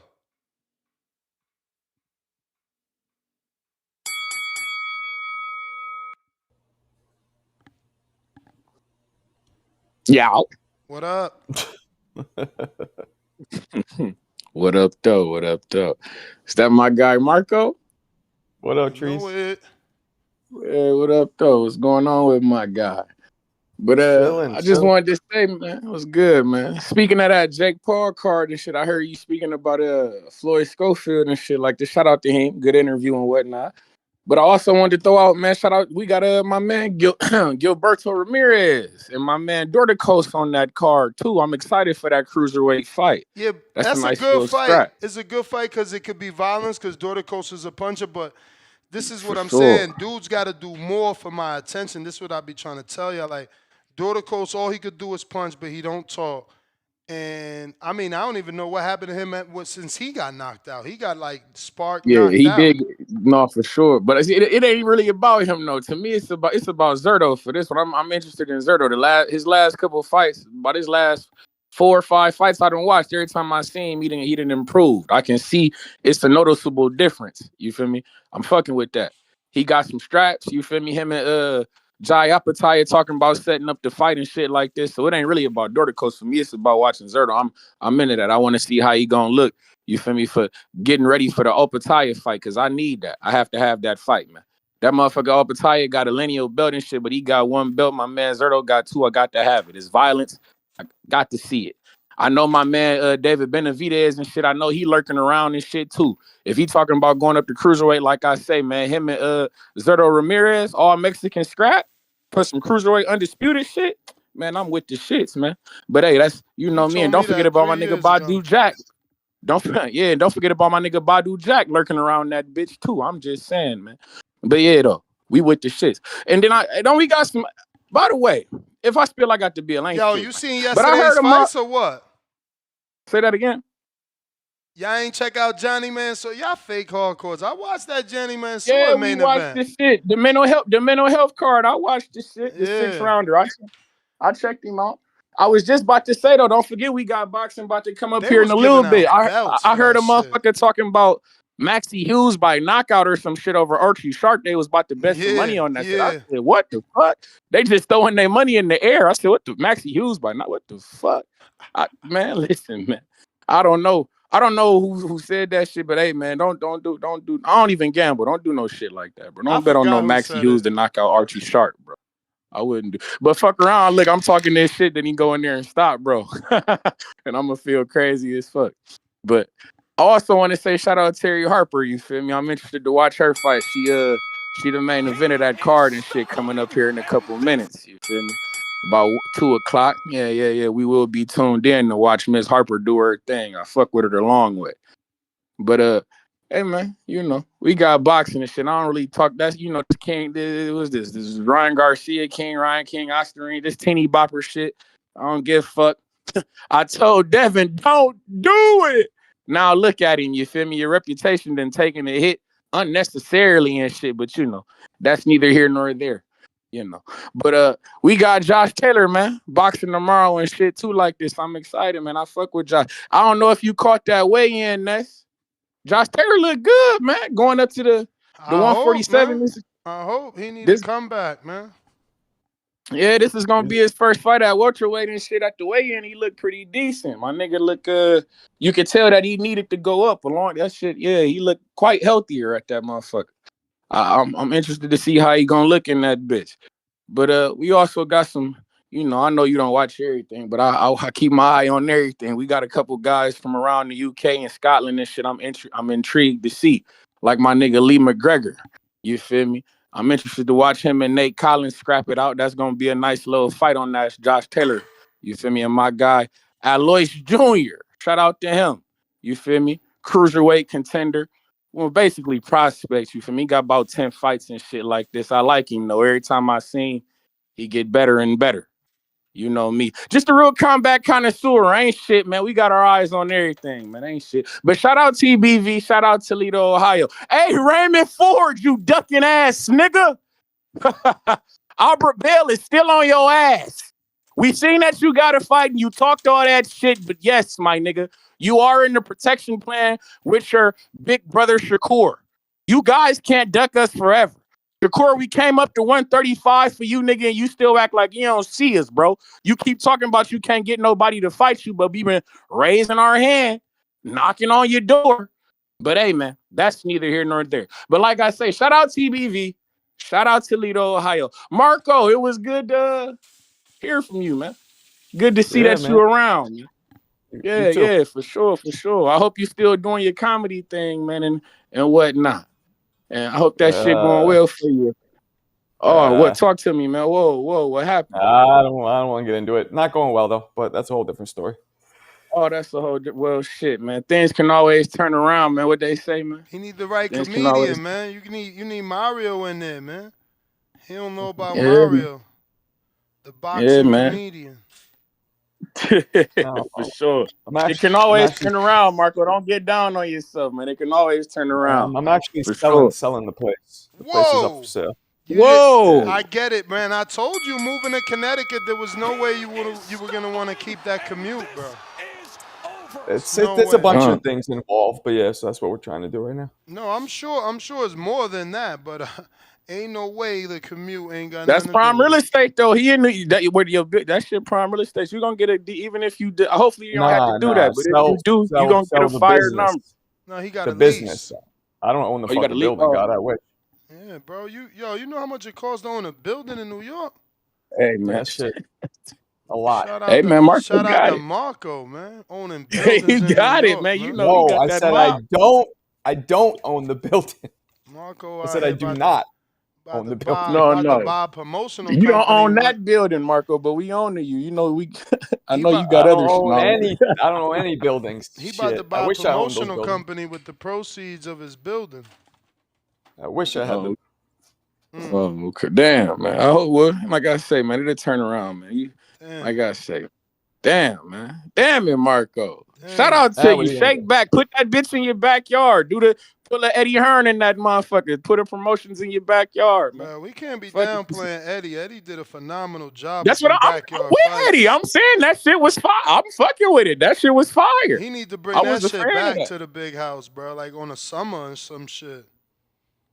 Yeah, man. Oh, and by the way, you know me, hey, I'm happy that everybody went to go see that Clarissa Shields. Well, not went to go see, but finally did see the Clarissa Shields movie. Ness, I hear you ranting and raving. I'm happy to hear it. At least you got to see it, man. That's what's up, man. That's what's up. Nah, you know man, we fuck with Clarissa Shields the long way. Right. That was done right. Good movie, man. For sure. Yo, you know what's funny though? Who was the boxer that she was dating? Homie ain't turned out to be nothing. Like, why we don't know? Why we don't know who that is? Yeah, Fuck is that? man. It's He my ain't. fire alarm. Uh-oh. Yeah, you know, I be burning shit. Damn. For sure.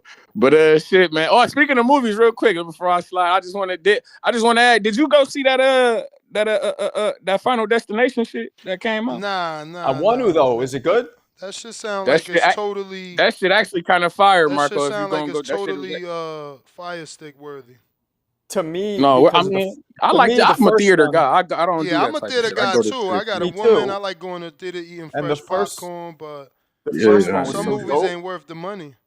The first Final Destination is kind of a classic, so.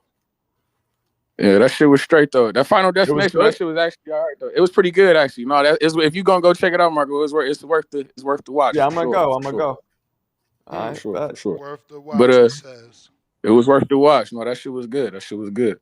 But shout out TBV, shout out Toledo, Ohio, man. Like I say, man, Albert Bell. Who he fighting? You we keep in the yelling mix. his name out. We Who gon' is he fighting? cuz man. Hey Who is man, he whoa, fighting? excuse This me. what you Excuse never me. do. You We only talk fight. about other fighters. We're You don't fight. never tell us who the fuck he fighting. Whoa, excuse me. Exactly. We right now we're Why currently you don't in ask? the Why you don't ask him we're to go fight in bare knuckle? You tell everybody else do they like bare knuckle? Whoa. We in the mix right now. We're a highly rated contender at the 135 division. You feel me? We're on Shakur's heels right now. You see How? me? You ain't ranked in the WBC. If you ain't ranked in the WBO, Whoa, excuse me, why not? Why aren't we? If you ain't Why ranked in aren't the WBO, you ain't ranked in the WBC. Whoa, why aren't we, man? You got to look that up, man. I don't. You sounding like round one, not doing your research, but I'm gonna let you go, man. Shout out TVV and shout out Toledo, Ohio, man. Albert Bell, man, we in the mix, baby. Y'all be cool. I hope you're right, and you ain't just capping because I don't see how. Hey, yo, Ness, brother. I'm gonna start getting ready to head out to go to Philadelphia. I'm gonna be at my sister's boxing gym hosting the amateur boxing there. My nephew's fighting. Nice. So it's anybody wants to, like, anybody in the Philadelphia area, you know, it's 44 25 Grivcom Street and North Philadelphia. So we're gonna be heading out. Let's go. Ain't that where Danny's So- from? Yeah. Danny's from North Philly. Where you I'm from? gonna Round one. Huh? Where are you from? Where am I from? I'm from. Yeah. I live in Boston now, man. I've been away from Philly for. I'm a Bostonian, bro. I've been here too long. You're from Boston, okay. Yeah, I was born in Newark, New Jersey, but I have family in Philly. My sister owns the gym in Philly. I lived in Philly as a kid, but I don't claim Philly because I lived there for when I was a kid. You So know, you grew up in Boston. I was raised in Boston. I got family in the fuck's it called? The lot of Chinese people. The Quincy. Quincy? Yeah. My niece lives there. The shit is it's all Chinese people and a lot of white junkies, a lot of white heroin heads walking around. Hey, it's all over Massachusetts. But thank you, Ness, for letting me shoot that shout out right there. That's Kingdom's Boxing Gym in Philly. And I'm gonna be headed down there. I'm gonna be down there for a couple of days. Unfortunately, I won't be with you, I guess, Saturday. But I'll be on my phone watching, all right, Ness? You the man, champ. Like always, have a great day, gentlemen. Peace out. Let me catch up on these super chats. If you're watching this on YouTube, now is the time. Hit that thumbs up. It's free. Edgar Granados Marco out of the TBV prison. 2 salute emojis. V-Dash, $2. How much Cliff need? I got 50 next month. Let's go. That's what I'm talking about. Mr. Quick, $5. MFers got to start doing push-ups for every dollar donated to them. Recorded, too. Leonard Sterling, 5-pounder. Sometimes, if you don't know the answer to a question, just move on. It's not every listener who don't follow lower weight. Inoue did skip 112, went to 108 through 115. Tommy Davis, $2. Floyd, please tell us your dad.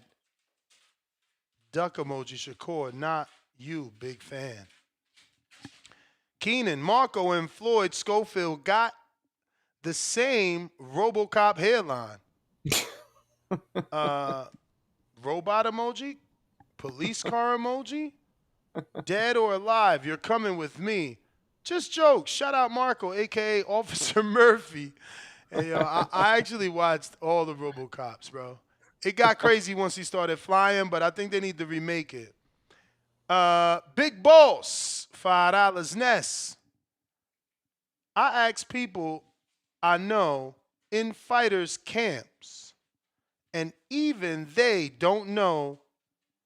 You still have no word back yet when the July 12th tickets go on sale? Turk tripping, nah, nothing yet. Lord Mac and Cheese, Mike, Devin, didn't bite down in the Ryan fight? What about in the Loma? He didn't fight Loma? Big Balls back with another 10, 5. Yo, kid, Maxie fighting Sharp for the WBC strap today. So you could look to fight him or Cordina en route to Shakur. Interesting to you? Sorry, brother. I ain't see it. Uh-oh, James got one too? Shit, $10. Kid, respectfully, I wasn't going to read this. I don't see you beating Tevan. I don't see you beating Shakur. I don't see you beating Frank or even little Gary Russell. Man, I pray for your health in advance. Hater chat. Adrian, $2. Round 1, ask questions. That's nasty. Nah, questions good. Don't do that. H-Town, $2. Tell Bill Jr. stay off the camera, kid. A grown-ass man. Y'all hating on Floyd. Tommy Davis, $2. Floyd is Alexander Usyk on your pound-for-pound list? Sorry, brother. Sorry.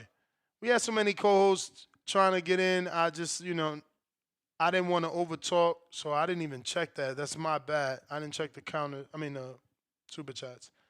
Glad Farmer is getting that work. He deserves it. He sure do. Flex emoji. Big Boss with the counter.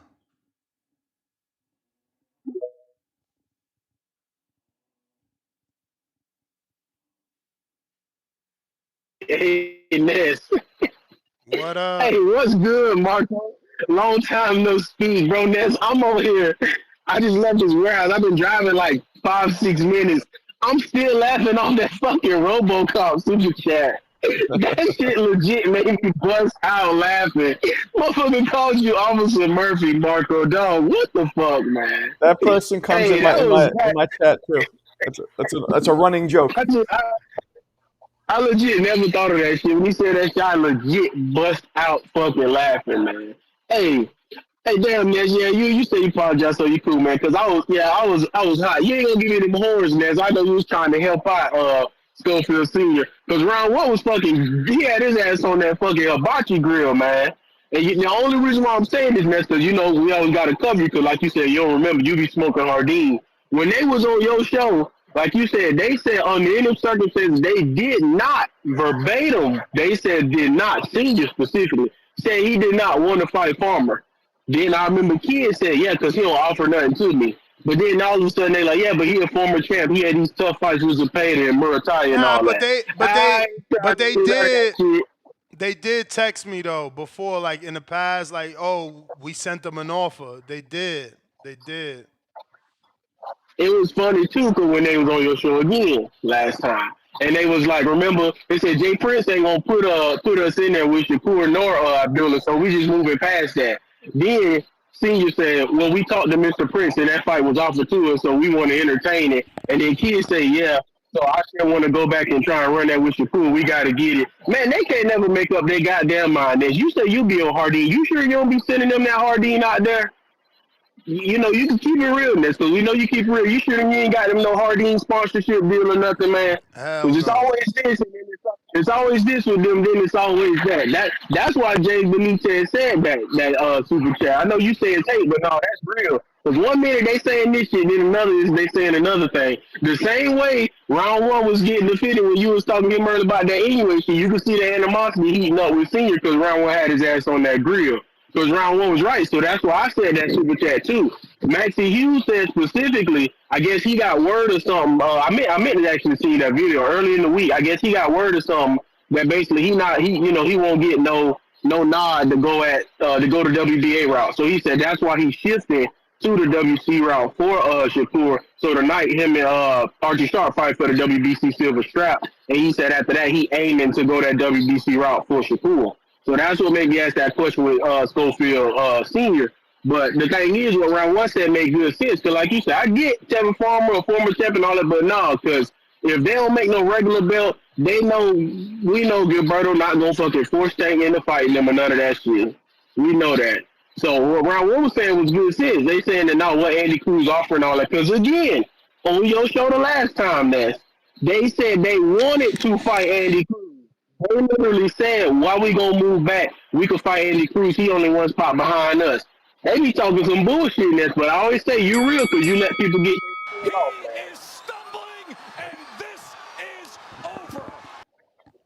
Appreciate you though, man. All Shout out right. Marco.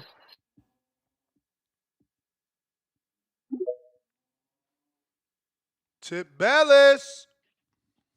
Yeah, man, what it do? What up, man? Ain't nothing much, man. Oh, Marco on the panel? He off now. Oh, damn, that's crazy. What is this, you? Solo dolo, baby. That's crazy. Yeah, dipped on the boy. Mm-hmm. Yeah, man. I was listening earlier, you know what I'm saying? I be tired of y'all, man. Y'all callers and everything, man. Y'all be disrespectful, man. So the thing is, right? Y'all gonna say, you know what I'm saying, it was the Ostarine that affected Ryan. And y'all not even gonna do the, you know what I'm saying, give him the common courtesy of saying, well, Ryan was out for a year too. Maybe, the fact that Ryan was in there with a layoff. You know what I'm saying? Ryan was not only in there with a layoff, and then it's not even like Ryan wasn't even dedicated to the gym like Devin Haney. Like, there's plenty of factors that could have played into why Ryan performed the way he did. And then, you know what I'm saying? It's like I said before, Ryan was in there with a different type of opponent from Devin Haney. The same way Devin Haney was in the ring with a different type of opponent from Ryan Garcia. Of course, they're going to have two different performances. You know what I'm saying? That's just the truth of what it is. Like, neither one of them fought the type of opponent that was needed to, you know what I'm saying, to see but would the outcome be any different? You know what I'm saying? Neither one of them did that. Rollie fought a puncher. Dad fought, I don't even know what the fuck Jose was. I can't really call Jose a puncher like that because it's not really him. You know what I'm saying? But yeah, man, it was just two stylistically different fights that night. You know what I'm saying? And they killed their own fight. Oscar's doing the right thing by saving his fighter. You know what I'm saying? Now is not the time. They got to reset. They got to rebuild. It's not that Oscar thinks Ryan can lose. You know what I'm saying? It's just that he has to rebuild the product, and they gonna revisit the fight down the line. Definitely gonna revisit the fight down the line. When that time comes, I will be interested in seeing it again. You know what I'm saying? Because questions need to be answered. Questions need to be answered. But yeah, man, Schofields versus Tevin Farmer. I'm here for it. It's kind of nasty. Tev is coming off like 4 losses. Tev is the black Kambosos. You know what I'm saying? It's nasty that I gotta say it like that, but Tev is the black Kambosos in this instance, man. You know what I'm saying? I hope he does well. Tevin Farmer, man. Can't call him the black Kambosos because Kambosos got losses. Tevin got controversial losses. Can't call him Kambosos. Kambosos became a champ undefeated. Tevin became a champ after 4 losses. Different cloth. Bro. Different cloth. Bro. Run me for one. Either way, you know what I'm saying? They still in like the same type of category, man. They can provide an upset. They were both former champions. You know what I'm saying? They're both on losing streaks, or we're currently on a losing streak. You know what I'm saying? They just fit into the same boat, in my opinion. It just is what it is. They fit into the same boat. Good fighters though, man. Good fighters though. I talk shit about Kambosos, but he's a good fighter. You know what I'm saying? That nigga Kambosos is different, man. And Richardson Hitchins should not sleep on George Kambosos because he can provide an upset, bro. So I just hope, you know what I'm saying, that nigga over in New York ain't sleeping, man, or he will get put to sleep. Yeah, man. Tone, what's up, bro? Tone. Chilling, man. Hey, man, why they hate on Richardson Hitchins, man? What you mean? You didn't see that a picture? bullshit fight.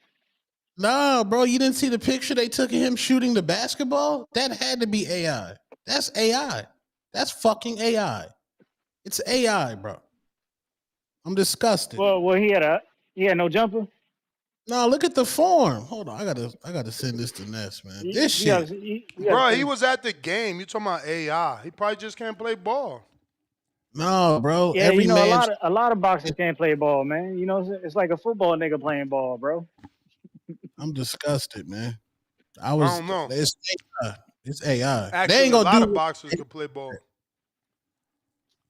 It's maybe a handful, but you know, a lot of niggas ain't hand-eye coordinated when it comes to playing basketball, bro. Y'all motherfuckers want to talk basketball, but scared to solidify a game. I was trying to have a game. I was trying to have a game. Man, y'all ain't vote. Motherfuckers don't be calling in to talk about what's going on. Y'all don't really want to play ball. Y'all want to act like y'all play ball so y'all can keep acting like y'all play ball. Because if you play ball, you're going to have to show that you can play ball. I quit hooping, but I come out retirement to drop 30 on y'all, man. Especially if DC3 out there. I'm putting 50 on his head, guaranteed. Hey, niggas is that's gonna be the only competition.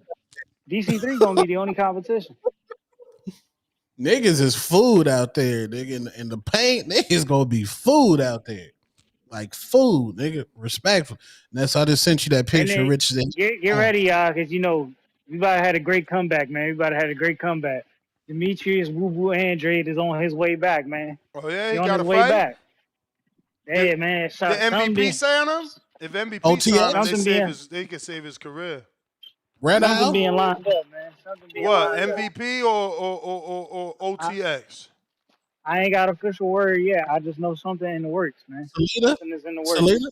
Nah, he ain't doing that. No, that's nasty. Stay away from Salita, man. Stay away from Salita.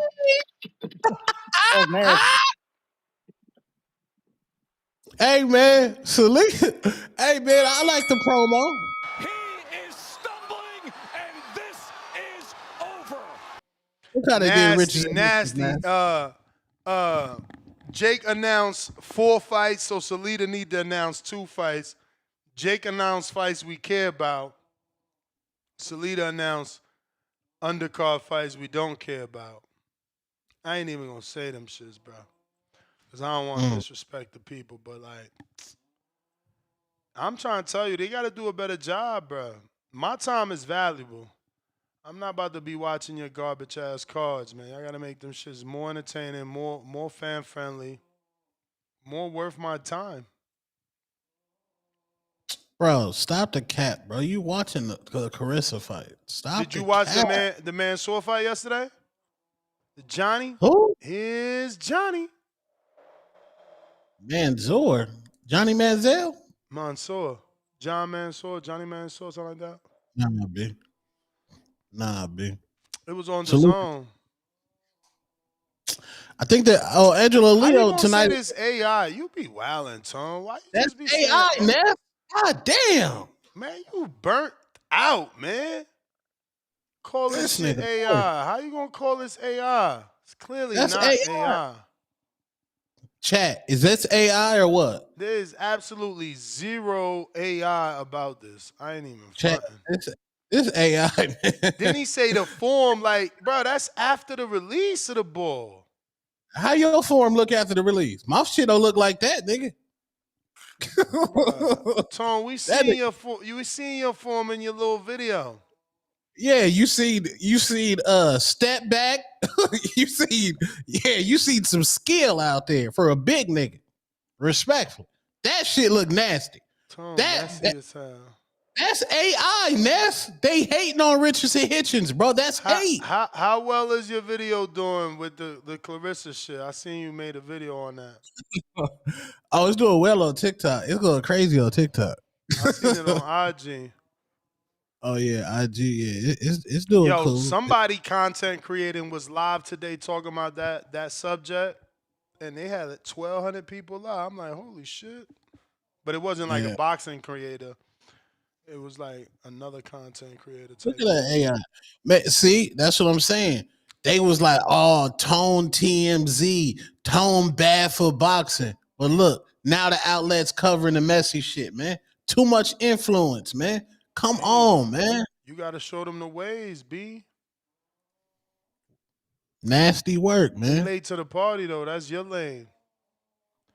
Yeah, We they got late, man. Leonard Sterling already started. Been watching 3-bout prelim on DAZN Boxing YouTube channel. Last fight on man card starts, I guess he meant Maine, 6:45 p.m. DAZN in UK. Six fight card. That's 1:45 p.m. Eastern. I'm actually watching it now. I'm about to change. I don't know who the fuck Hayden and Booth is. And, they live chat is on, so I'm like forced to see people I'm not familiar with chatting.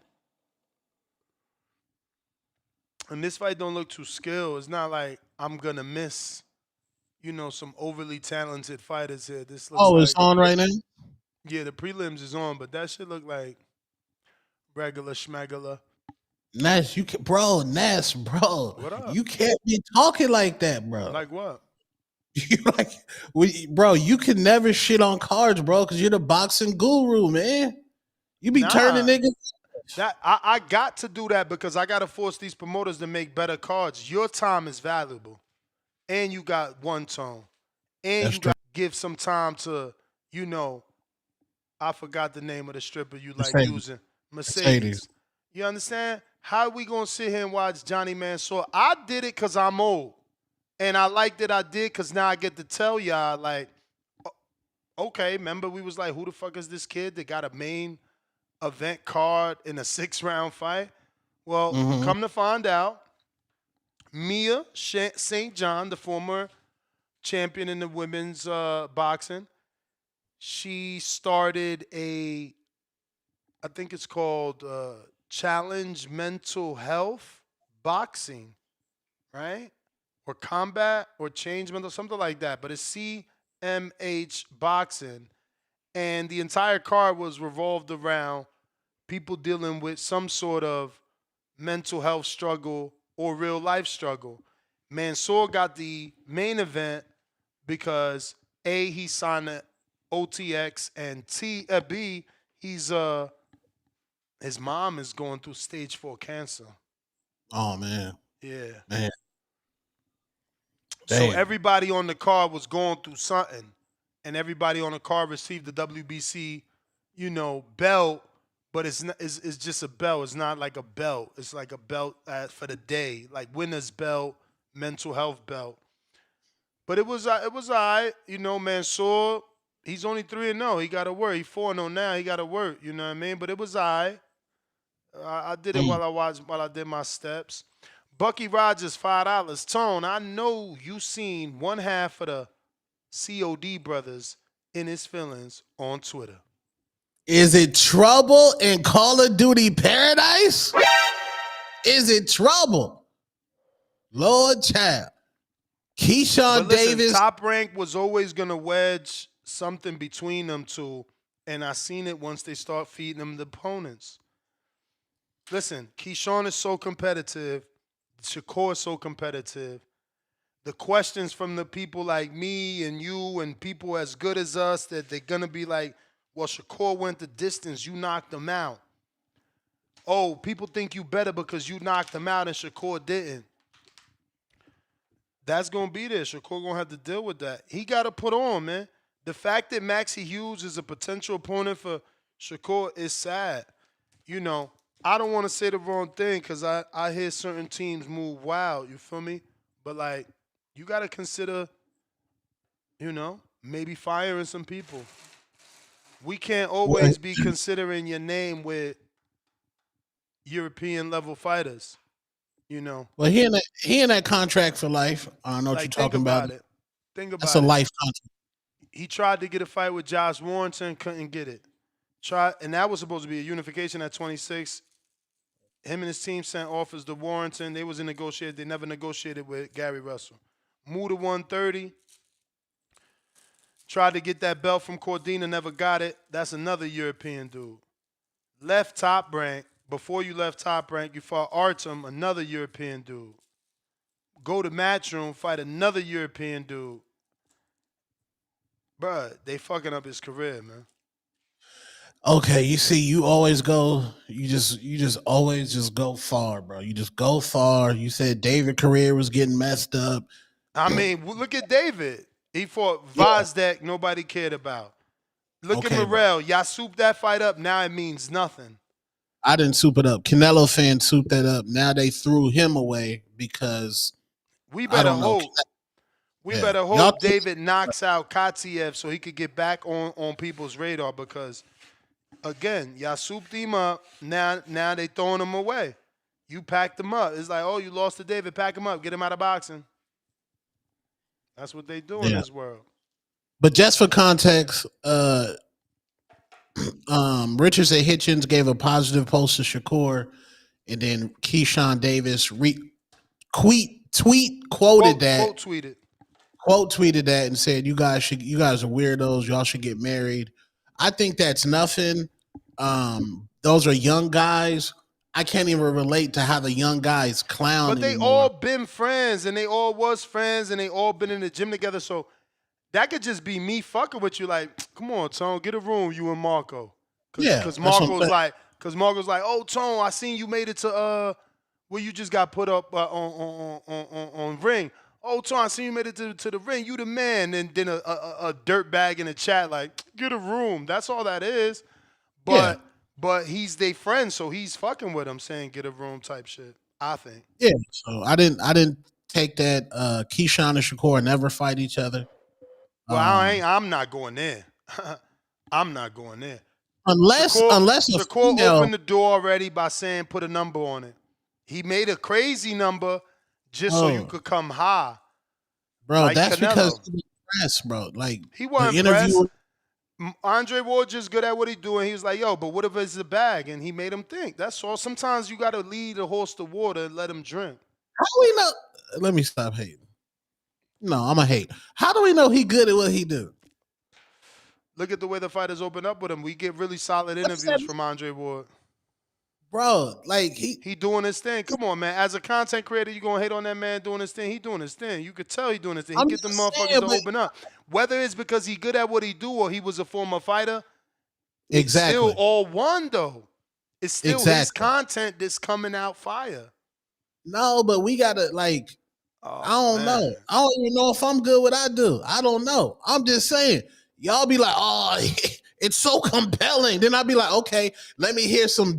I'm ready to hear some Diane Sawyer. I'm ready to hear some Barbara Walters type shit. then I see the fucking the interview.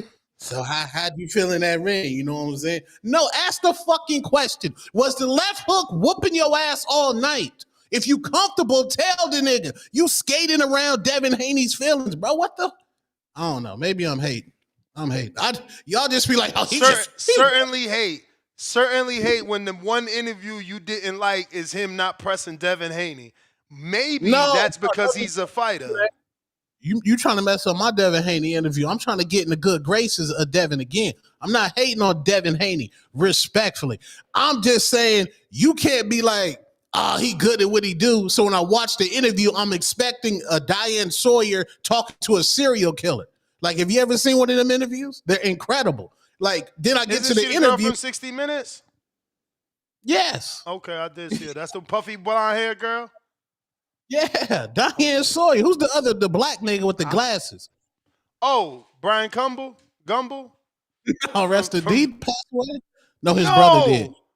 The dude from HBO passed away? No. His brother passed away. But his brother was a I don't know. But y'all know what I'm trying to say, man. Let me slide this call in. Ron Boy. Fresh. Hey, Slim. What up? Hey, can you hear me? Perfect. Can you hear me? Perfect. All right. Hey. I've been trying to get on this motherfucker. I'm in the penthouse right now. But look, Slim, look. Give me a little extra here. Who was the Bama talking about NUR and Usyk? Y'all killed me with that shit. Who was that Bama? I mean, the one defending anyway? Yeah, anyway. Oh, that was round one defending anyway. All right. Yeah. All right, you know I fuck with NUR, and you know you finally got hip to Usyk. I've been telling you about Usyk for a couple years now. All right, But why did y'all go back and forth on that easy ass shit? Usyk by a light year, by his own definition. I hate to go backwards. I'm just trying to catch. By his own definition, Usyk is number one. If you put all the likeness against him from a lower weight class who could compete at heavyweight, you don't have to imagine this with Usyk. He did it. It's no imagination. It's no speculation. He did it from a lower weight class. You dig what I'm telling you? So by his own logic, Usyk gotta be number one above NUR. And all you gotta do is, I don't believe you gave that Bama so much time filibustering his NUR shit, Slim. NUR is number two, maybe number three, but he's not gonna be number one. Usyk, I mean, was he looking at Usyk clear out the motherfucking shoot, the joint, the tournament back in 2018? Was he looking at that shit? Garcia, all that shit, Slim. And let's keep in mind, Usyk did this shit on the road. On the road. All of NUR big fights has been at home. You did? Every one of Usyk's big fights has been on the road, scalping back. And like, this shouldn't even been a competitive. This shouldn't even been an argument. But as far as Rod, man, Rod needs to, with all that bread Ryder made and scammed off y'all Bammers, man, he need to create his own boxing league where motherfuckers is allowed to use pads. Might as well. Because this shit, the boy was been trash. Please don't take this personal. Don't take this personal tone, but you fell for the scam, and it's cool. Motherfuckers get duped every day. But that boy been trash.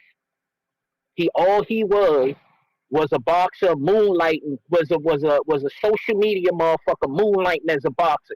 Y'all put him on this pedestal over some shit, hitting spider bags and training online. The boy ain't fought nobody.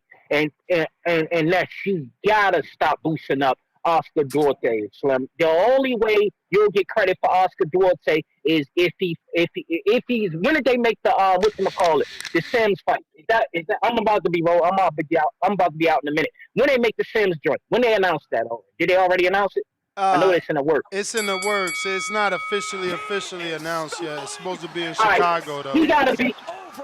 Let's be honest. He gotta be Kenneth before you get even talk about Oscar Duarte. Oscar Duarte resume some shit, and remember he came up from 135, so you can't give Rod credit for that shit, Slim. But that's all I got. But that Bama, that motherfucker doing all that filibuster, put a timer on his ass, Slim. Cause that shit is crazy.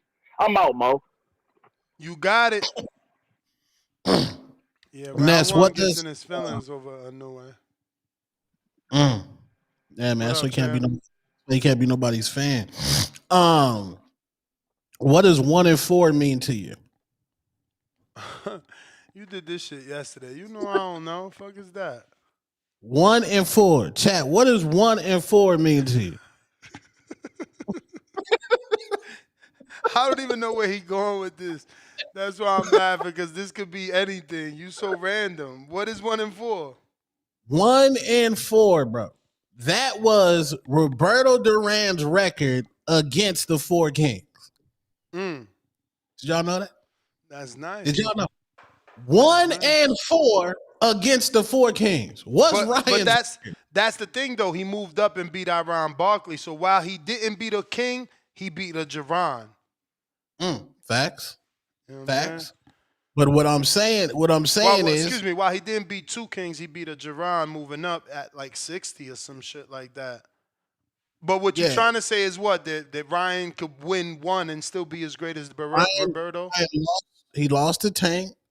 He has a no contest with Devin the Dream Haney. So he's 0-1 and 0 against currently the Four Kings. So what I'm saying is, you can still be great and lose to your contemporaries. And with that said, Ryan Garcia has looked like shit his last two fights.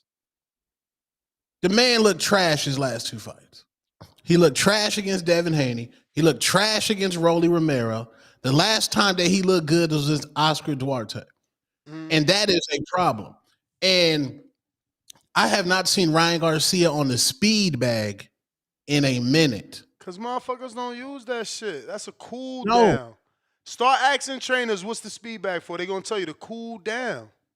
I know, but Down. Ryan, That's his fake hand-eye coordination. but Ryan uses that to go viral. He Oh, you uses talking that about the Cobra bag, not the Cobra speed bag, bag. right? Cobra bag, right? Oh, yeah, Ryan, yeah, I haven't seen it, so I don't know if Ryan still even has the speed. Bro, And sometimes it's the money, my dude. Sometimes that money changes the hunger. Like, bro, he made so much money and then made a little bit more money with Devin and then a lot more with Rollie. It's just, you know what I'm saying? He might can't remain focused. It's so much. That's what I'm saying. And we might have to normalize that the four king, the new four kings, which was Dev Dollars, Devin the Dream Haney, Tio the Takeover Lopez, Ryan Garcia, and who's the other one? Javante Tank Davis. Well, Tank staying in his division. That those guys might just be good at that lower weight class. Ryan may be trash at 147. Devin Haney, that's yet to be seen. He caught a W. He's in the win column. T.O., he was at 140. T.O. might be trash up there. They just might find their limits. What weight class did Floyd look human at? What? I mean, 154. Human. He looked human. Because he had a little bit of blood. He beat the shit out of Cotto to me. I thought that was 8-4, but maybe I was a Floyd stan. I thought that was 8-4. That's my favorite Floyd fight. Some people say it was 7-5. Cotto was funny. Cotto always rubbed me the wrong way. He got out the ring all mad, pouting. I'm leaving. You can't interview me. I should have won. It's like, bro, you get your crybaby ass. Bandalorian counter.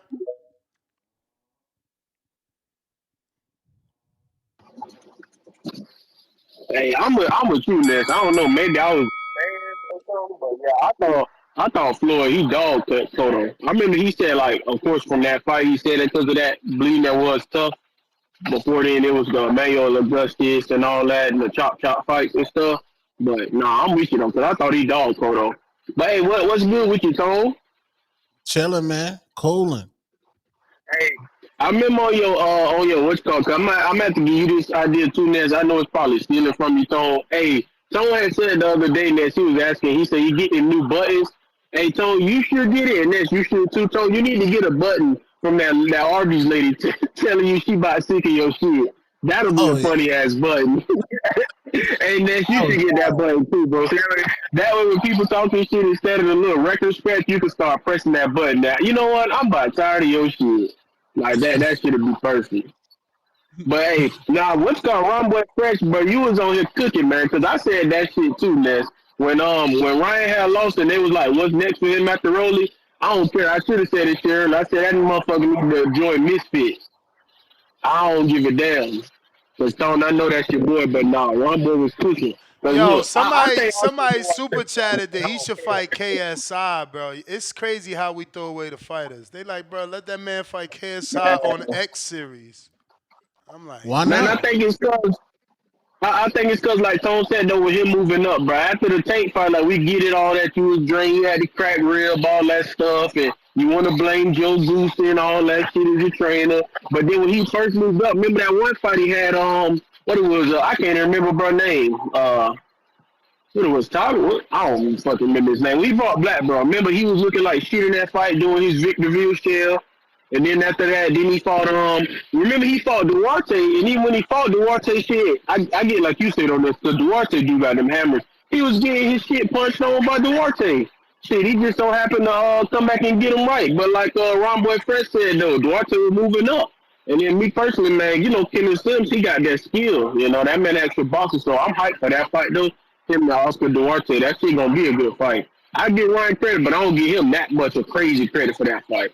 So yeah, man, hey, I ain't mad at it. That motherfucker go fight KSI for all I'm concerned, man. Because his ass ain't nothing special. That's why I say he can go to Misfits. It is what it is. And Rumble Trip, man, why ain't help him out, man? Because my boy was throwing me off talking about Inua. I didn't know who the hell he was talking about for a minute. I was like, who the hell is Inua? And then you said round one. I was like, oh, okay, that's what we talking about. But Aside from that, man, that's what I wanted to counter back in and say. And hey, man, we talked about it earlier, bro. You was talking bullshit. That Fire Inside movie was fire as hell, man. So you need to go get that bitch another rewatch and then give a real review on it. Yeah, Tone ain't watch it. We caught him lying, man. He said he went to watch it with one Tone. Now he talking about he got to watch it. We caught him lying. It's all good. I told you he don't really rock with Clarissa. Bro, Clarissa got Remy Ma problems right now. Look at Remy, what he talking about. Remy bro, out here thirsty, man. She's so mad. She doing math and age. I was 13 when you was 12. Nobody don't give a fuck about none of that shit. No, Tell her no. shut up. The thing is, bro, I was Papoose. Papoose is a 50-50 guy. You cannot win in this generation with women being a 50-50 guy, bro.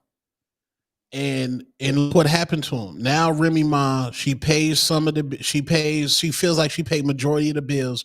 Now Papoose ain't worth shit. And that's where they going with now. And I don't know if he's a 50-50 guy with Clarissa, but Clarissa is a narcissist as well. Right now, they're in a love bombing stage. Once the love bombing starts, she's going to act exactly like Remy Ma. Papoose got to get out. They just got to leave each other. He got to make money. He just listen. If he make that money, he ain't going to have no problems. That's what I'm saying. And Clarissa respectfully, she don't need a nigga with no baggage. Like there's plenty of you regular. Sound like a hater, bro. You trying to get Pap on your line? Hey, no, Ness, Tone trying to slide in there. That's what that is. He trying to steal her away. Tone, he ain't got no bag. I've been told y'all homie in love with her. That's what that is. But I don't be knowing. He be sending mixed signals. He be sounding like he in love one day and sound like he just hating the next day. I don't be knowing, man. Tone crazy. Hey, before I dip. Oh, my brother, you said before you dip after I made you dip. Yo, we're going to be having Troy Nash on the show. You know he fought in that WBC tournament. Also, we got a lot of interviews scheduled, man. Head on over to the community page. Head on over to Patreon. Drop everybody a question. We got plenty of people scheduled. Real quick, I can actually tell you what we got up next. Today is Friday, so this evening, tonight, we're going to have Justin Paldo. He's going to be taking on Juan Carlos Burgos, who is a common opponent with Andy Cruz and Keyshawn Davis most recently. Troy Nash, we're going to be having on Wednesday. And tonight, we're also going to be having Nikita Abali out of New York. Monday, we'll have Tam Tebow out of Canada, Robert Merriweather out of Vegas, but by way of Louisville, right? Fernando Vargas, son of a legend. And then Tuesday, we'll have champion Sarah Bailey. Thursday, we'll have WBO champion Shadeja Green. And in June, we'll have manager Brandon Stump. Let me double check on Savannah. Because she replied. I got to get her on the schedule. But those are just some of the interviews. Make sure you head on over to the community page and drop your question. Tommy Davis back with another 2. Tip, Rollie was knocked out by Tank and Pitbull Cruz. DC3, $2. Ness, play tip footage against Lil Dribblers.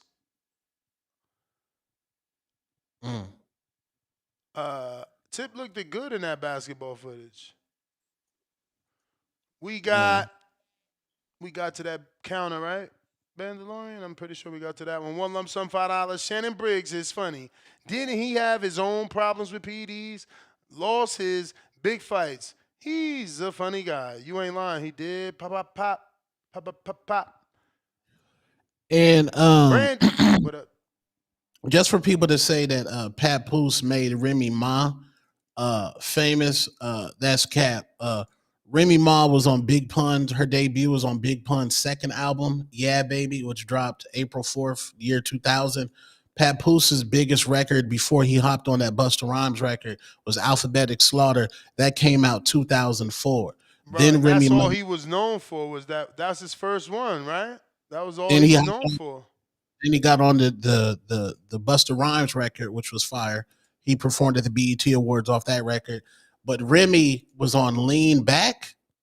That was that's Fat Joe's biggest song in his career, and her verse was incredible. And she got the viral moment back then when it seemed like she was getting head from a nigga in the car. So yeah, we got to stop. Yo, Ness, what's up? How's my audio, my G? Straight. My boy Two Tone in the building, fresh off a $40 holla. What's going on, big dog? What up, gang? Hey, yeah, I'm definitely riding with Papoose, man. I know a bitter, scorned, resentful woman to say anything about you, man. I know Facts. from experience, so I know she lying. That man came with detailed occurrences, and she's just talking about what she buys and how much money she spends and how he's broke. That's bitterness and resentful. Fuck that bitch. Hey, I was about to ask you something. I can't even remember, but on the Ryan topic, nah, Ryan ain't one of the four kings. Let's just stop calling all them niggas the four kings. The four kings caught fades and fought each other. Like, these niggas is like the four Instagram models. That's what they really are. The four Twitter kings, the four Twitter trolls. Does not call these niggas kings no more. It was a good little marketing ploy to get us excited about fades to come in the future about 4 or 5 years ago, but the fades didn't happen.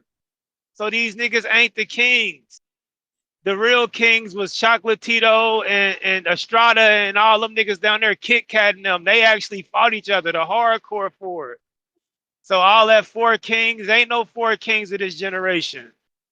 The main four king talking about fighting Jake Paul. He ain't fought Shakur, he ain't fought Devin, he ain't fought T.O., he ain't fought nobody. T.O. ain't fought none of them. He fought Loma. Devin fought Loma, and none of them niggas is the four kings. Let's dead that shit. That shit is garbage.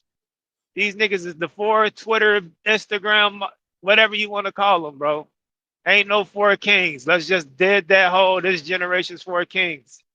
Because the real four kings had all fought each other by the time they were 30. So let's just cut that shit out, man. Them niggas is not it. Like, let's focus on niggas who catch real fades. I've been told y'all fucking Ryan was the Ruby Rose of boxing. He's just a hot piece of ass that everybody wanted to crack at. He's Lori Harvey. He's Ruby Rose. He's only got one former champion on his resume. Not only has he never won a real belt, he's only beaten one former champion. And the nigga he beat really wasn't even a good champion. The nigga with the scar on his face from the DR. I forgot the nigga name that fought everybody. Everybody kicked his ass. So, like, let's just, Ryan ain't him, bro. He, like I said, he's Ruby Rose. But that's what you niggas like, man. I like watching real squabbles. Y'all just go off the names. You a Mary Jean like a motherfuckers. Well, yeah, I forgot what I was about to ask Two Tone before I got on, man. It ain't have nothing to do with boxing. It might have been like I seen that Travis Hunter getting married next month. What's your thought on our young brother Travis Hunter, man? Is he throwing his life away, bro? Is it with the Is same young chick? Travis throwing his Yeah, It's with the same. same chick, There you man. go. Is I young told Travis you that throwing was his life real away, love. man? I told you that was real love. Hey, to his He found credit, them ever since all some that shit real came love. out, ever since the last little shit when all the videos is coming out, she's done a good job of keeping quiet. She ain't been in the media, so he might have got her in pocket. But yeah, man. Like a good man Yeah, I forgot. does. Yeah, Yeah, so he shout got out to yeah. hopefully my The boy ain't making women no follow the mistake. man, B. So, if you got problems, that's because you a problem. And oh yeah, Two Tone, you talking about the 50-50 man, he's gonna have problems being the 50-50 man. I don't know, you're gonna have to really explain what you mean by that, because Okay. I ain't gonna Like, lie, I only go 50-50 with a woman I like. The rest of these hoes gotta turn it in to me. So you gotta explain what you mean by that. And I don't got a problem with it. I ain't never had a problem. So what you mean by the like 50-50 man gonna have problems? Because it's hard not to be a 50-50 man in this economy, brother. What you saying? I don't get it. Well, I'm saying like with Remy Ma, even though Remy Ma is an extreme narcissist, the moment she started making more money than Papoose and felt like she was carrying a load for him, he went into being broke. He went into he's pawning my jewelry. Clarissa Shields yesterday, when Clarissa today said, "Oh, Papoose ain't my manager. Nobody play about my I don't trust nobody with my money." So you emasculated him right there. You like I caught that because I'm a real nigga. You emasculated Papoose right there. How? By showing her independence? By showing that she didn't give up managerial percentage to her man? You sound crazy, bro. You just cooked his pockets. How you cooked his pockets by saying that your money ain't got nothing to do with his money? See, that's what I'm talking about. That's what I'm talking about, man. Got Papoose out here. You looking for a crutch. You ain't looking for a girl. You looking for a crutch. No, I'm not looking for no crutch. You want her to lie? You want her to lie? No. You want her to not tell the truth so that he looks better? No. See, you cool with getting emasculated and cooked out there, not me. I just don't see how that's emasculating. I'm giving her right to speak her truth. Like, how is she saying that Papoose is not her manager? Her emasculating him. How? I need you to help me understand. Maybe I'm not smart enough. You went to Nesmantics. The second part of that was when she said, nobody play about, I'm the only one that play about my money or some shit. Let me get the exact quote. Get the exact quote, because I think what she's doing is showing Remy she don't got no man in her money. She's the only one controlling her money. She got to that point on her own. She ain't got no ghostwriters. She ain't got no co-bankers. It's just her. Nothing wrong with showing your independence, what I originally said. Well, Papoose ain't get a dime off them ghostwritings. Hey, that's his fault. He probably looked at it like, look, we a family. That money all coming home anyway. She said, Papoose is not my manager. Mark Taft Media is my manager. I don't let nothing or nobody play with my money. Why does she need to say that? Why does she need to say that? Because she don't. What's wrong with saying that, though? What's wrong with letting the world know you own your business, unlike all these other boxers that they be rich and then they not tomorrow? She just standing on business, showing you that she not like everybody else. She ain't no dumb little girl.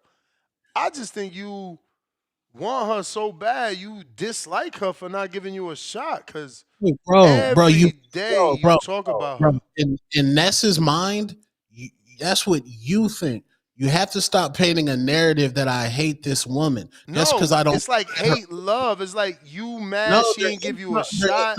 No. Hate on her. You don't never bring her up in a good light. You don't never be here to be like, yo, you see how fine she looking? Yo, you seen that business move she made? You seen she bought a whole block? You seen that movie? No, you lied about watching the movie. You even lied about taking your son to watch the movie. That's wild. That's wild, being beyond wild. No, first of all, the movie fucking sucks. It's fucking trash. I did see the movie. It fucking now sucks. you seen it again. First he seen it, then he didn't see it. Now he seen it again. Shit. Oh, I forgot I'm talking to a narcissistic nigga. I gotta paint every single word out because you go to the next. No. If I'm a narcissist because I'm listening to your words. No, go back to the original thing. For one, nobody hates Clarissa Shields. Just because you niggas get in your feelings because I hold her. So what is it? What do you call it? An obsession? I don't call it nothing, nigga. I call it talking fucking boxing. What are you talking about? She having a whole drama with her man, got nothing to do with boxing. You talking about, look, we talking boxing. Nah. She drop a song, got nothing to do with boxing. One of the biggest boxing platforms is talking about this. Ain't Fight Hype one of the biggest boxing platforms? Didn't Floyd Mayweather deem them one of the biggest boxing platforms? Hey, bro, listen. They got four videos on shift. Don't shift why you only bring up negativity about Clarissa. I don't. Why you ain't talking about the fact that she added 2 more women to her card? her all-female card she Oh, doing. I don't give a fuck about that, my nigga. Exactly. You only care about the negative Clarissa talk. That's what I'm bro. saying. I don't see how you don't see that. No, bro. You could be on her pussy, not two-tone the superstar. Hey, man. That's you. Ain't You nothing could be wrong. on her. Ain't nothing wrong with being on that Not quote. two-tone the superstar. You see, that's the difference. That's the difference. Some of you niggas, like you can be a Devin Haney fan. I'm nobody's fucking fan. Mm-hmm. And y'all won't believe that until you I obsessed with Clarissa though. No, I'm not. No, I'm not. You got Clarissa news every day. I'm pretty sure any long-time listeners, could tell us that yeah, Tone. That's a lie. At least out of 7 days a week, right? On average, I know you're not on every day, but I'm just saying if we did an average, yeah, I think you averaging about 3 to 4 bring up Clarissas per week. No. Pretty sure. No. Pretty sure, yo. And again, how dumb, like, this is that fucking Gervonta Tank Davis fan fucking logic. Tank is the junior face of boxing. Why wouldn't I, being one of the best content creators in boxing, not talk about one of the best boxers? Why wouldn't I talk about the best female boxer in the game right now? No. You entitled to talk about it. But what I'm pointing out is that when you talk about her, you only bringing her up negatively. No, that's cap. You choose not to focus. You choose not to focus on the positive things. When I say she's bigger than, when she could be bigger than Serena Williams, you don't bring that up. Could be. You didn't say she's bigger. Right. No, she's not. Because she's not. I'm gonna tell the truth. Right. She's not. So you're not really doing nothing by saying she could be. No. Because you focus on the negative things because you like salacious comments. No, I focus on what you're saying, and you're the one that comes on talking about her negative attention with Papoose. My nigga. All right, let me just point some out. You don't want me to point them out. Didn't you call her a home wrecker? No. What? Remy Ma broke up her own house. If I did call her a home wrecker, it was a joke. That's what I'm saying, bro. Joke. Get out the matrix and get into the hatrix. Get out the matrix and get into the hatrix. I guess the hatrix is where you can hate, but it ain't really hate because we in the hatrix. No, the hatrix is where niggas have fun and we speak real shit.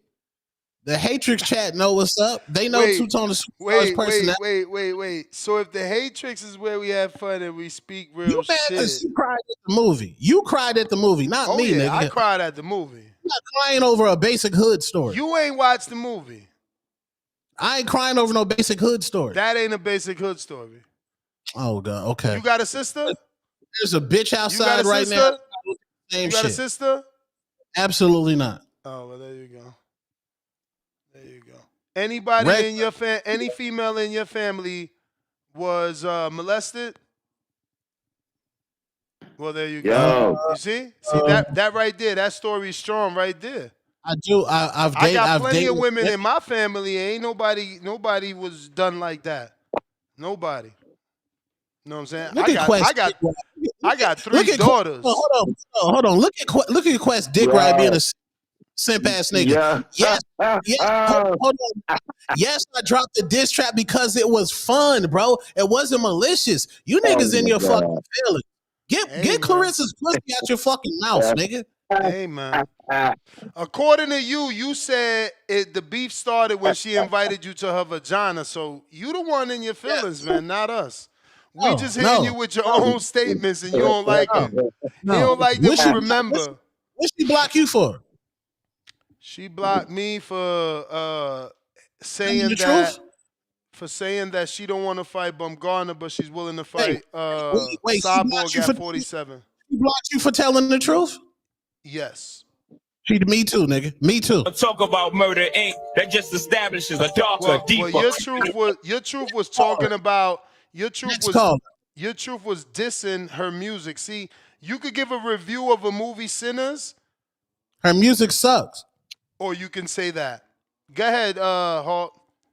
Yeah, that shit's trash. Yo, what's up? I y'all TBV. What number one? What's up, fellas? Hey, can y'all hear me? Yeah. Oh, cool. That's what's up. That's what's up. Tough Cliff, you gonna do your crying in Border Wars. Uh-oh. Yeah, Two-Tone, you my man. Everything good. I don't mind now. You know, you do talk about her a lot. Whether it's good or bad, you talking about her, I keep her name up there. So I'm good. I'm good with it all. But what's that King Ryan conversation? No, sir. There's no King Ryan. The dude is he's just popular. That's all. Ryan is popular. He's good on the goddamn game, though. He's big as shit on that damn game. Oh my goodness, what they did with Ryan Garcia, they left him blown up on the game. He like 3 times bigger than everybody he fight with. Yeah, man, that shit crazy. Hey, my man, Two Tone. I don't know, not Two. Yeah, Two Tone and what's the other podcaster who was on just now? 1-on-1. Hey, Carissa, what's that word they say? They say you got a word when you gotta have a safe word, and you say that safe word, it make people go off. That Clarissa seems to make Two Tone go off, but if you say anyway, around round 1, he go ballistic. No, That don't nigga compare go me to that ballistic. soft shit. Nah, Hawk. Oh, I ain't gonna let you. no comparison. No. Let me That's a flip it. 50-year-old man who Ness has to save. Don't put me in that category. Ness has to save him. Ness blocks niggas in the chats over that nigga. He ain't never blocked no nigga in the chat or no Two-Tone the Superstar. I stand on my own too. If Clarissa never boxed again, I would not give a fuck. If Ryan Garcia never boxed again, I would try not to date her. You I still don't gonna give a try fuck. and date her. man. Ain't That's a nobody whole talking different about boxing. We talking about you equation. mad she ain't give you a shot. No. And Give me a you also got mad when she got with hold on. Papoose. You said she could do better. Chat. Didn't Okay, you you say don't. she could do better? Word, man. It's a safe word. Hold on, chat. You heard what Ness just said? That was something Don't positive, make but he that won't. the safe word. He won't highlight that shit. Like I What? said. You said that's positive, saying she could do better? Hell yeah, then a 47. She found happiness and he think positive. Maybe you the narcissist. Hey yo, she found happiness and you think the positive is saying she could do better. Hold on. You said, Clarissa, I see you happy and all, but I think you could be happier with someone else. Hold on. So logically, Ness. So if your wife was online right now arguing with her ex on IG lives, you'll be cool with that? I mean, you got to understand a circumstances. She got a married man in the middle of a divorce, so that comes with the baggage. You would be cool. You'd be cool with your wife on IG lives exposing her ex-husband, then her ex-husband exposing her. You would be cool with. I don't date women that do those type of things. Like I don't date a woman that has fights in the street. Like that's just never been my MO. Wait, so you wouldn't be cool with it? No, I don't. It's not that I wouldn't be cool. I don't date women. So would you be cool with it?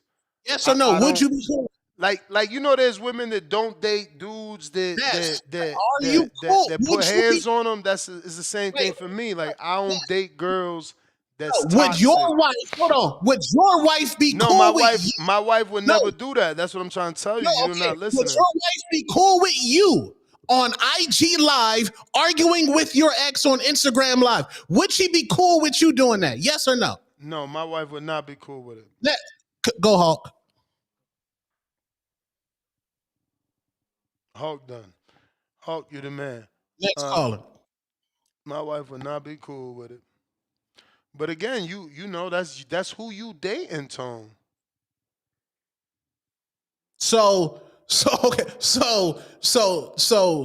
Ness, Clarissa is 19 gold medalists, 19 undisputed, has a movie out that you cried for. And you think a woman like that should be dealing with a man who's arguing with his ex-wife on Instagram Live? Yes or no? Yeah, man, because Okay, she cool. found All right. her happiness. Let's call it. She on Instagram defending him. Salute. You know what I'm saying? She's standing by her man. All right. Her man, bro. Cliff, $2. Tone saying black women all the same. Attitude. Stop 50-50.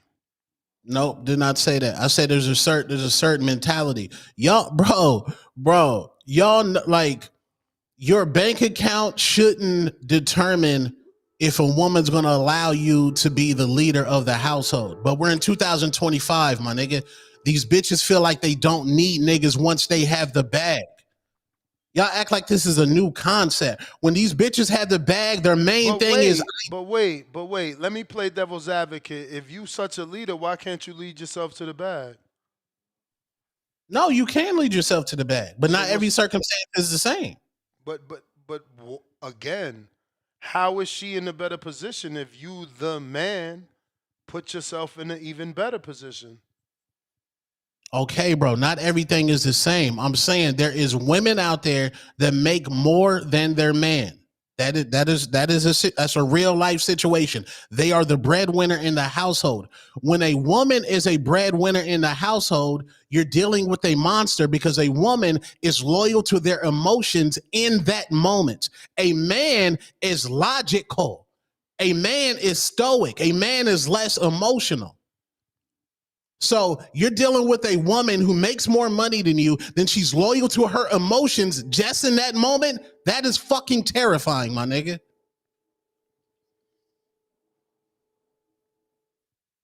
Look at Beyonce's mama. Beyonce's mama is 71 years old, woke up and said, I deserve so much more, and left her husband at 71. So you're 71 years old, back in the fucking streets.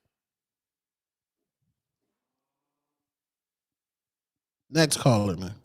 Boy, who could drop too many shoes, bro? They want you to buy sneakers every week. Last call for callers. Last call for callers. We got another show after this. Don't forget, we going to have two big guests. We got Justin Paulo. He's in a scheduled fight. And Nikita Abba Ali. I believe he's going to be announcing a fight, so make sure you drop them a question. Casual Jerry, $5. Tone, like the boy in kindergarten that picks on the girl he likes. Damn, 16 thumbs up. Yeah, he kicking. This is him kicking Clarissa and then turning around and running because that's how he's showing that he like her. Nasty. You can't even that's crazy. That's like with the girl Angel Reese. You like she had 19 bricks in a row and you can't even comment on it because now they're gonna say you hate black women.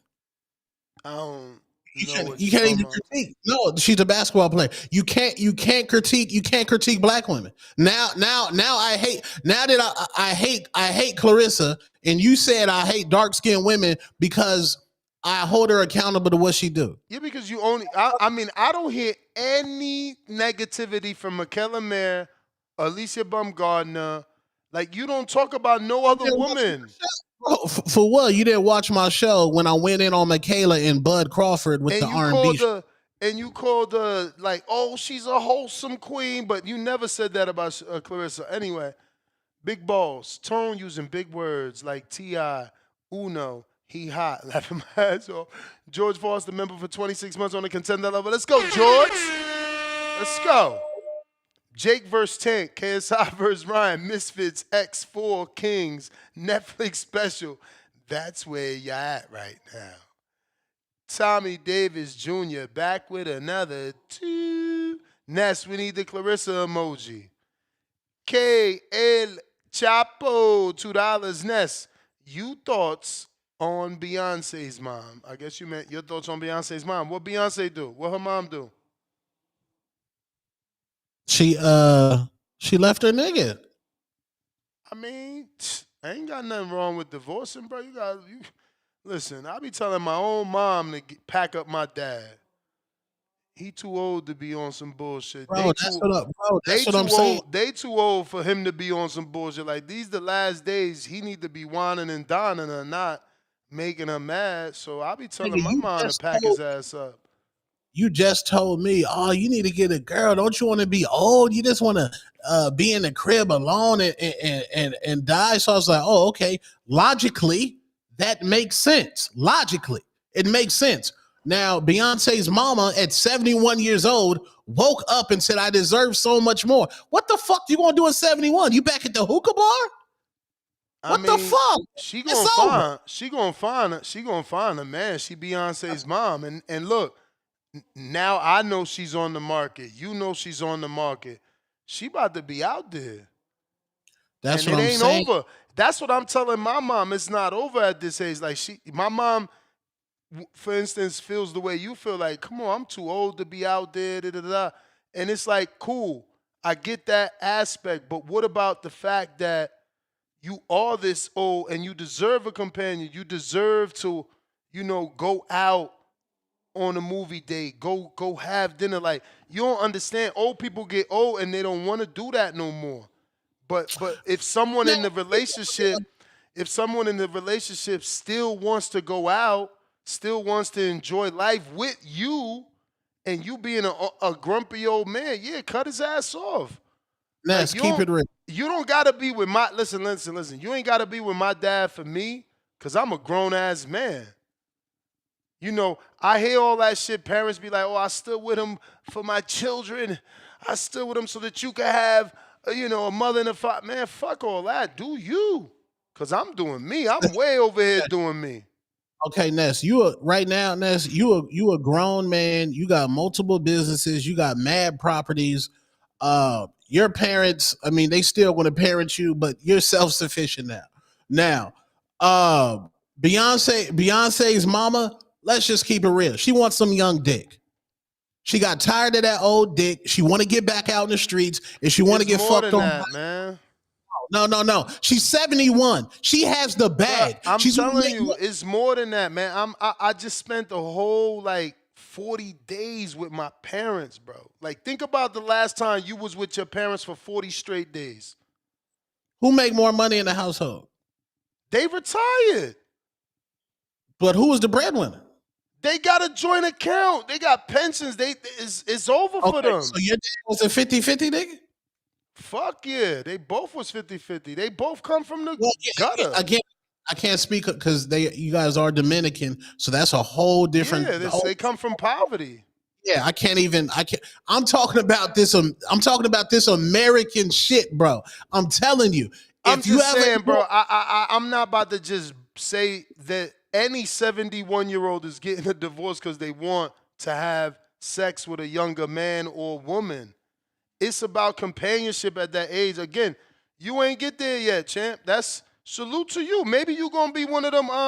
Ain't George Clooney still ain't he like the 60-year-old, 90-year-old bachelor? Like, maybe that's just gonna be you, and there's nothing wrong with that.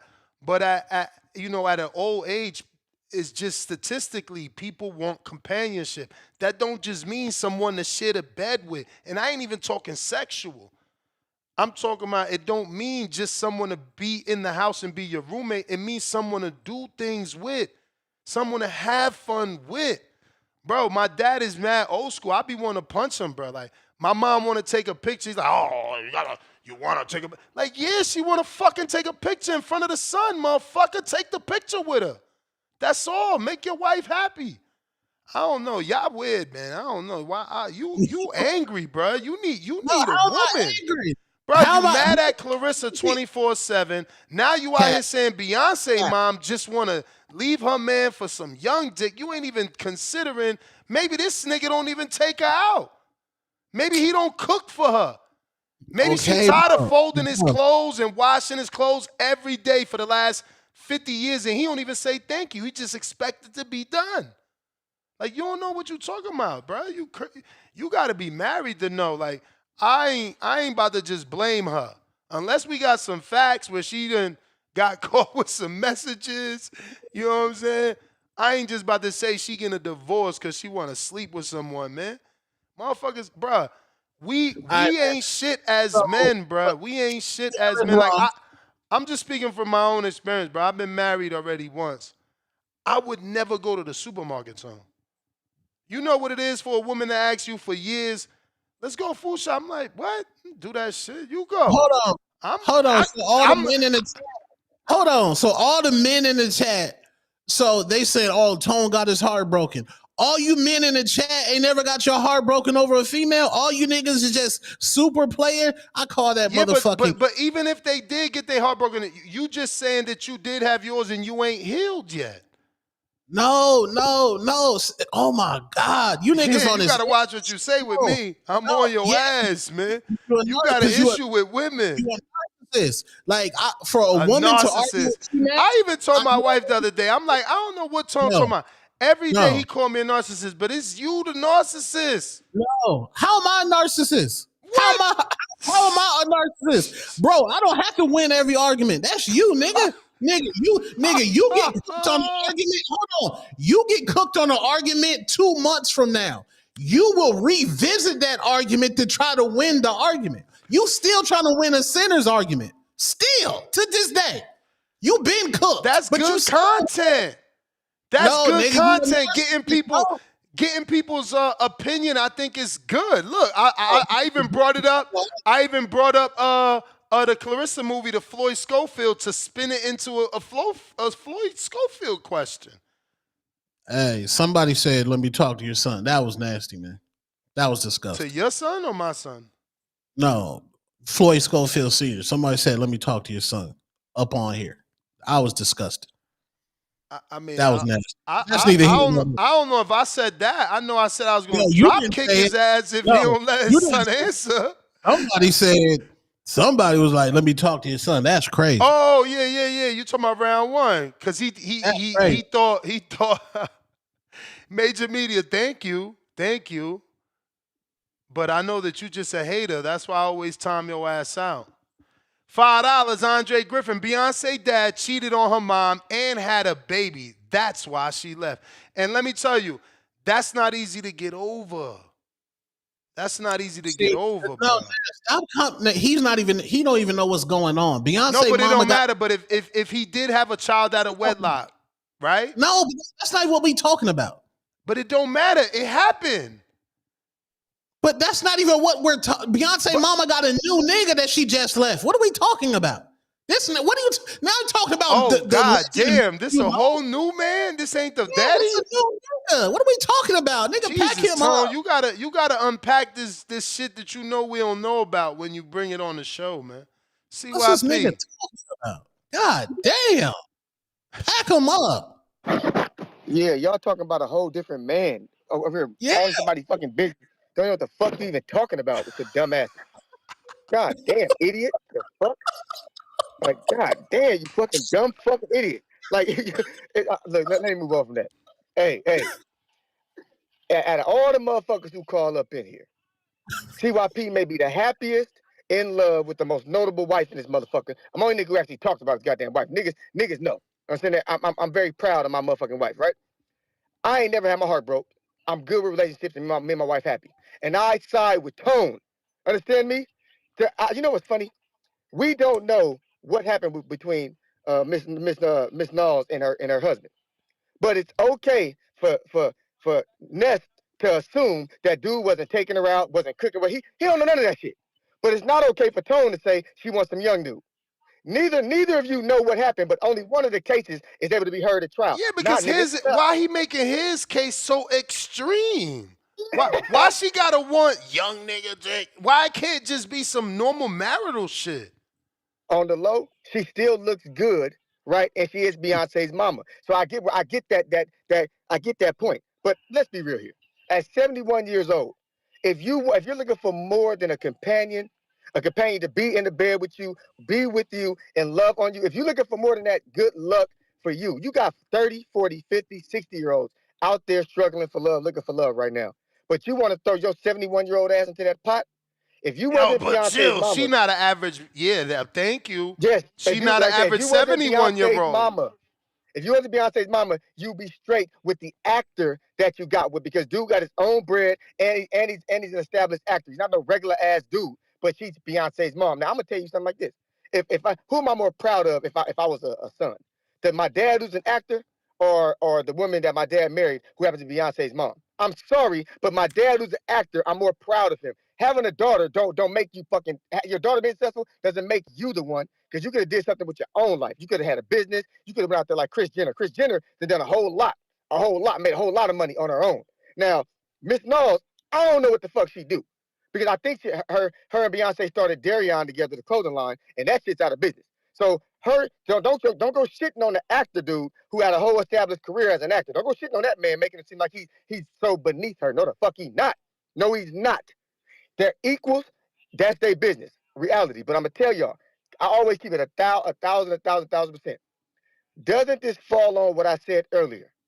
The moment we started asking women what they want in men, what they like in men, divorce rate goes up, marriage rate goes down.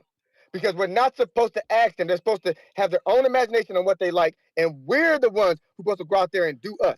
Because if you, ever since that 6 foot, that 6 figure, that take me on trips, all that dumb shit came to fruition, there have been dudes all of a sudden not good enough for their wives.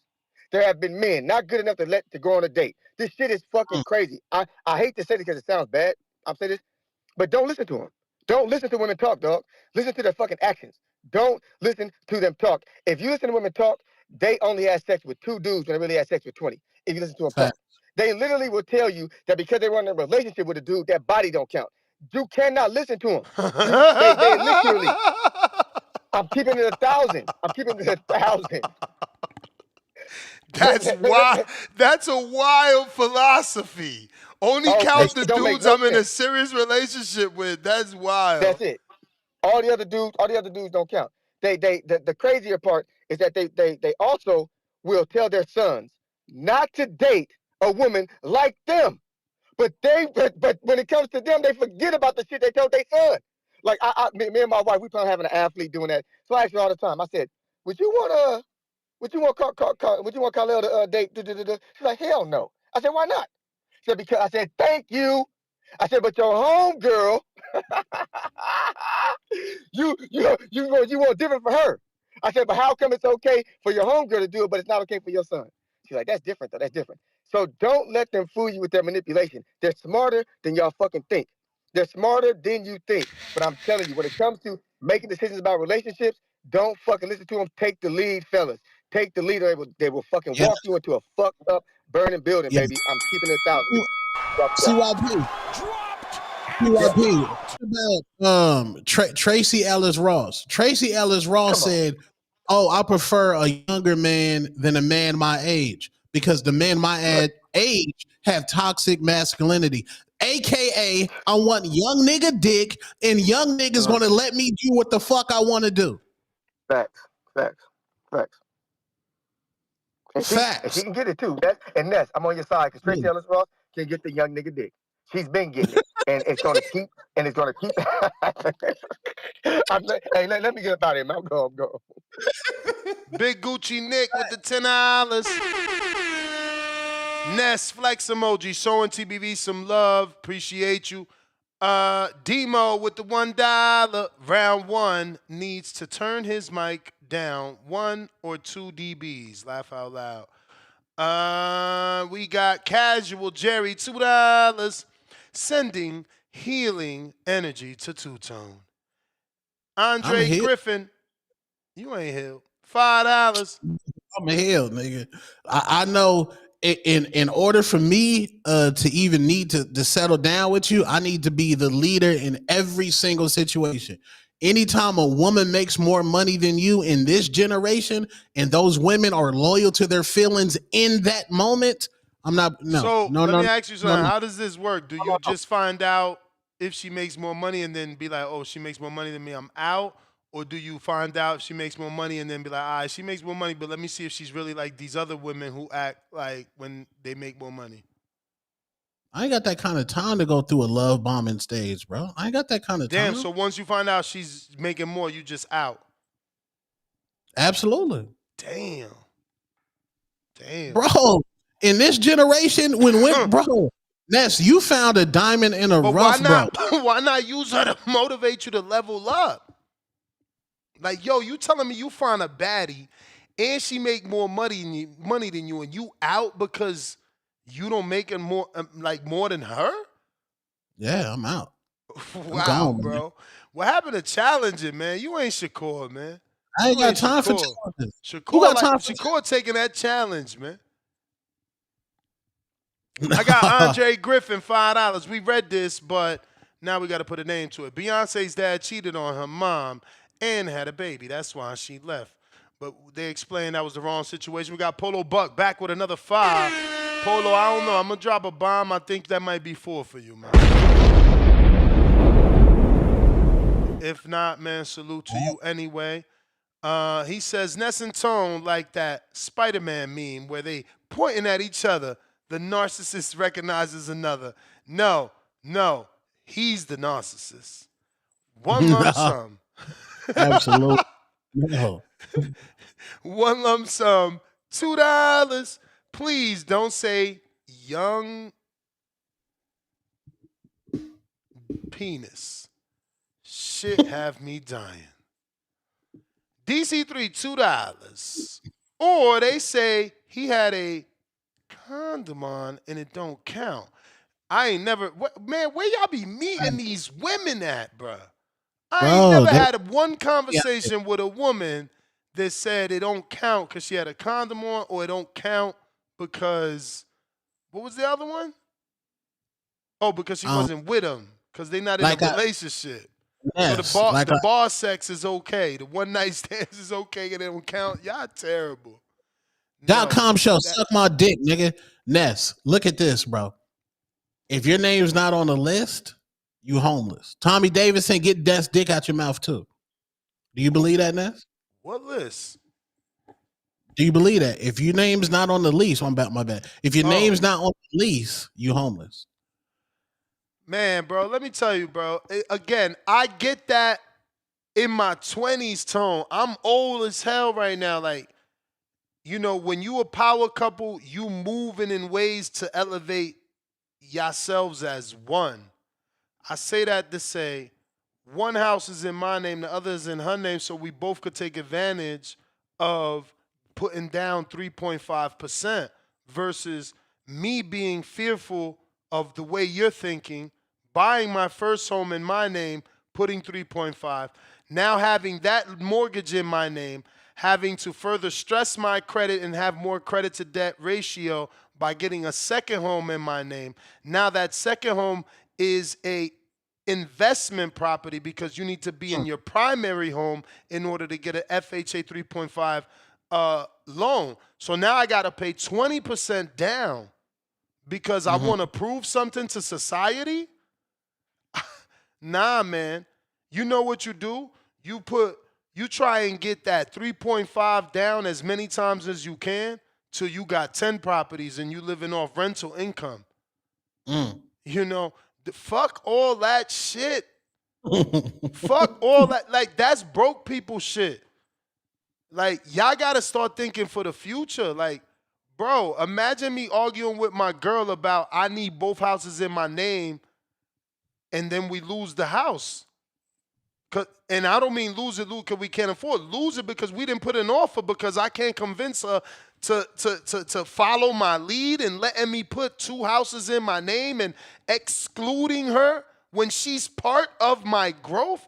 This shit is weird. Y'all weird. Y'all think weird. Y'all ain't never gonna fucking grow up. Y'all ain't gonna get in no real relationship because y'all wild. Y'all think wild. Ness, you know what I'm saying? Like, there's outliers in every situation. You found your outlier, but those outliers are very rare in this generation. Look, Cliff said he put 20% down, didn't know no better. Now I hope that Cliff lives there forever, but who owns their home for 30 years? And I get it. There's a whole cult of people that believe in David Ramsey and they pay their mortgage off, but like, your first home, you shouldn't be trying to pay that shit off, bro. That shit is a stepping stone. No one stays in their first home forever, so why are you paying a 30-year mortgage forever? Okay, what about a young nigga like DC3? Say DC3, he meet this girl. Not saying DC3, you probably a boss, got the bag, bottles, all that. I'm just using your name because you're a young nigga. What if, you know, you meet this girl, you young, you know what I'm saying? Like you feeling her, they like, let's move in together. They get their apartment. Now, if DC3 name is not on the lease in that apartment, he's homeless. Because at any time, that woman's going to be loyal to her emotions in that moment and say, I deserve so much more. I think you need to get out. Hey, man, all I can say is this, man. I remember having one conversation with someone, and I'm like, yo, if shit don't work out, we both adults. You should be able to pay your rent like I should be able to pay mine. When a situation like that ever happens, man, if you don't got it to leave, you not a man. If your girl tell you leave and you can't book a vacation, motherfucker, and go chill somewhere for 2 weeks, or you can't fucking go get a new lease the next day, you have issues in your life. And that's why I led with this, brother. You looking for a crutch. I'm my own man. Facts. I'm going to do it alone. Facts. I'm going to do it alone. Whatever she bring, that shit is extra. Facts. I'm out here going to do it alone. You are putting it more eloquently than Two-Tone the Superstar. You said what I said, but you said it more eloquently. You are the man. You got it. I don't need you for shit. That but woman, she got to feel that way too. Y'all both got to feel equally independent. Right, but it's cool. It's cool. But the woman has to... Yo, you might be a low-key sexist, man. I'm going to have to start looking up these words, man. This dude out here be wilding, man. No, but they got to come into Nestor Gibbs' program. Nestor Gibbs' program, bro. But that's at this age, Tone. Like I said, I understand your way of thinking when I'm 20, 28. Yo, like, it took me forever to get right. I was a reckless weirdo making mad mistakes, bro. I was out here wilding, so... I get that early stage, but all I'm saying, even when I was living that early life, bro, believe me, I had my own apartment at 17, bro. 17, I had my own apartment. 17, I had my own car, my own insurance. My insurance was not under my mother name or my father name or my brother. That shit was under Nestor motherfucker Gibbs at 17. I was working at a cheese factory. I always wanted independence. It's who you are. I could not live under my mother's rules. And I'm a middle child. So I already grew up like, nah, you love him more, you love her more. Oh, so Abe could bring girls, I can't bring... Nah, I'm out of here. I'm out of here. So, I've been independent. You negotiate. Do I negotiate with my wife? With your queen, yeah. Hell yeah, I negotiate with my wife. In terms of like what she want or... Compromise? Or you talking by negotiate, you mean compromise? No, I'm just saying when there's a big decision that needs to be made, like you the leader, bro. You the captain of the team. You for sure. She gets mad that sometimes I might ask her advice and still do something that she told me not to do. But truth be told, but that's where I'm about to go. Truth be told, she rubs it in like, you ain't listening to me. I told you don't do that. Didn't I tell you don't do that? The Corvette was a thing. I remember like yesterday giving her all the reasons why I should get this car. And she like, you don't really want that car, believe me. And I'm like, man, I want this car. And now look, I don't even fucking drive the car. I'm in this house working. There's no time. Like I literally told my mom yesterday, like, I hate that I'm not in Florida because she don't got nobody to go check her mail. And for me, that hour drive would have been perfect because I don't drive my car. You know what I'm saying? So yeah, man, you need a woman, man. Sometimes you gotta listen. The thing is, men have an issue listening. I know I do. But I'm saying that, see, you made that decision.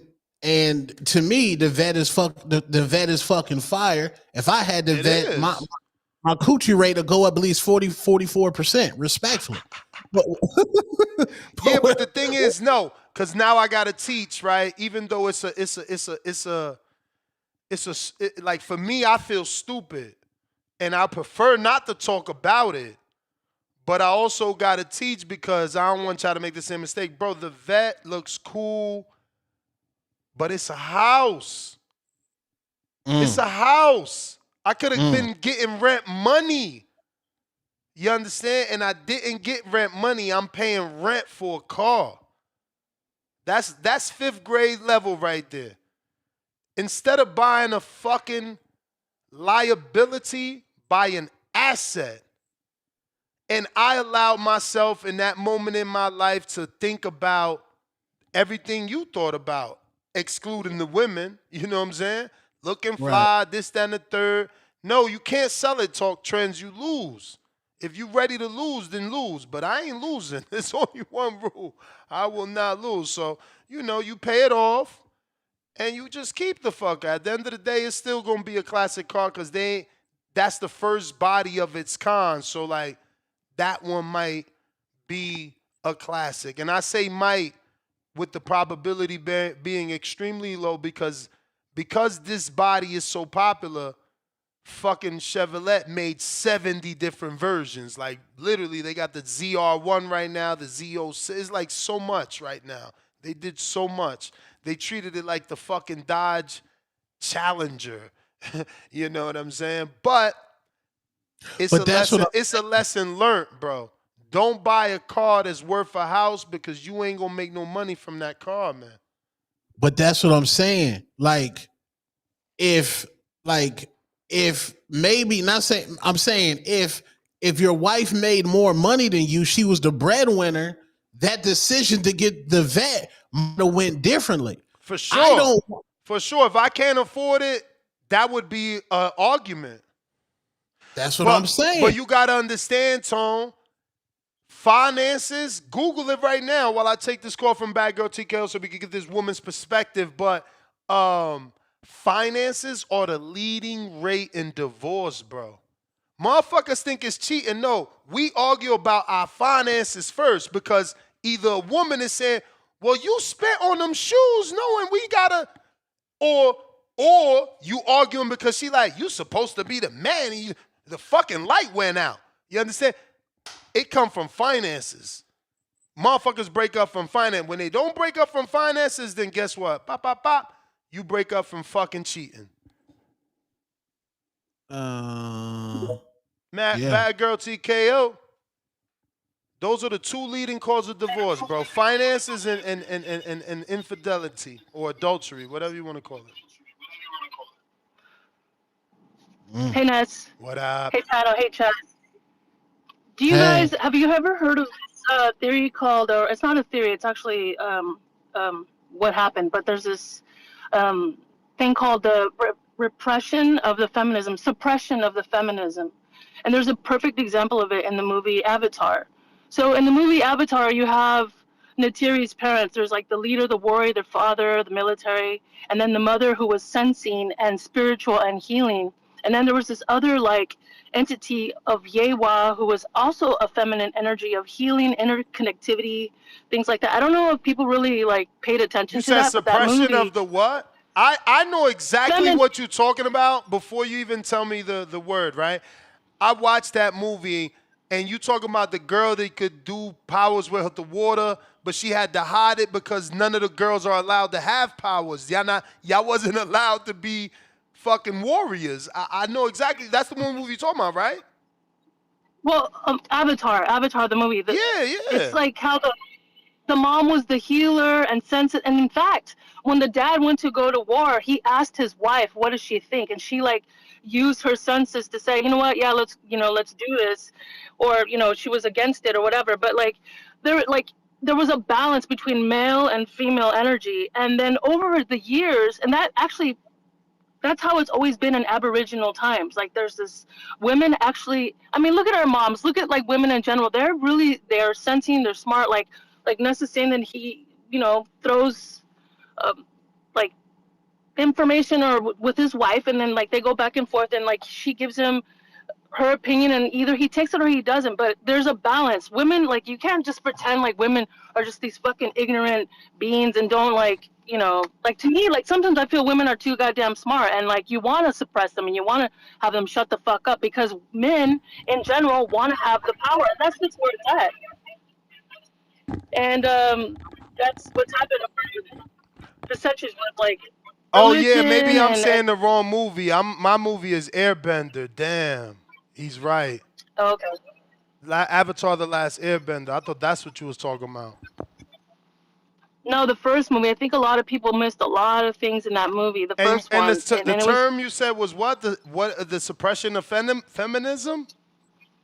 yeah, look it up. The suppression of feminism is like, over time, over the years, religion and other political entities have done things to, like, look at the witching of Salem's Lot and different things where they're always like lynching women because either they had, like, you know, I feel like in general, like, women like have a keen, like, they're more, I wouldn't say intellectual. They're not as logical as men, and then I'm an engineer and I work around men all the time, so men are very logical, but you know, I do have that strength where I do have some sensing where I feel like this shit's gonna go wrong or things are gonna go wrong, but Yeah, yeah, that's what I it is. think that's what y'all got that we don't got. Like, we don't hear people brag about men's intuition. It's more women's intuition. So y'all have like that sixth sense type shit. Yeah, and I feel like Tone, Is honestly, a hater. like, instead of like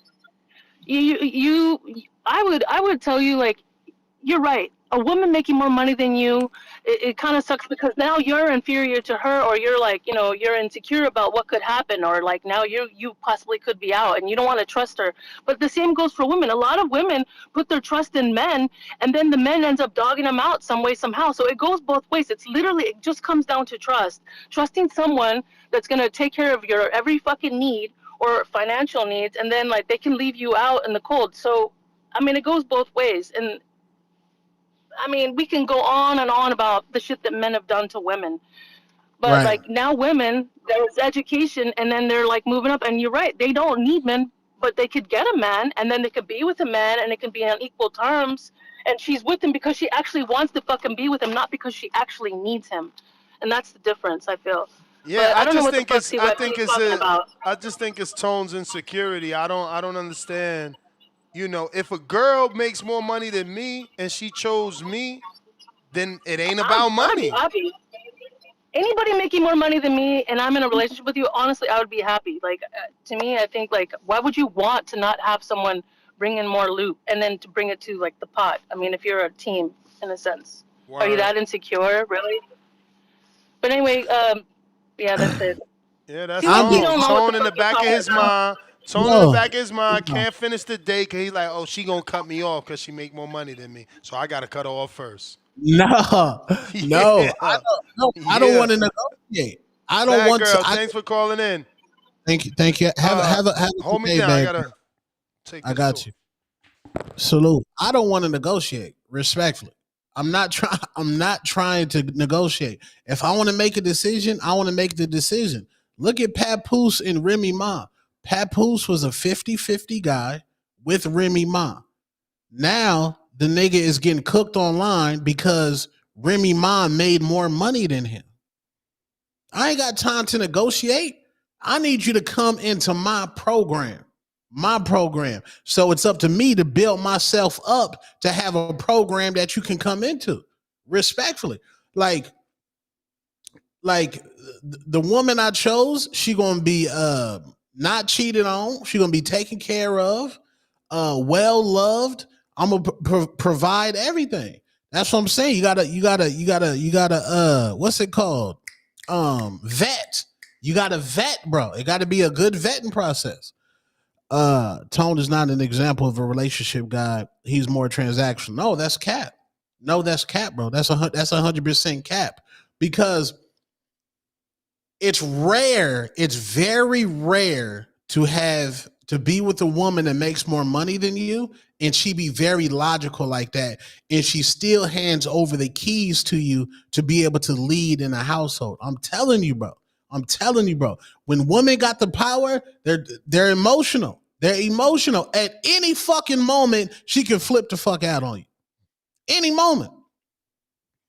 Only dude who can't lay wood scared of the girl making more. Bro. Okay, so you're going off the bitches being dickmatized.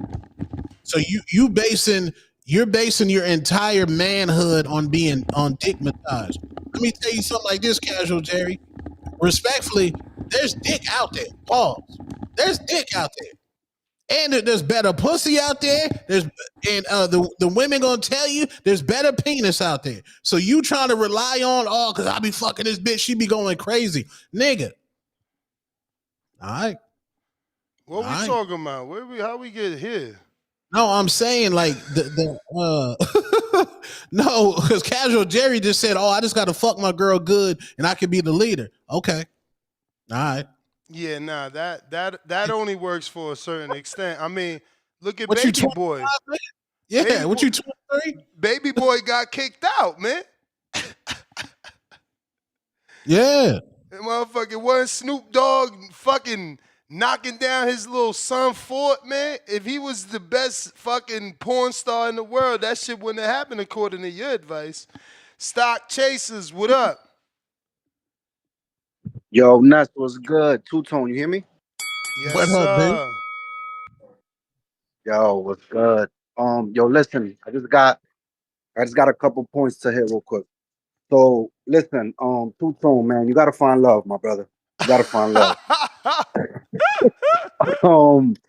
Yo, listen, check this out, man. I used to be a player just like you. I ain't too old, you know what I'm saying? I'm only pushing 34. But I'm gonna tell you something, man. My girl, she got money. She got money, but I get money too. And I ain't even gonna sit here and be like, yo, I'm breaking the bank compared to her. Not necessarily, but let me tell you, two people making money in a relationship, bro, we don't got no issues. Sometimes we go out, she pay for it. Sometimes we do this, she pay for it. I pay for it. Like we just go back and forth like a ping pong. You feel me? It ain't about. I mean, that's the beautiful thing, because then we don't necessarily have to look at the money. Whoever whips out the car first, like, listen, man, I thought I would never be here, but let me tell you, man, I'm grateful. I've been engaged for 2 years, and it's just been a beautiful journey. And hopefully, man. 2 years? You put a ring on it, Yeah. but not a date? Fuck going on? Nah. Yo, hit the link, Tone. What the fuck? Talk about murder. Yo. That just establishes a darker, deeper criminal link. Oh my. Hold on, Ness. Tell me what you're trying to say, bro, because you got me LOST. Hey, yo, I'm just saying, 2 years engaged. Like, why you ain't got a date? Oh, I'm just nah. It's a work in progress. It's a work. It will happen. Like probably like soon. But at the end of the day, bro, like we just right now working. Hey, yo, let me find out. Hey, yo, Tone, you know what he did?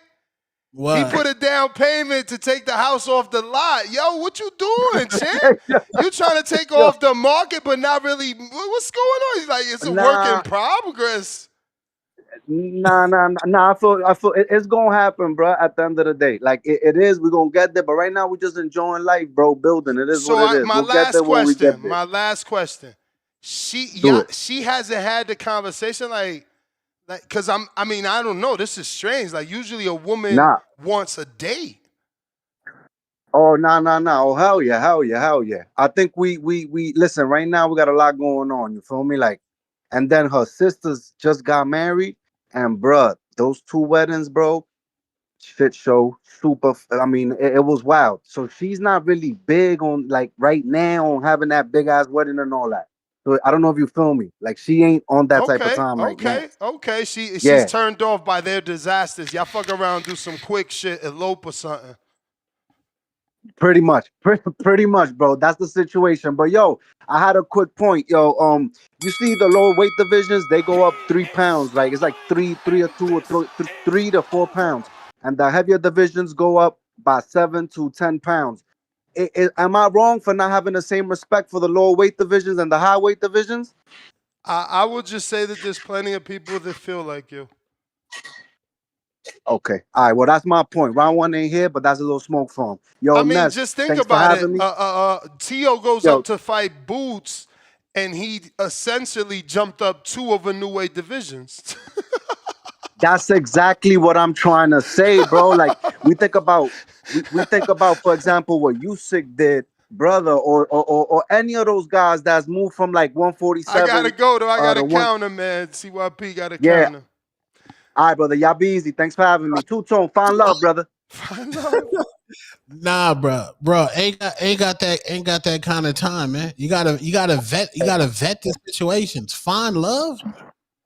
Hey, school's in session. Hey, I want to issue every faithful man who's ever been faithful in a relationship. I want to issue y'all an apology right now because your woman didn't give you one. You know why she didn't give you one? If you're a faithful dude, right? Your woman has went through your phone, and you faithful, so she didn't find shit. Did she tell you she apologized? Did she say, no. "Babe, I went through your phone when you wasn't here, man. You know, I didn't find nothing. I just want to thank you." Hell no. No, They she gonna didn't. keep checking till they find. Exactly. Straight. So, bad girl TKO, that woman's intuition. Get out of here. Get out of here with that. If y'all got so much intuition that you'll get with a cheater and then he cheats on you, and you'll set up intuition that he was gonna cheat. If I buy a lemon, that's a car, and then it breaks down, I'm not a fucking psychic. It's a lemon. It was probably gonna break down anyway. But you know what I realized when she was talking. I thought about this. I said, I don't think women understand the power of man. Man is the most dominant creature ever created by God. Women is underneath the man. You're supposed to be underneath us, not on the side of us. Men have conquered countries. They have killed women and children, right, to do whatever they wanted to do just because they are men. But you seem to think that a conversation between men and women is going to make y'all equal with us, and you ain't got to spill no blood for it. You ain't got to you ain't got to do nothing that man has done to conquer anything. All you got to do is simply have a conversation with us. See, that's one thing I learned, especially being a black man in America. As much as we deserve, we still ain't got it. You know why we ain't got it? We have to spill some blood to get what the fuck we want because we're not the majority and we don't have the majority power. But when it comes to women, they seem to not play by them rules. Like all the men are just gonna be bitches and bow down, and all of a sudden we gonna be walking around with no sex, no women like us. We just gonna be. They said you got a European mindset. Like what the fuck going on here? Like all of a sudden the women are gonna rule this world because they're smarter than us and more intelligent. Man, do you not know how shit works? It don't work like that. When you want something to change, where you are standing on top, you gotta blood has to be spilled. It's not gonna come from a conversation. Ain't no group of people in the world ever got on top from a conversation, lady. That's why I know y'all just be talking. Like I always say, put down the microphone. Put down the microphone. Find you a good dude to believe in. Because I'm gonna tell you, y'all powers do not reside in anger. It resides in a pat on the fucking back.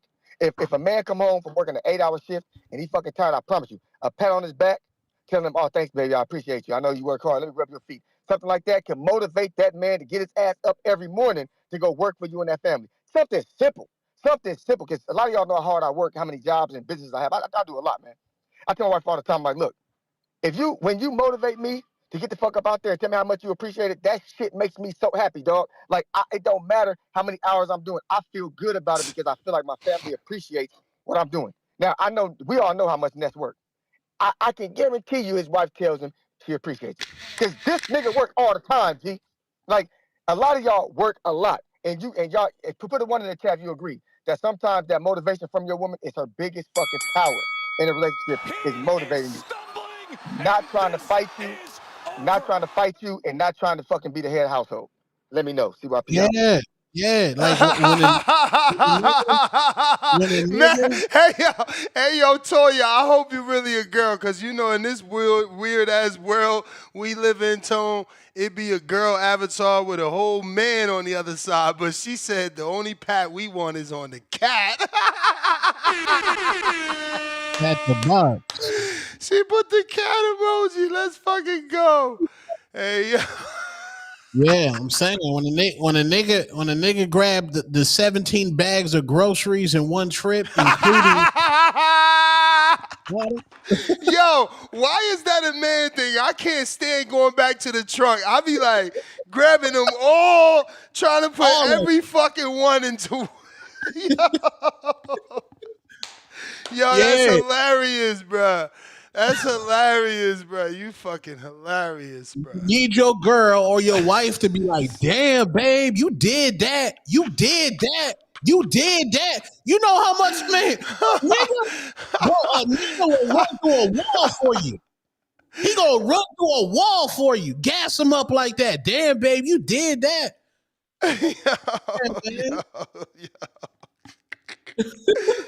One lump sum, $5 more. Let's fucking go, man. Drop a bomb for my boy.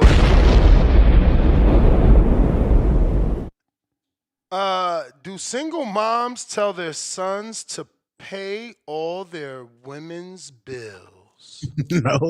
No. And that's the problem, though. That's really the problem, because when a woman is single, she's really subconsciously pushing that bitterness on her child, and she's raising him to be this young king now. You know what I'm saying? This Emotional prince. too. This prince that he ain't gonna get done dirty. He gonna be doing dirty. You feel me? You know you heard that shit before. You know it. We got Tommy Davis Jr., $2. Tone should have a TMZ segment on TBV. Ness cooked him. Oh, shit. Okay. I didn't know that was going to go that way. Oh, but you said Tommy is a fan of mine, according to you. You just said it very nasty. Casual Jerry, $5. I would love my girl to make more than me. These bills are painful.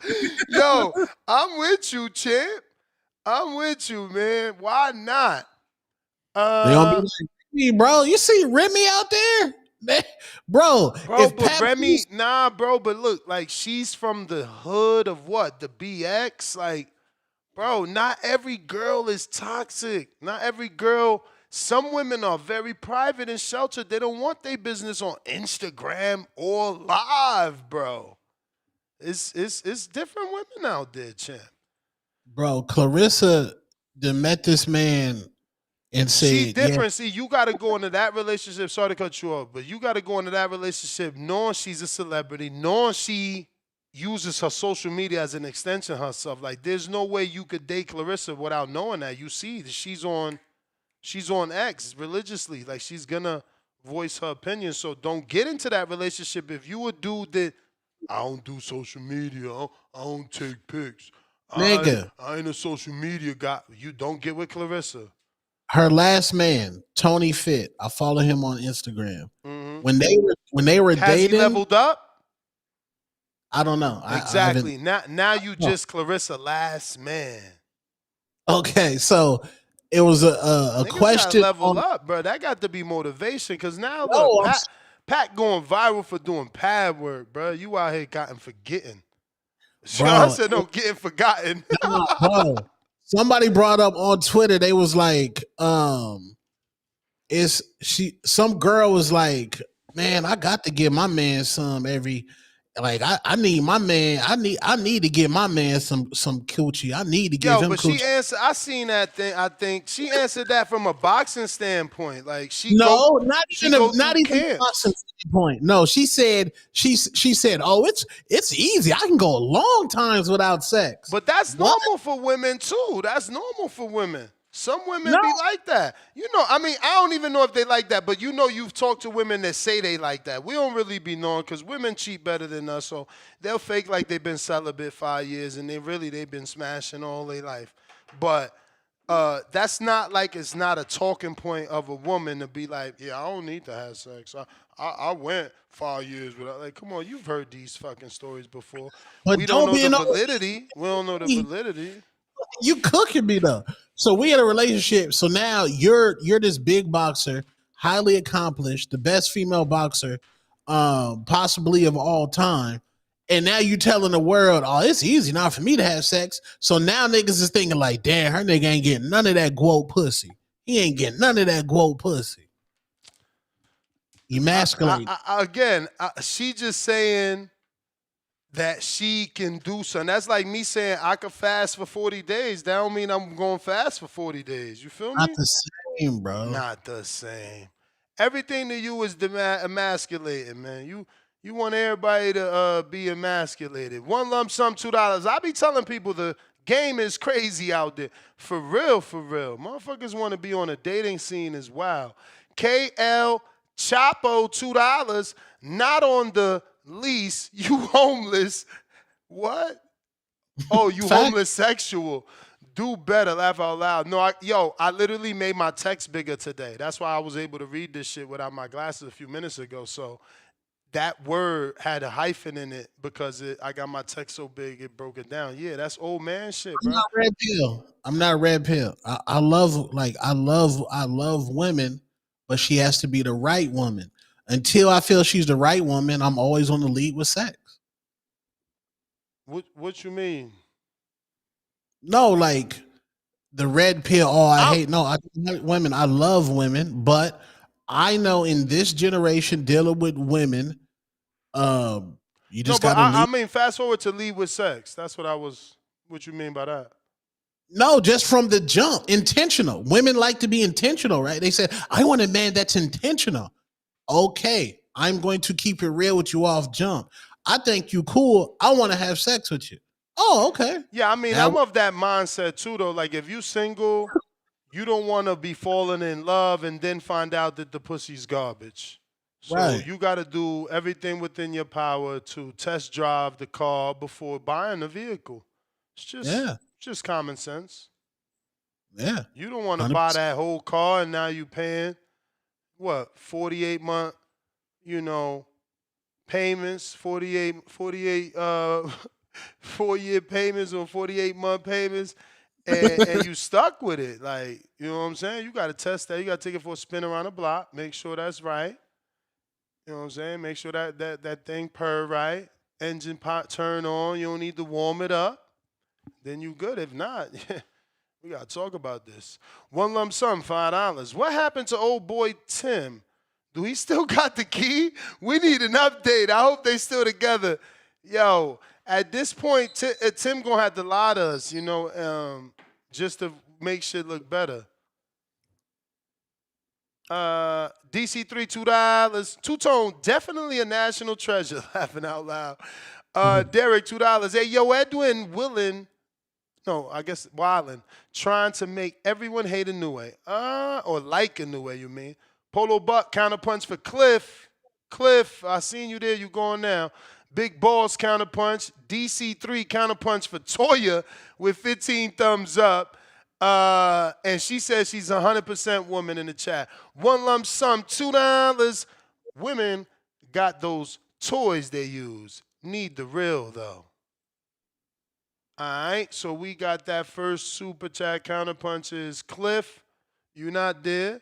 Second is Big Boss.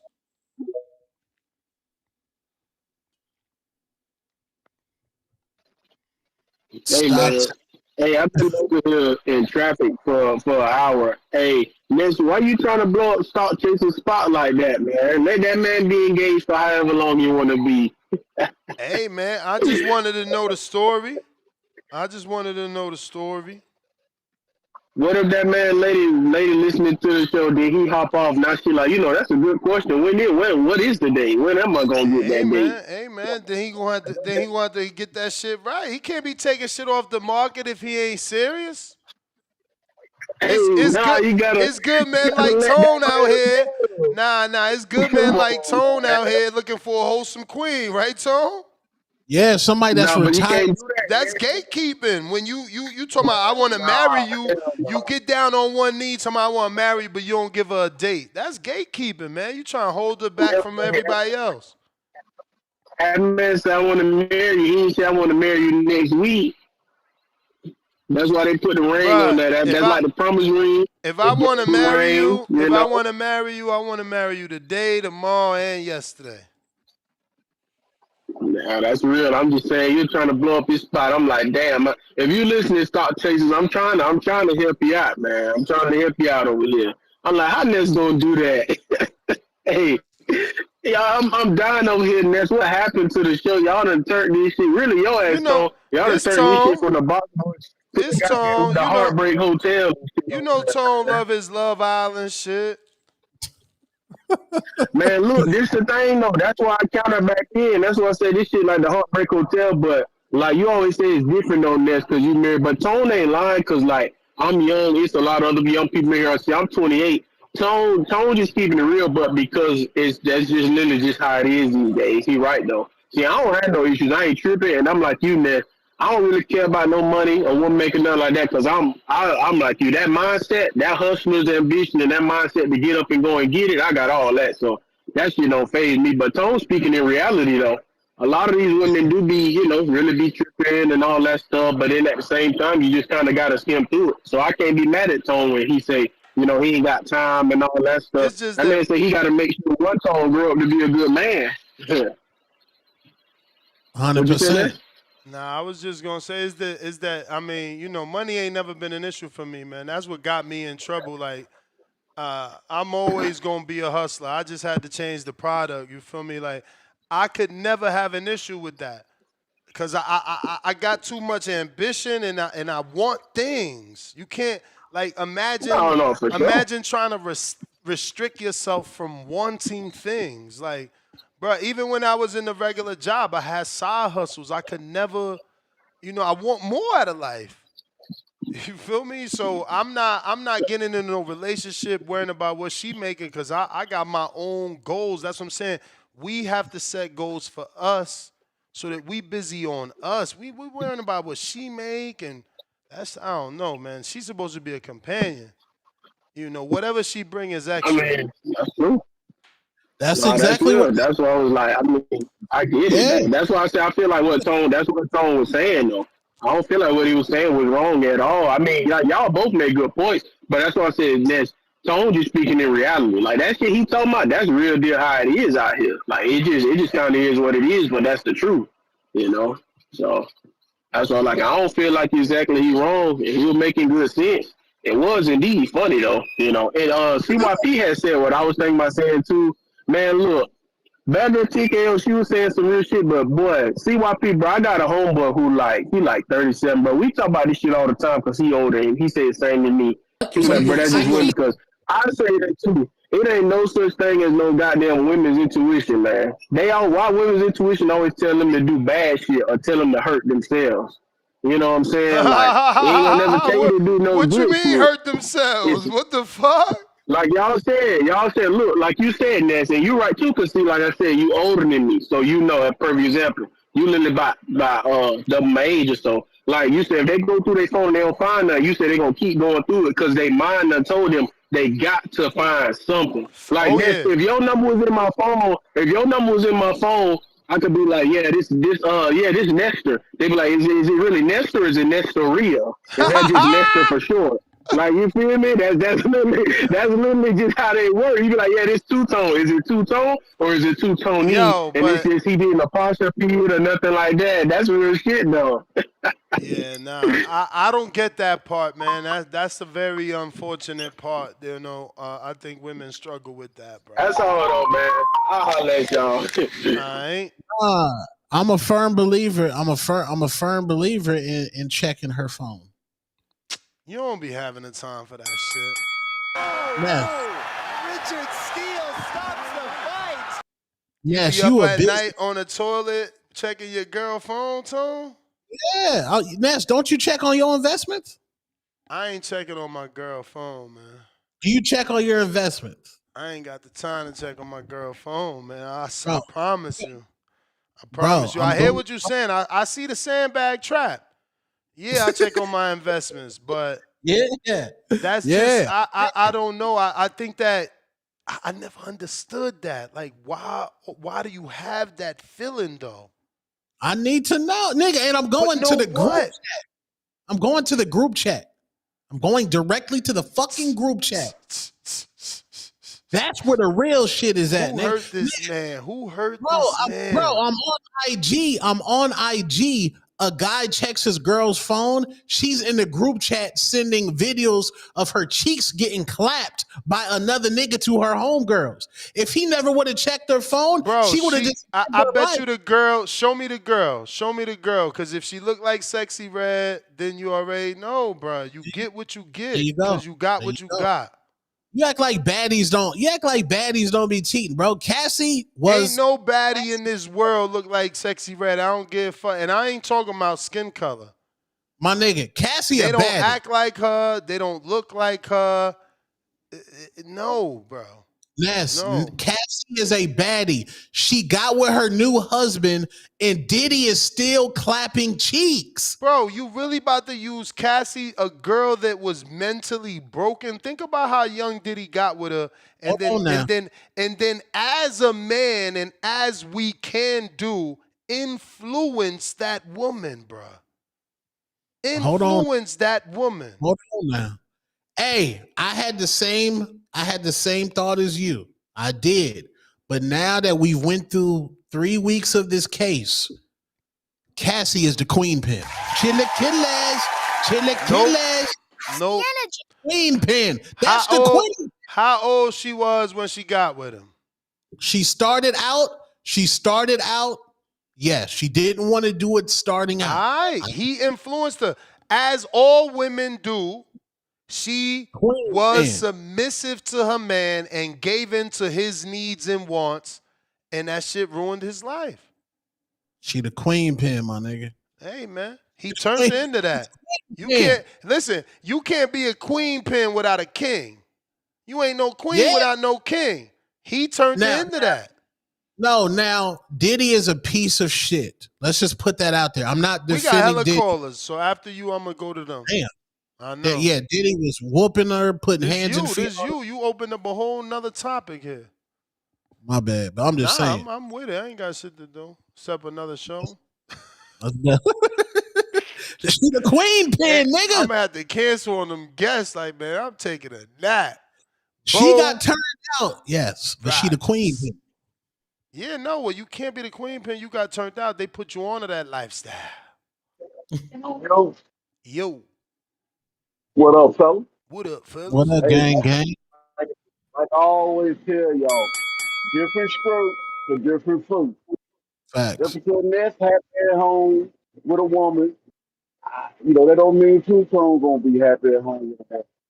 Personally, if I'm getting a lot of money, if I'm a star, I'm on my verge of being a star, I really don't want to own one woman, but it will keep you out of trouble. But I try to stay true to my instinct, and I understand that marriage is nothing but a business deal. And things you need to look out for when you married and you're dealing with women. Something that I've seen them be. I've never been married because I'm a little bit smarter than that, not knocking the men at all. I'm happy He said I'm a little bit smarter than that. You ain't got no old lady, champ? Yeah, I got one. I got one. Oh, you just chose not to get married. And 2 and 3 and 4. But what I'm saying is good. Ain't nothing wrong with that life because it keep you out of trouble. And like let's say, if you got the woman that she look good, she stay on top of her shit.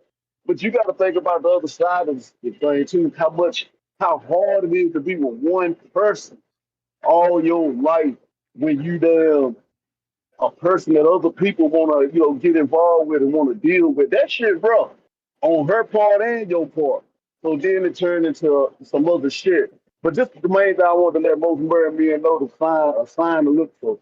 When your woman, once you get a certain amount of money, and she about really done with you, she'll stop having sex with you so that you will go and have sex with somebody else. This shit divorce you.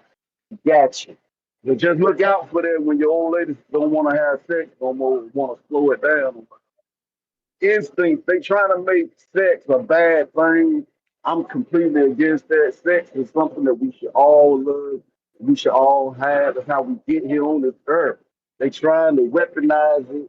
It's just fucked up. I hope Diddy won't doing half the shit they say he's doing, but he might have was doing that shit. When a motherfucker really ain't impressed with the person, he gonna want her to do all this exotic and crazy ass shit. That ain't exotic, man. Let's not use words like exotic. I don't say all that crazy shit, freaky shit. I'm gonna say freaky shit. Because at the end of the day, it's still sex. He really don't want, I don't know what to think about pussy. I don't even watch the shit. I try to stay out of it. I hate to see them drag black man through the mud like that. But he bought it on himself because he get all that money. But I can't blame him because if I had goddamn $100 million, I'm gonna be fucking a bunch of damn women. So that's just how I see it. I hit y'all back later, man. But that's just how I see it. Two-Tone, you ain't wrong next, you ain't wrong. I'm out, though. Hey, remember, I don't know if anybody in the chat remember this, but women in this era, they be like, girl, man, I'd rather cry. If I'm gonna cry and a nigga gonna do me wrong, I need to cry in a Mercedes Benz. I need to cry in a private jet. Well, this is the reality of Cassie crying in a private jet. This is what you get. You get pissed in the mouth. Piss is in your mouth, bitch. Respectfully.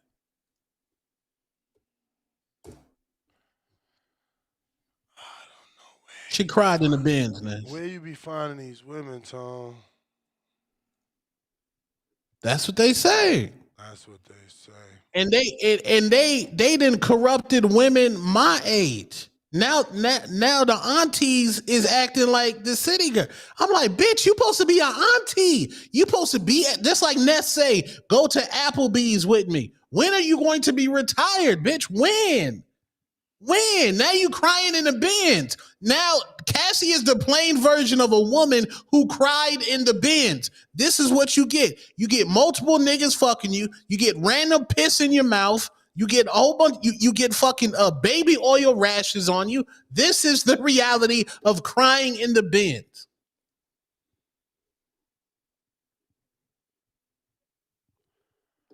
Tone. Oh, Toya with the counterpunch showed up. Okay. Hello? Oh, what up, Toya? Because I got to let y'all know I'm 100% woman up in this motherfucker. Hey. Now get What's up, Two-Tone, baby? Get that man some advice. What up, baby? You sound good. What's the topic? What are you talking about? Tone crying about women as always. How am I crying? Well, give her an update. No, Tone be speaking facts though a little bit about what he's saying though. That's no lie. A lot of women nowadays definitely with the I'd rather cry in the Benz. They don't care about being cheated on as long as he got some money. Damn. So that's definitely true. There's a lot of that. How much money is some money for a woman to allow you to cheat on her? I mean, shit. Nowadays, wait. Don't answer that. Do you have girlfriends with that mindset? And if you do, then let me know how much money this man that they allow and cheat on them have. Like, what is it that a dude gotta have to get that off? I mean, so I'm just gonna speak from what I've heard some of my homegirls in the hood like talk about when I was hanging around, and this when we was younger. I just made 37 now. I like women, but I used to like men. I have a child, so I have a baby daddy. So back in the day when I was younger, a lot of girls with the average drug deal on the block, they didn't care if he had 4 or 5 different women, long as he was giving them some money. And back then, you wasn't getting a lot of money. You was getting some weed and a drink, and that was it. So your hair done. You probably get your hair done, a couple of ones or a pair of Jordans or something, and you fine. And he got you know what I'm saying? Got the baby mom down the street, another baby mom on the other block. You know how it go. Oh man, that's true. That's true. So Toya, you in Baltimore? No, baby, I'm Chicago. Oh, you in Chicago? Oh, so you coming to Boys? That's right. I'm trying to get on the card, man. I'm trying to get on the card. Nash, you said that lady that won the fight. Wait. Chick that got the fight win. Yeah, I need somebody for her. So, yeah, I know. I'm trying to get on. I'm 37, so I'm trying to see what I need to do to get 30. How old is she? I gotta find out how old is she. Yeah, I'm 37. So how old she is? I gotta find out. Saint, hit me up. That's Saint Peoples. I hope he listening. Cause I just seen she said on Twitter she fighting. I'm like, how you fighting? You ain't even sign up. I don't know. But I seen on Twitter she told somebody she fighting. She posted some shit. I don't know. Maybe she gonna be a late entry. But I definitely need. When I read that on Twitter, I'm like, damn. I still don't got nobody for her. But yeah, if you in that division, let's do it. Yeah. So what's her weight?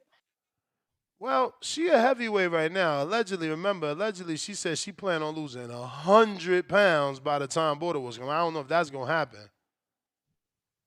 All right, cause I'm 150. Oh damn! So you way smaller than her. So she gonna need to lose that 100 pounds.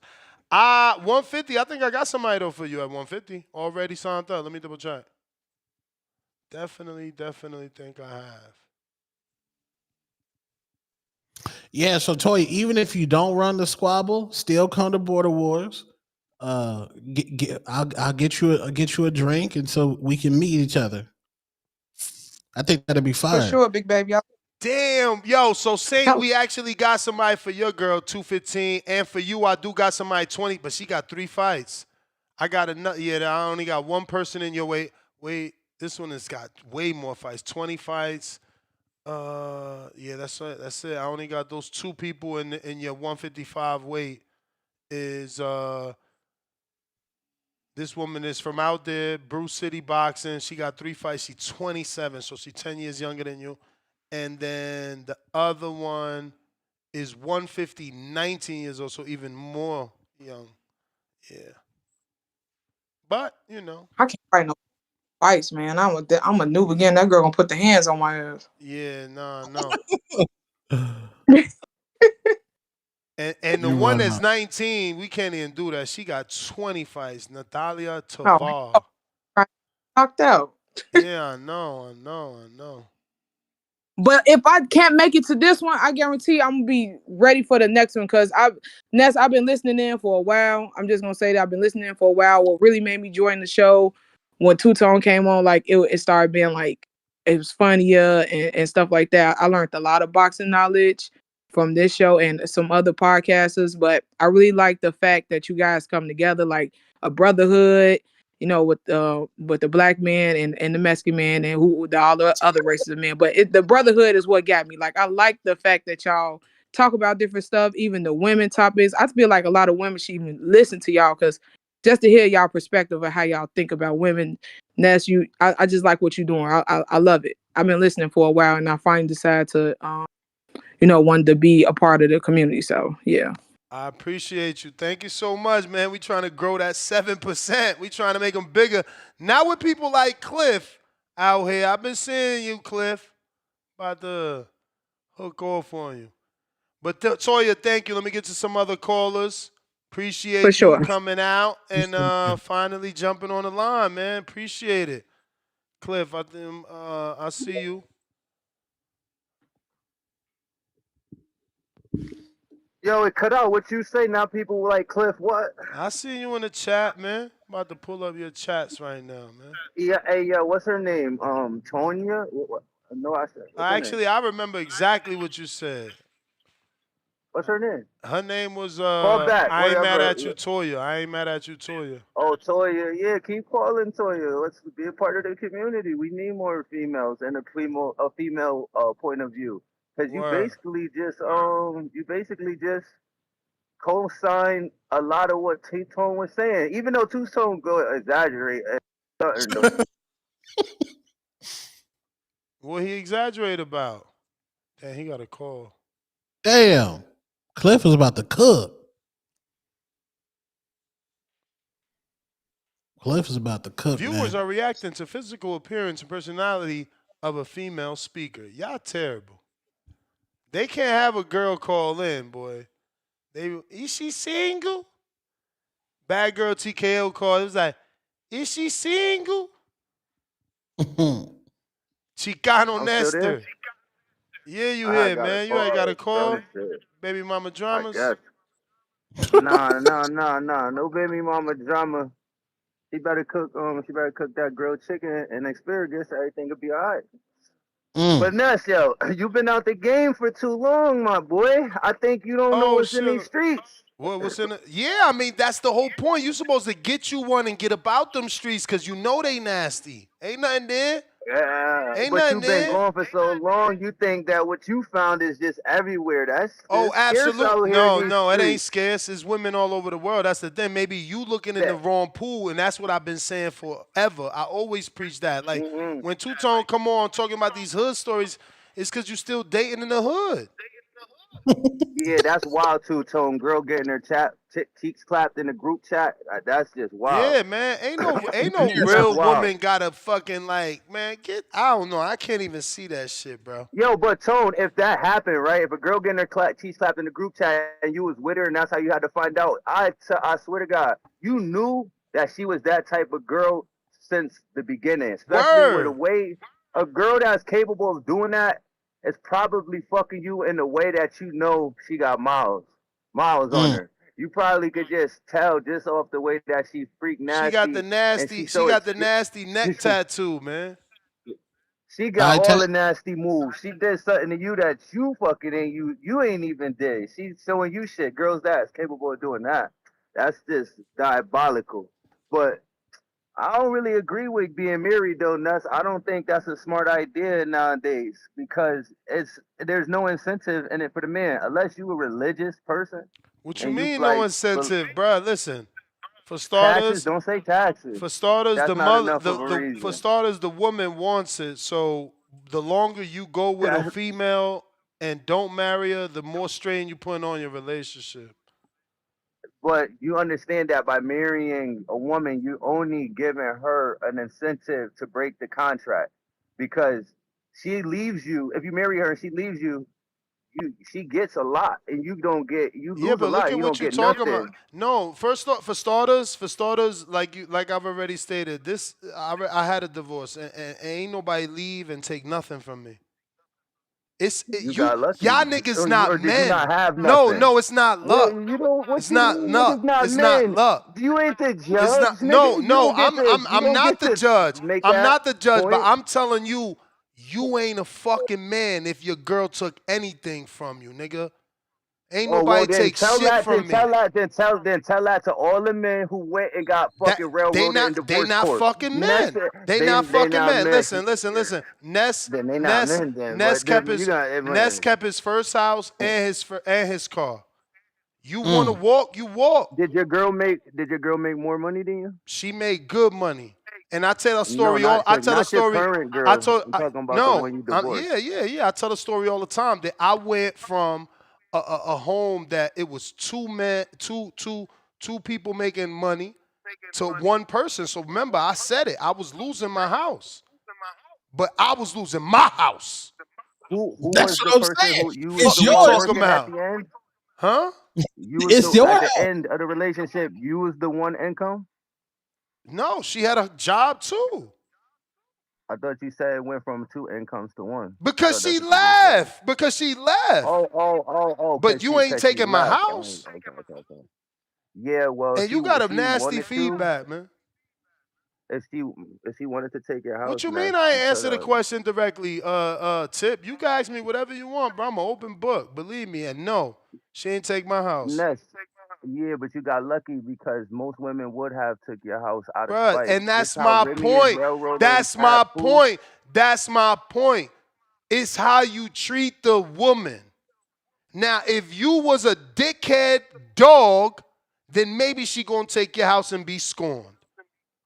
But maybe if I you gave her some valuable seen. years in her life, maybe she like, you know what? I'm going my way, you go your way. This is your dream, not mine. Keep it. But Ooh, listen, that's rare. Rare. Now, a it yeah, ain't that's rare. rare. That's a good It ain't woman. rare. No, You you just don't said see. that about my current relationship. Y'all niggas is rare. I'm rare. Y'all regular. What But nationality was your woman? Man, don't worry about all that, man. Get you one. no, Yo, I Ness. Niggas been following me on IG for 15 years. They know what the fuck I do and how I do it. Hey, I I'm don't not look at your saying you. I'm personal not Ness. saying you. page. All I'm Ness. saying is like, You, Tank, this is all fact. Why y'all laughing for? Hey This is yo, all fact. this the well, Nestor if G's niggas want to be program. real, they see time after time after time it not going in the way that it worked out for Ness. If anybody in the chat want to be honest with themselves, you see it all over social media, all over divorce court. The man normally loses in that situation, so Ness got lucky. He's the exception to the rule. Ain't no But that's my exception, man. opinion, It's man. how you move, man. It's how you move. Bottom line is how you move, man. How you treat a woman is what you gonna get out the relationship. It's how you Ness, move. how did Papoose treat Remy Ma?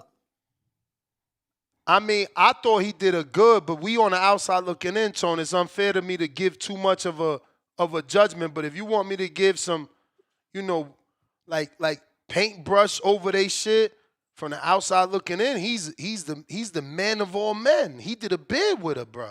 I'm gonna do some steps. He did a bid with her, bro. I don't know. Listen, I'm gonna just be real. Unless she letting me fuck, I don't think I could do a bid with you. I'm just be real. No niggas doing a bid with no woman. Like, we got to stop this. Like, nobody's doing it. He did, and listen, there was no scandals. He's still papoose. There was no scandals. You know what I'm saying? Like, oh, Pat was with her, but he was still sleeping with so and so, or he slept with this battle rap artist. Like, bro, Pat was on here on some celibate shit, doing interviews like, yo, I don't need the fuck. I'm holding my shorty down type shit. That shit was crazy. Pap is a good nigga, bro. That's a good nigga, but that's bro. Probably why Clarissa acting the way she acting, because she see that. She see that. And guess what else? Women love to fix them motherfuckers, right? So she probably see the potential in Pat. Red flag to fix. But hey, it could be a red flag, but that's what they love. I say that's like, because Remy, she didn't deserve Papoose, because Papoose held her down. He kept her name relevant while she was locked in. And she came out of prison, and she immediately put him into the second role of the position. Like, well, what happened is she got very lucky, bro. Let's be real. She was irrelevant when she went after she did 8 years, bro. She was irrelevant. Like, Nikki took over. It was so many women that took over. If it wasn't for Love and Hip Hop, I don't even think she would have been back, bro. That's really what made it. Her relationship with Pat. The whole fact he held her down, it put her back in the spotlight. Then I'm sure she made some features that I never heard of. But well, I mean, she don't lean back. I mean, when you got the song like lean was back, that after the jail sentence? Yeah, nah. You tripping, bro? You tripping? Let me see. You tripping right now? Let me get to some of these callers. He tripping. King Born, New York. 2004. Hey, yo, peace. Right now, I'm stuck on I-5 South in Cali, y'all. Trying to get the hell out of Cali, man. But listen, man, peace to Cali. Yo, I'm going to give y'all three things why this whole topic is bullshit. And a lot of dudes need therapy, and a lot of dudes need to just look at the 70s and 80s movies.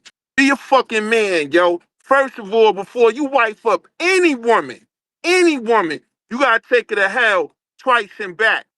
She got to see you make moves. Number one, act like a few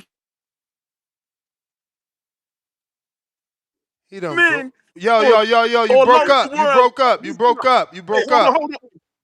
Hold on, lie. Hold on, Ness. Yeah, man, I'm on some mountain shit. But listen, no, you man. Back, but you broke up at I think you said 2, right? Maybe you went to 1 then 2. Okay, yeah. I said number one, yo, look at the 70s and 80s, be a man and shit, right? Number 2, man, listen, yo, any woman that you want to be with, you gotta take her to hell 3 times and back, 2 times and back. And number 3, act like a fugitive, man.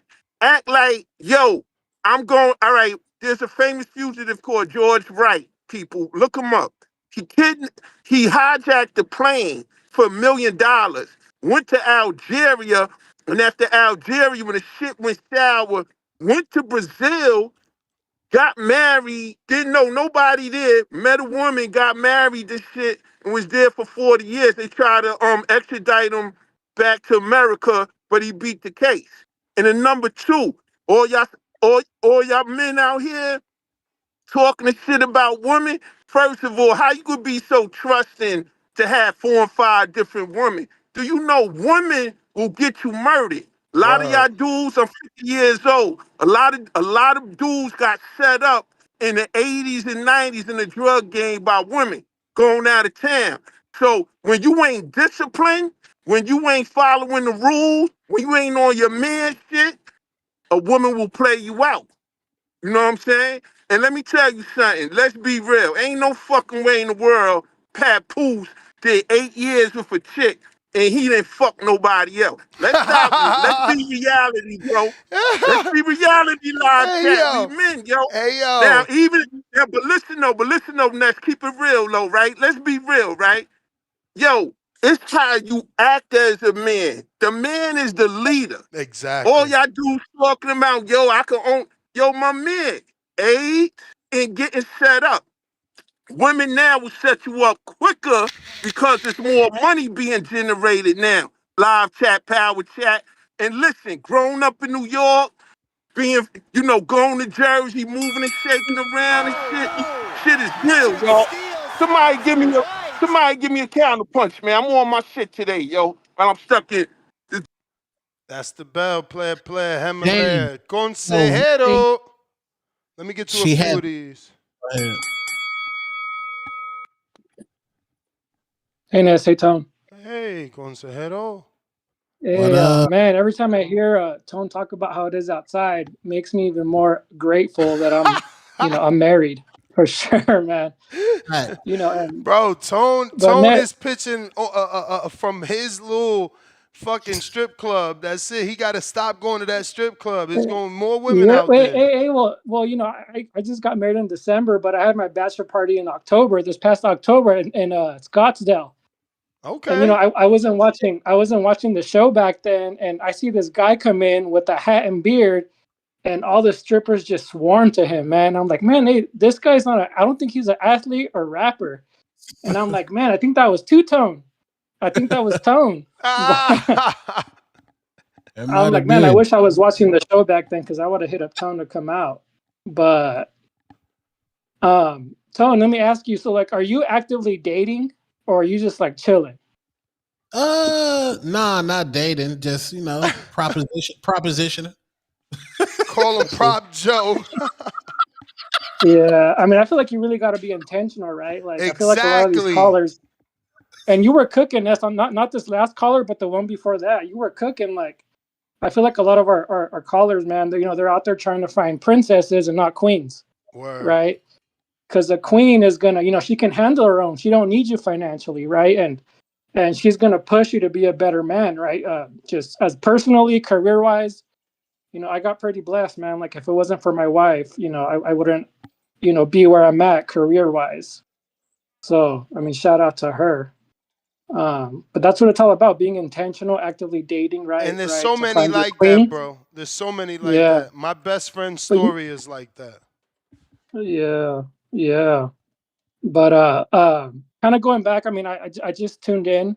What do you think about Ryan Garcia fighting Fernando Vargas Jr.? Right? For the culture? Man, I don't know if Vargas Jr. can legit make 147. That'll be his first 47-pound fight. I would prefer to see him at 47 versus go down from 54 to 47 just for the money fight. But I like it. I mean, I'm sure he'll take it. And then there's legacy, not legacy, but there's a storyline because Amado beat Sean Garcia. Okay.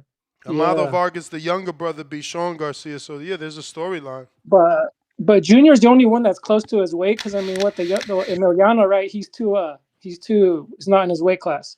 No, Emiliano, they're both 7 pounds apart. So Emiliano's 140, so he could go up, and Junior's 54, so he could go down.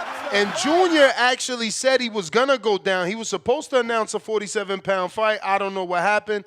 That's the bell. Tip, you on hold. King Counter.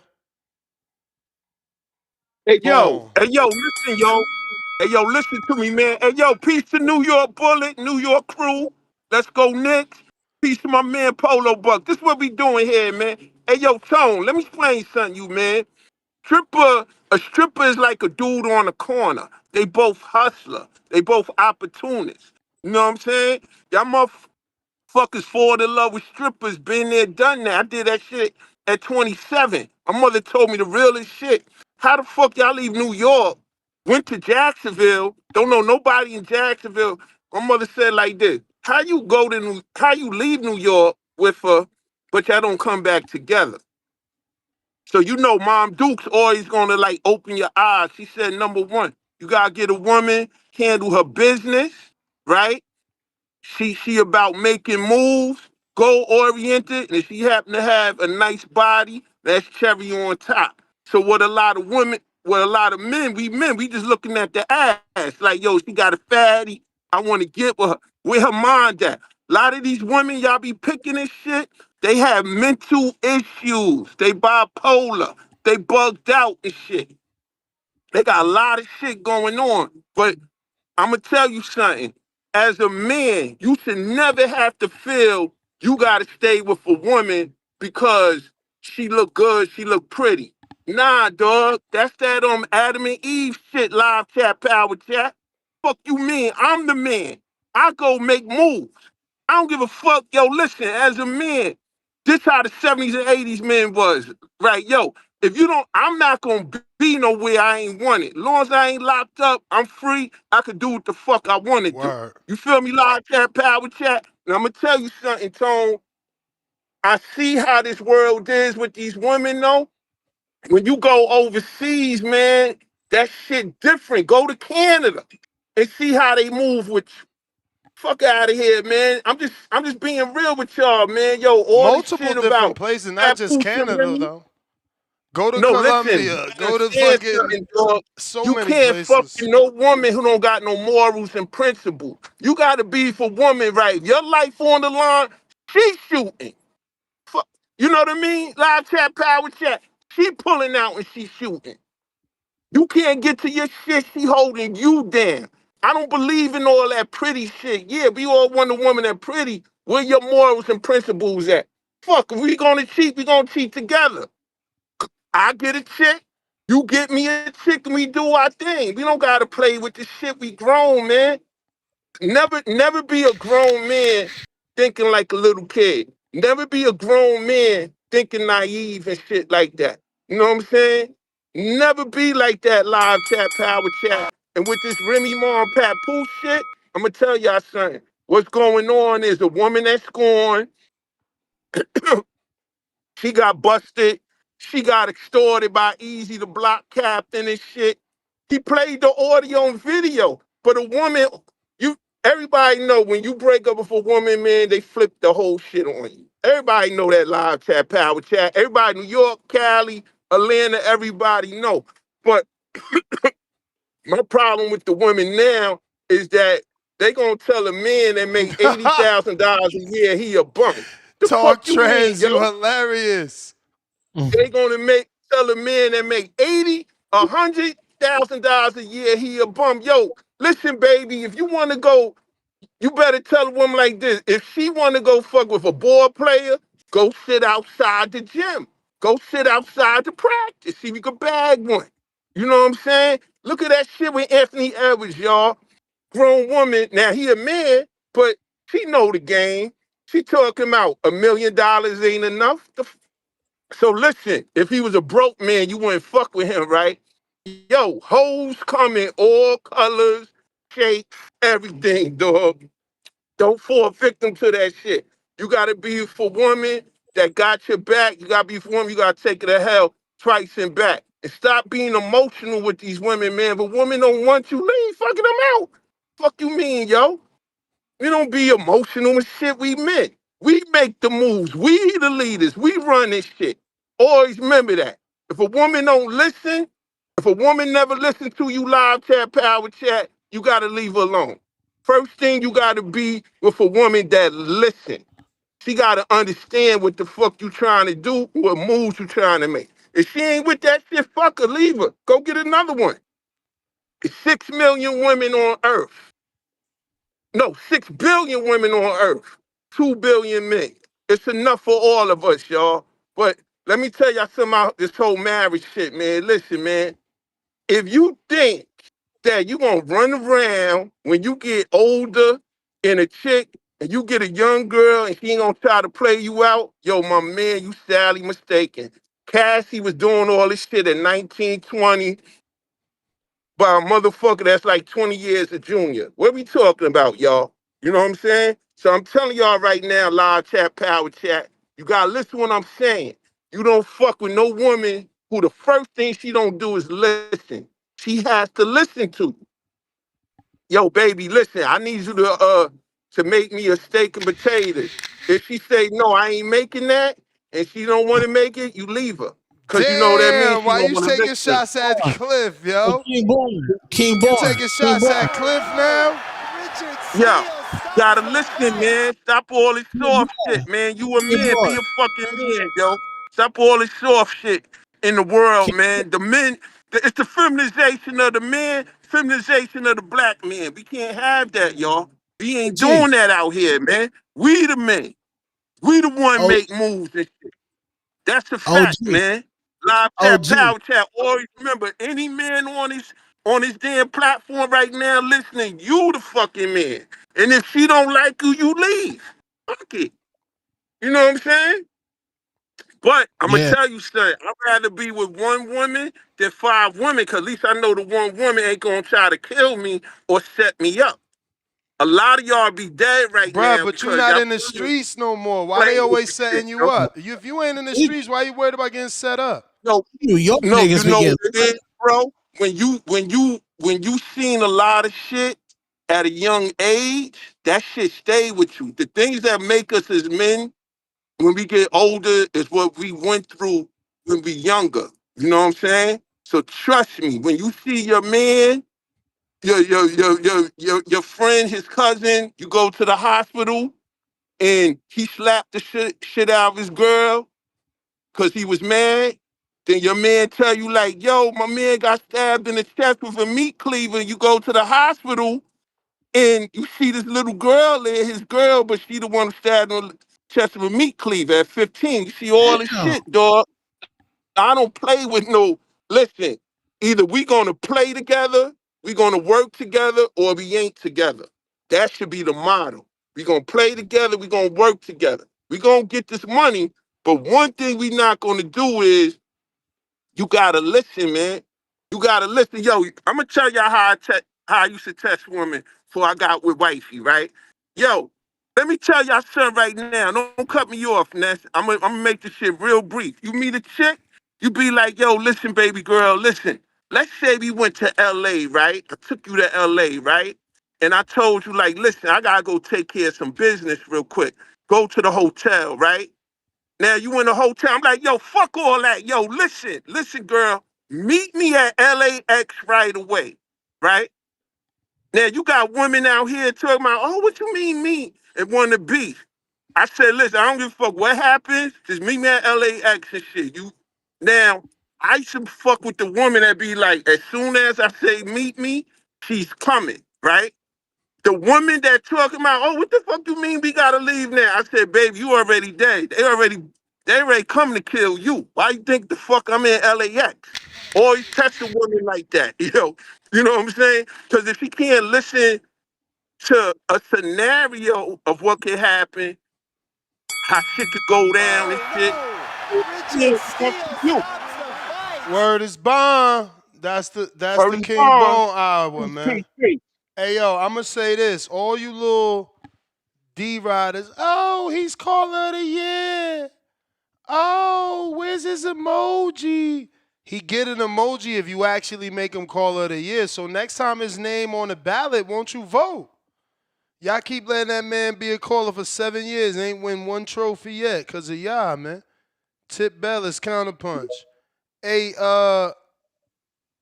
feed the Turkey now. streets. Don't hang up, baby. We gonna come to you. These people just paying to cut the line, man. That's what that's called, man. Oh shit, I'm on. You made it, fams.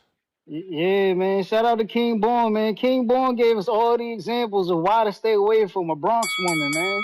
Oh, he Shout out from to King Brooklyn. He Born. from Brooklyn. Yeah, bro, but the Remember, woman he was remember, remember. describing before he Berlanga met wifey, he found was his queen in the BX. yeah, but before he was describing all types of Bronx women outside of wifey, you know what I'm saying? Like he was like, yo, you gotta have a shank, you know what I'm saying? You gotta treat it like prison.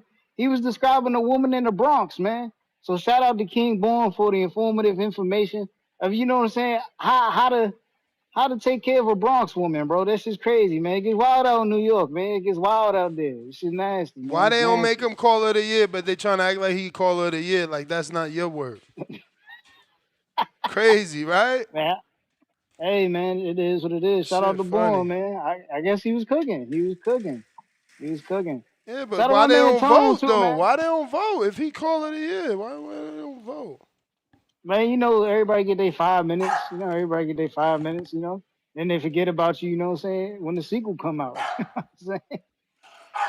Yeah, man. Shout out to Tone, man. Look, we fucking with them strippers, man. If y'all ain't fucking with them strippers, this ain't for y'all. I'm in love with a stripper. Yeah, I man, sang listen. that at karaoke once. Go get yourselves a stripper that's in college and you know what I'm saying, she need to pay her tuitions. You know what I'm saying? Go get y'all one of them. Go get y'all one of them, you know what I'm saying? They got a baby. Uh-oh, he got a call from his stripper. Stripper done called him. Mm-hmm. She like, I'm at the bar tonight, Tip. That's why his name Tip, because he tipping. Oh, yeah, he be tipping. We gonna get to my man Feed the Streets. Oh shit, I muted up. No. Yeah. Nah, strippers do that, bro. You go to the strip club one night. See, that's the problem with these new strippers, man. These new strippers, they meet you one night, then they hit you up the next day, like, yeah, when you coming back? Like, bro, calm down, man. Calm down. Hey, they want that money. Slide. Yeah, bro, but they be moving too fast. See, that's when you don't want to trick on a joint, bro. When they get the begging. If you gave them some bread the night before and they gave you that poontang pie, they want you to come back and get it again for the right price. Nah, but see, that's the thing. You could give them the bread and they ain't even throw the poontang, but then they still want you to trick, like you just automatically going to trick. I mean, because you know, some girls be like, oh, I ain't poontanging on the first date, but you come back today, you might get it. Hey, you might be right. See, I ain't never thought it like that. Cause when I just go to the strip club, I just spend my bread and then I go home and then I watch them hit my line the next day. Like, yeah, when you coming back? I don't never double back the next time. Matter of fact, I did do that one time. He lying. What you mean hit your line? If they got your number, you trying to do, like, why you even did that? Oh shit, you got a king counter from your man Half Boxing. Bro, you go in there. Half Boxing. You go in there because she gotta pay her house fee. You know what I'm saying? So you just be like, look, man, $20. You gotta pay that $20. Damn, that's all it is. Gotta be more than that. No, some places it gotta cost more than that to dance at a good strip club. Yeah, but then you look around and you see Shorty, she ain't getting no dances for the night, and you like, man, how much for the night, man? Because like you ain't getting no dances for the night. What is costing you to get somebody out the club for the night, Tom? Well, shit, on in Vegas. When you come to Vegas, you done did a set at Hardin. Ness done smoked you out. You took your little Uber, and now what? Nah, Vegas ain't strip clubbing in Vegas, nigga. Really? I'm at the I'm at the New So Orleans. You paying to get the joint? He had the New Orleans. He said he had the New Orleans. This guy crazy. Tone, you paying to get the joints out the club? You said what? I said you paying to get the joints out the club? You paying to get the joints out the club? Nigga, absolutely. How much for the day? You ain't making no money in here. How much would you make today? You're not making nothing in here. Let's go, Tone. Man, that's wild. That's wild. Yeah, nigga at the New Orleans, man. That's like, bro, you just gotta you ain't try taking them to the breakfast joint in the morning. You gotta take it to the breakfast joint in the morning. What you mean? Damn, you spending the night? Damn, I ain't trying to be sick.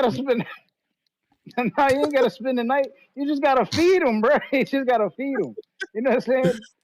They've been dancing all night. Yeah, but Tip, House or dine in the morning.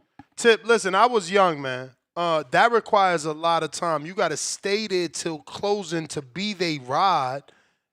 And yeah, that means she feeling you, so you ain't paying. You just take her to get some meat, and then maybe she went home with you. But that's a lot of time, man. Tone cutting straight to the chase. Fuck all that. That you talking about staying there past 2, 3 in the morning. He's still gonna go back anyway. What I'm saying is it's a process, but it's less. It's Nah, you gambling, Tone for sure. Just using less. No, you gambling, Tone for sure. You hoping she go to the Waffle House with you. You hoping after the Waffle House you get some poontang pie. Tone cutting straight to the chase. He eliminating. Or, you know what I'm saying, you go to the strip club with your homeboy, the girl that you want, you don't get dances from her. You make her dance for your homeboy, but you just pay for the dances. Oh, what? Yeah, now she know you the man. I get you, the Tone. boss. You the Yeah. boss. You the boss. Yo, I like Tone. You the boss now. Tone funny as hell. See, now I'm about Yo, I'm about Tone. to pull that stunt. Hey, yo, Tone, you a real one for real, for real. For real, That's for crazy. real. We supposed to go to the strip club tonight. That's the flip tomorrow, right man. there. He right, bro. Let me tell you, he gonna have the girls in the back talking like, nah. The one with the baseball cap. He the one paying for everything. That's the boss. Yep. The other dude is just his birthday. Fuck him, girl. Hey, yo, Tone, Tone, you too much. This motherfucker too smart. Lord have mercy.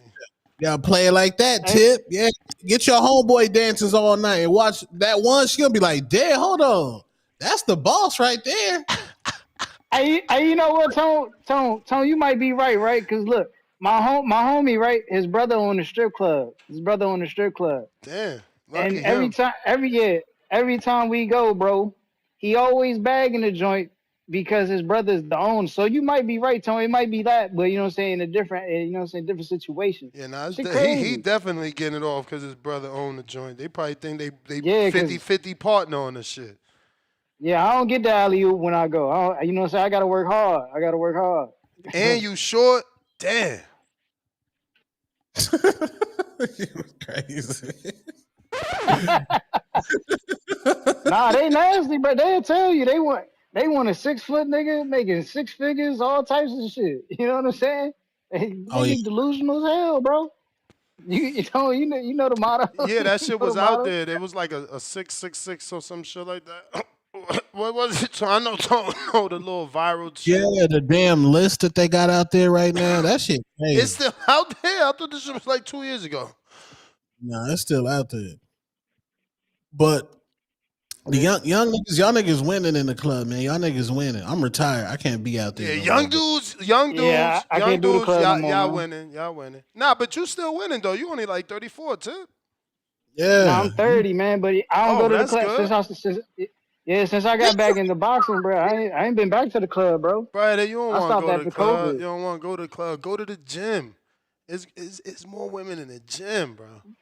Yeah, go to the supermarket. I was just about to say that, bro. Listen. Go to the supermarket. There's more women in the supermarket. Listen, bro. If y'all listening right now, leave them joints at the club alone, man. I told y'all this before. Leave them joints at the club alone. They want to be drinking every Tuesday. You can't alienate them though. Every Wednesday. Nah, Tip. You can't alienate them because you know that those women that they need like, oh, it's girls' night out, so like they ain't been out in like 2 months. They get that one night type shit. So like you can't alienate every girl. You talking about the single mothers? Bro. Hey man, those work too, man. Unless you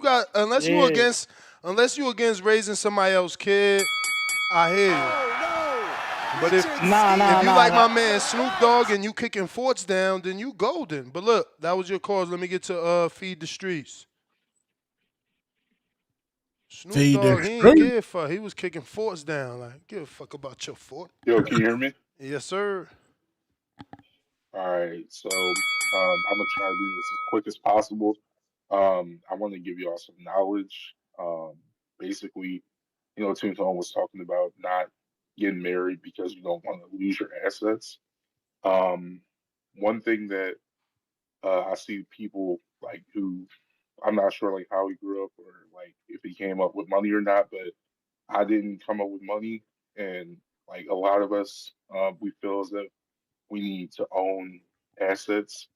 But if you actually look at the people who are wealthy, they actually don't own anything and they have what's called a trust. So, Ness, do you know what a trust is? I've heard of it for sure. Yeah, you should definitely look into it, especially since you have like a brand and a company. Basically, what it is a trust is a way for you to control an asset instead of owning it. So you give up ownership to the trust, and but you have access to the trust and it's and everything that the trust owns. So the reason why you want to do this is because even though owning something, it can be good, it's also a liability. So that's like if you have like houses or whatever.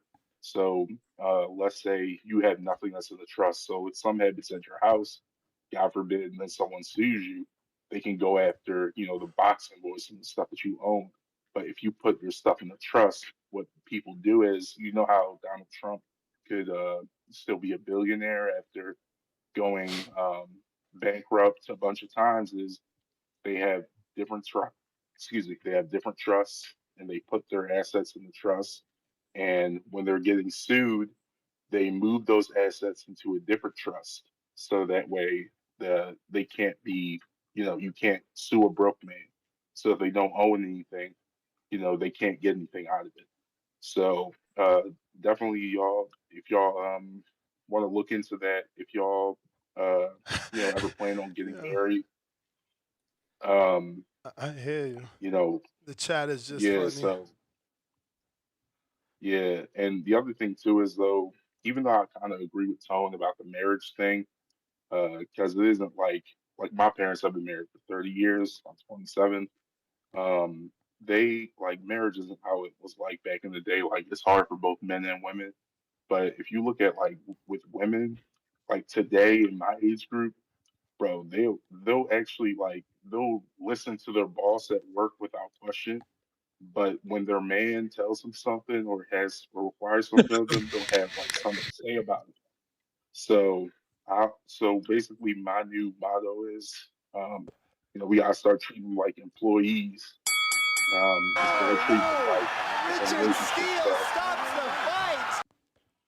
But You said you're gonna that's treat pretty them much like it. employees. Why?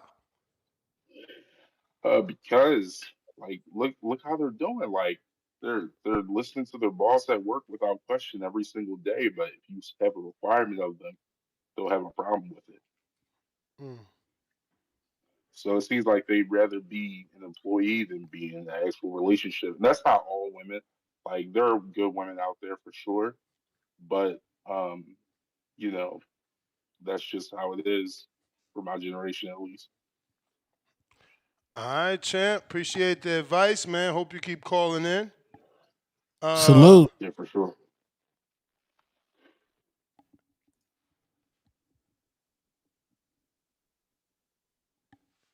What does this say? Nas, what? Fuck. Nah. Yo, can you hear me? Yeah, who this? This Nas. This Nas. I'm the boy that did the Steven interview that tried to get you connected with Stephen Williams. Okay, I did that interview for you. Yeah, I peeped that, John. I saw that. You feel me? Yeah, yeah. I ain't gonna speak on that whole situation, but You yeah. DM me too, I right? mean, So I know what you're talking about. yeah. So I just want, what's up to everybody? What's up to Tone, everybody, man? I'm new to the community. I'm 27. I'm out here in Fayetteville, North Carolina, and Okay. man, I like what y'all doing. And shoot, man, I was listening a while ago. Y'all had somebody else on here talking about, man, it's hard to find gyms in North Carolina, and it really is like serious gyms. But I'm gonna try to jump in one. It's a local one. I'm gonna find one, and I'm gonna try to get on one of these border wars.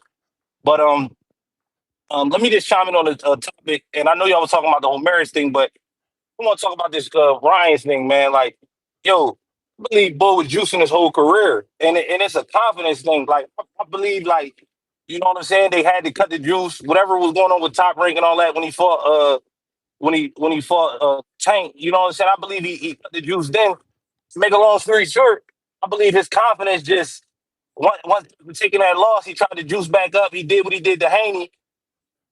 You know what I'm saying? Like he got caught. And his confidence. I don't think he never gonna be right again because his confidence, when he off the juice, ain't never gonna be right.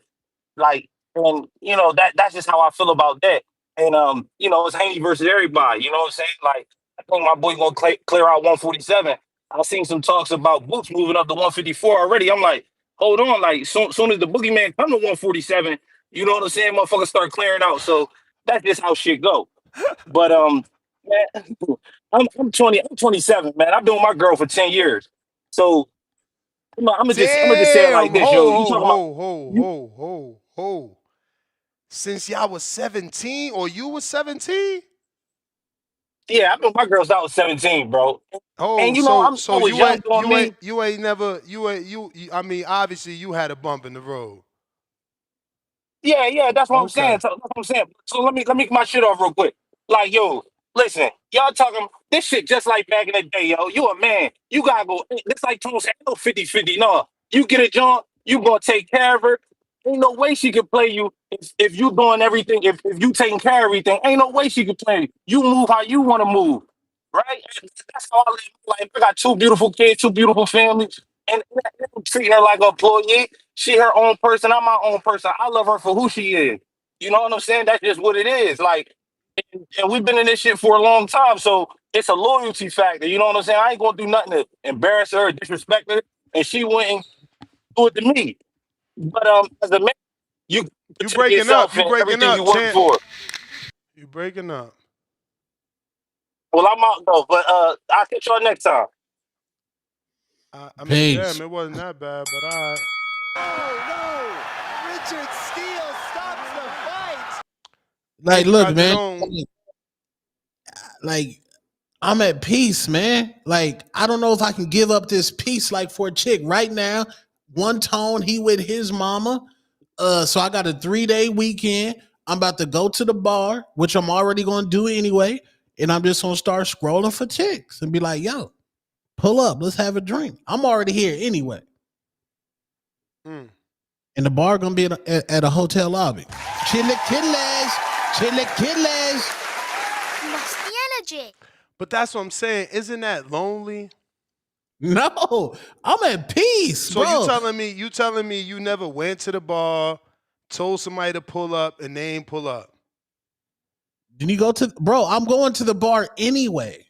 I'm going to treat myself. Okay, but you want to. I mean, but your goal is to go to the bar to get some box. No, my goal is to go to the bar, maybe watch the Knicks, maybe get on YouTube. So then why you calling girls to come meet you?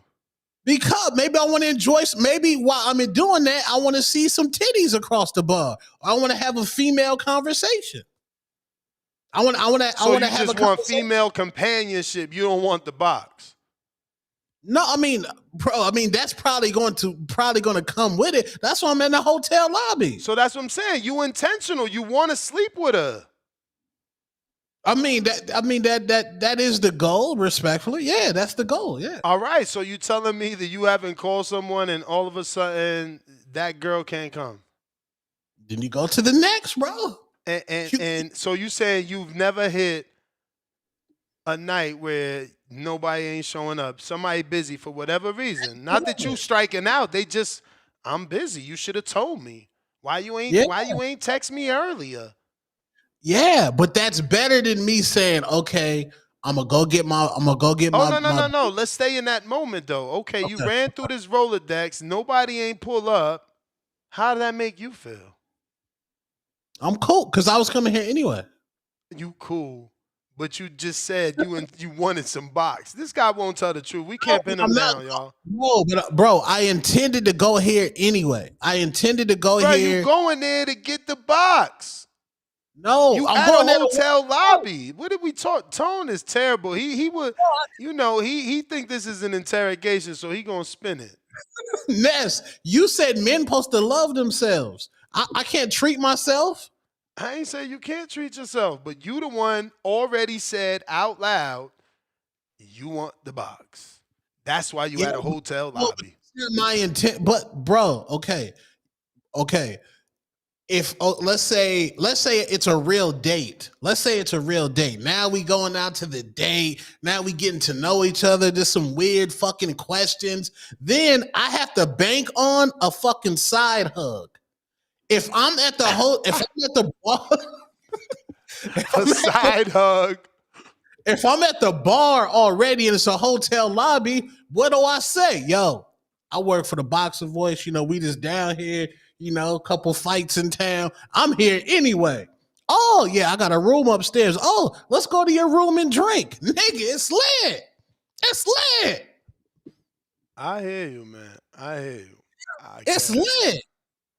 I guess. We got King Boom. Hey, It's yo, lit. Tone. Yeah. What up, I gang? hope Gang? somebody that can understand you, cause you easy to get got. Live chat, power chat. Listen up, yo. No, You I'm not easy to in. get got. You don't know the chick. You gonna go to the room. You know what I'm saying? Like, do you think what makes you think now as a man, right? You think you gonna charm a chick, go to the room, but you don't know. You don't even know who that chick is and shit. You don't know if she grimy like that. Call her brother, call her man, get get you set up and shit. You know what I'm saying? You gotta be on point, man. Yo, dog, shit out here is treacherous. You you don't know stories, bro. Dawn said You you don't got to know side hug because stories, there's bro. no You know what spark. I'm saying? You worrying about a hug and shit. You better worry about not getting your head blown off. The top Wait, Hey head, so not yo, the hey bottom. yo, boy, Or get your any ass more out of homo here, bro. getting This your ain't the shit robbed, yo. 80s, No, bro. listen. this Let me tell you episode of something, bro. Juice? Let me tell you something, bro. This I'm gonna tell episode you of how Juice? grimy I used to be. I used to Bruh, you fuck with a talking about chick, the right? 70s. When We ain't I in met that era her, no she used to more. tell me stories. She used to tell me This stories guy how she used to terrible. go Atlantic City. And I'm gonna teach everybody in live chat, power chat, all over the country, all the men and shit, right? All you gotta do is go into the take. This is what she told me. Very easy rob a man because y'all not on point. You're not militant. You gotta be militant and disciplined with these. Number one, this is what she should do. All you gotta do is get some crazy glue. So while she giving you a drink, Tone, all she gotta do is slip crazy glue in the drink. You knocked out for 2 days and you robbed. That's what she should do.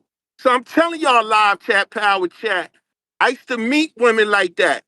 They told me their past and shit. And let me tell you something, Tip. When it comes to strip club shit, it's very easy, right? I remember when I was in college, I went to the strip club. I went to Dreams. Everybody in Queens and Brooklyn know about Dreams and shit. Nori said in this song, I went in there, right? I brought my textbook. I sat down in the strip club and was studying. Chick walked up to me and was like, yo, all these beautiful women here, you studying? I said, yeah, baby girl. I said, when I'm in the crib, I can't concentrate. So I come here, I could concentrate, I could focus more. She said, yo, you mean to tell me I said, listen, I said, this is what I'll do, right? If I get a 90 on my test, you take me out. We going out. I said, I take my test next week and shit. Look, I'm studying. She said, I came back with my grades and shit, y'all. Got a 90. She like, you really was studying. I said, look, I'm a man. I know how to turn that shit on and off. You know what I'm saying? Once you listen, man, around the world, once you seen a beautiful girl, you seen them all. Once you fuck 100 women, and we know men on this back chat on TBV universe slept with 100 or more women, right? It's the same shit. Only thing I never had was a Hawaiian chick. That's on my bucket list. Everything else is good. You know what I'm saying? So like I said, Tone, don't get hurt out here not being disciplined and militant. Okay? Please don't do that. Be on point. Be on point. You feel me? Sometimes Bro, you gotta show the woman the not gun coming to so she be my house. like, oh shit, he ain't playing no games here. So don't think that a chick don't know you. You just gonna charm a chick and have a talk for 3 hours and she gonna go to your room and shit. It don't work like that, bro. That's some movie shit. Right, live chat, power chat? Everybody Nah, know that's some movie shit. Get out the movies, Tone. This is ain't no real movie. world. Women out here will kill you, get you set up. Go down south. Go to Atlanta. Go to Atlanta and try that shit, Tone. Go play in Atlanta. Everybody know Atlanta, New Orleans, and shit, LA. That's set up. That's set up. I'm from Brooklyn, Brownsville. They Everybody done. know Crown Heights right next to Brownsville. The Brown chicks was setting dudes up from the every day. You walking down the street, they running down on you trying to set you up. Where my New York cats know? Yeah, I know. I know about the Brownsville chicks back in the 80s and 90s. That was Setupville, man. Oh, you want to talk about New Jersey? We know about Newark too, Ness. We know. We know. Yo, Been out this there, bro. You Discord, know what time this it is, yo. Discord on fire. This Discord on fire. Y'all, Nigga, You who know done what robbed? time it is, man. So Song, stop playing, Y'all man. Be too careful much, out man. there, man. My old, Peace. I'm my nigga. out. Love y'all. I'm out. Peace. Nah, man, who done ran down on King Born, bro? That's wild. Yo, they terrible. Oh, yeah. Oh, Tone, you never been. See, I'm going to teach y'all something, right? Hold on, Ness. Give me 1 minute, yo. Listen, live chat. We out, You man. ain't We never. out. Tone, I'm going to sue you.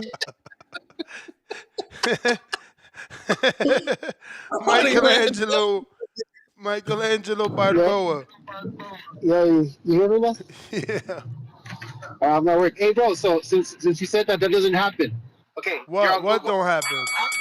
That girls don't set up dudes. That's true, dude. That does happen. It just happened recently in New Orleans. This Mexican reporter, I'll give you his name so you can search it up. Adan Manzano from Telemundo, bro. He was in New Orleans covering the Super Bowl. He just wanted to get some yams, just like Tone does, right? Got like I think she was a black girl.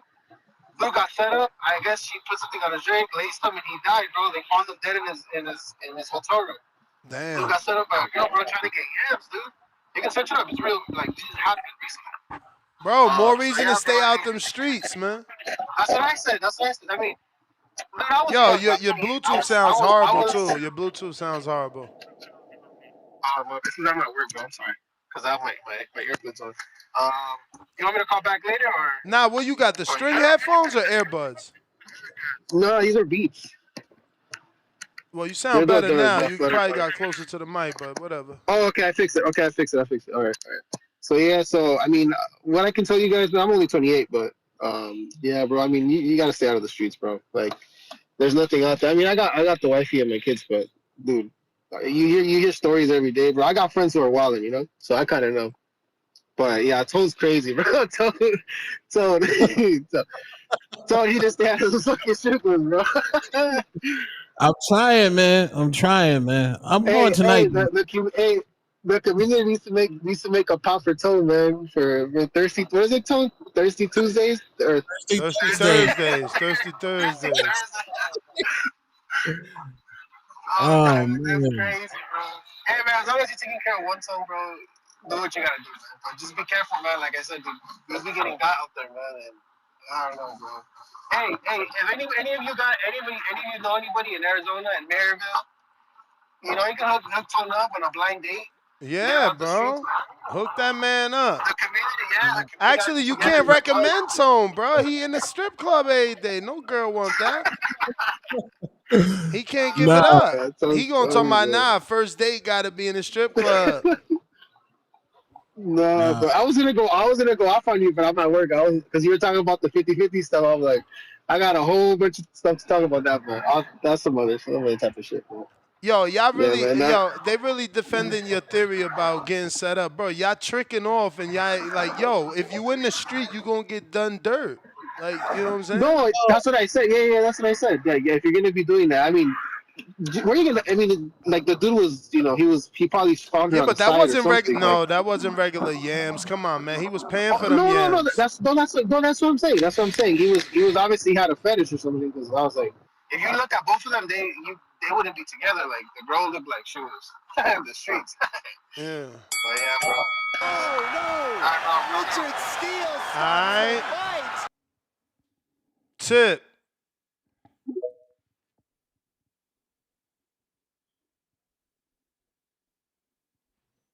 Yeah.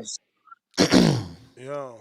That nigga born a wild nigga. Like I keep telling y'all, man, look, I told you the type of Jones he was describing. Look, he talking about chicks from Brownsville, Brooklyn. Nigga, that's the hood. Like he keep like, bro, he talking about joints out here spiking drinks. Like nigga, Cardi B is from the Bronx and she was out here spiking drinks.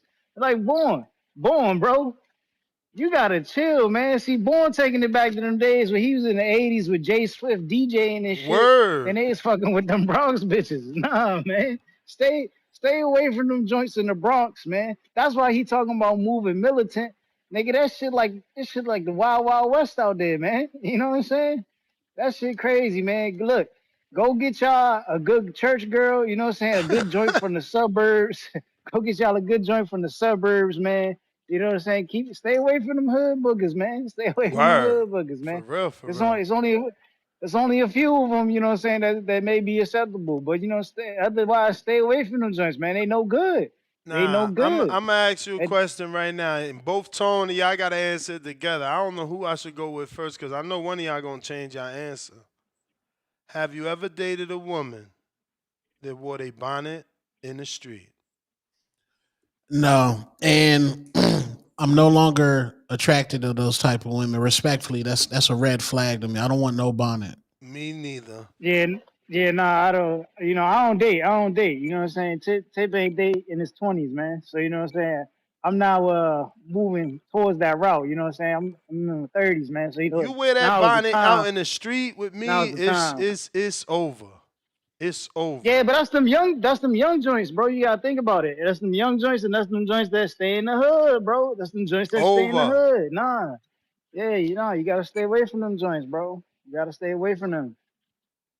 Yeah, cause there ain't no woman, you know what I'm saying, who ain't a woman who cares about herself gonna do that, bro. She not gonna go out the house looking sloppy, bro. You know what I'm saying? She gonna represent herself well.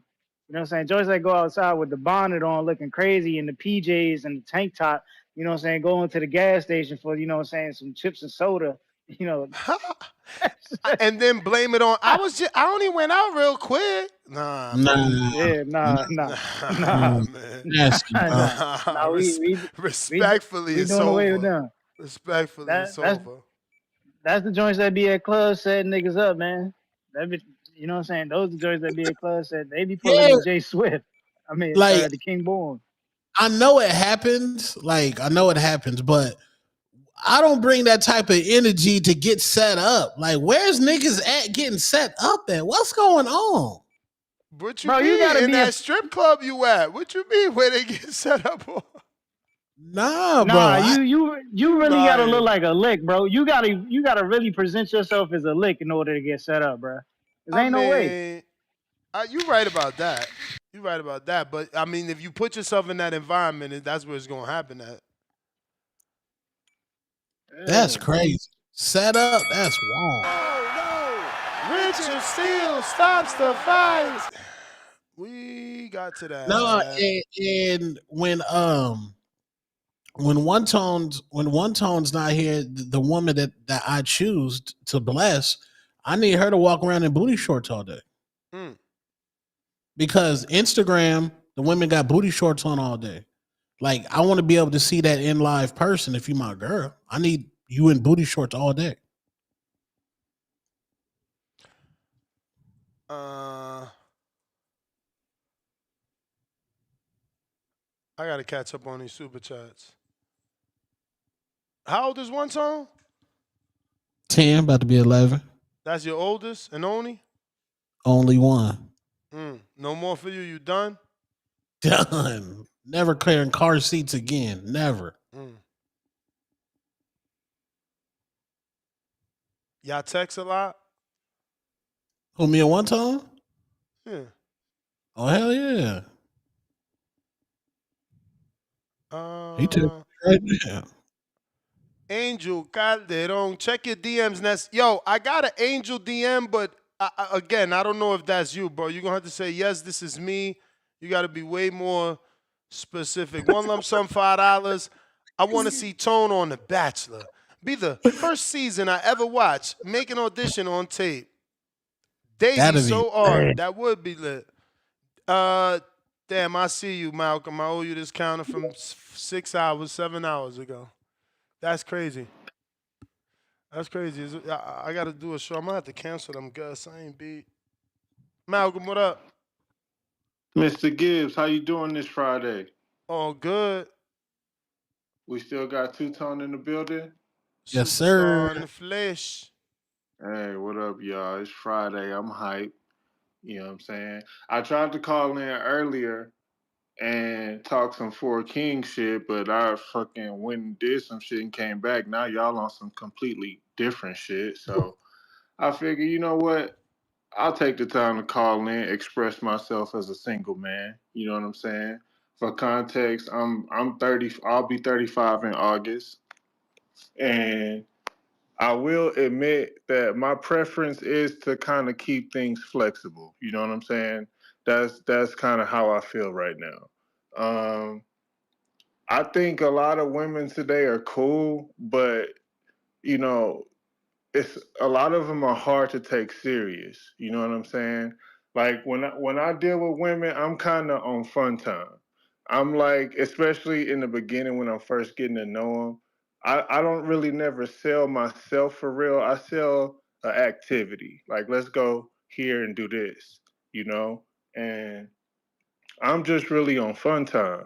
So a lot of women kind of X themselves out when they like introduce an expectation to me when I'm on fun time. I don't want to hear about no expectations and I'm trying to have fun. You know what I mean? And I damn sure don't want to hear about no expectation before you offer, like, don't introduce an expectation before you introduce assistance. That's another thing, you know? So I don't really hold it against them, though. I know that the culture that we live in is kind of pushing them to think certain ways, but um, I'm a little different. I'm from Texas. I'm a little conservative. Like when you telling Malcolm what you expect me to do with my bread, you lightweight got me fucked up for real. Mm-hmm. Um, So that's just what I'm doing. Like just having fun, trying to be on fun time, and just letting the vibe carry it. But like I said, my preference is to be a little bit more flexible. Um, so maybe a few years down the line, I'll be more intentional, is what they say. That's actually a turnoff to me when a girl, is telling me what she expects the relationship to be, because I feel like, you know, just because you in a rush don't mean I got to be in a rush. It's you should understand kind of my position. That just tells me that you're not really considering my position at all. You know what I'm saying? So that's all I really had on that. I do want to just get this Four King shit off real quick. We was talking about how it's subjective when way back when y'all had round one and Johnny. And the Four Kings is not subjective. The Four Kings, the new Four Kings was Devin, Ryan, T.O., and Tank. And the old Four Kings, Duran, Hagler, Hearns, and Leonard, they're the Four Kings because they all fought each other. And these new Four Kings was the new Four Kings because we expected them all to fight each other. And Ryan, we shit on Ryan a lot because I guess we could say, arguably, he's the least talented, but he is the furthest along in filling the prophecy of all of them fighting each other because he's fought two already. So give him credit for that. Shout out to TBV. That's my call. Happy Friday, everybody. Peace, peace. Happy Friday. Ness, you got to do Boxing University. What is that? I don't know. Do you see what Kai Cenat doing? I didn't really see, but I seen something about him not letting some OF fans in it. Oh yeah, well he got he said he was supposed to get like unknown streamers and take him to like a university called Streamers University, but he like picked his friends and well-known people, a couple unknown streamers. But it looks fire, man. Like that'd be hot for some boxing shit, like a boxing training camp. You like kind of like your Border Wars idea. Like they all go into the shit. They learn how to stream. They get streaming tips. And You they flip that paying on. or it's free? No, well, shit. Kai got the bag. He paid for. They probably sponsored him. He probably got some sponsorship. He got them all living in a house type shit? In a dorm. Oh, so he recording. He making money off it. Yeah, they in a cop. DDG there. Cooker with Kaya there. Damn. So this shit is celebrity show. This ain't no fucking streamer show. Yeah, they all there. They all there. Streamer University. DDG gonna clap them cheeks then. Davey So Art $2. Ness, stop caping for Casey. One lump sum back with another fire. The feds didn't raid Diddy house over Casey. It's bigger than Nino Brown. There has to be more to the case. He got raided by the feds. DC3 $2. Tone meets Toya at Border Wars. Love story. Toya made it clear she's into women. Here y'all is playing. Adrian, $5. Marriages need to have some type of insurance. We need insurance for cars, homes, and health, but not for marriages. Men need some type of security. Yeah, I mean, I guess that's not a bad idea, brother. One lump sum back with another $10.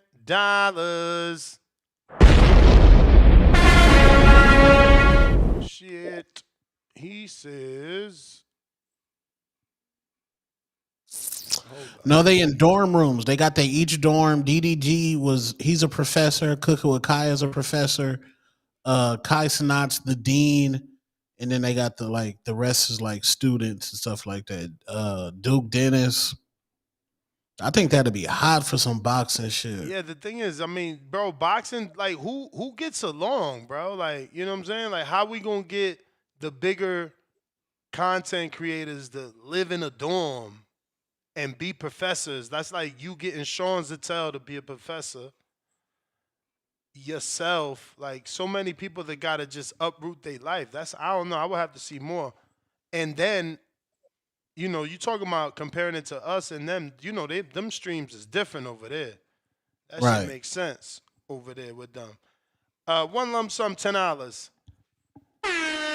Tone Shameless, and I love it, homie.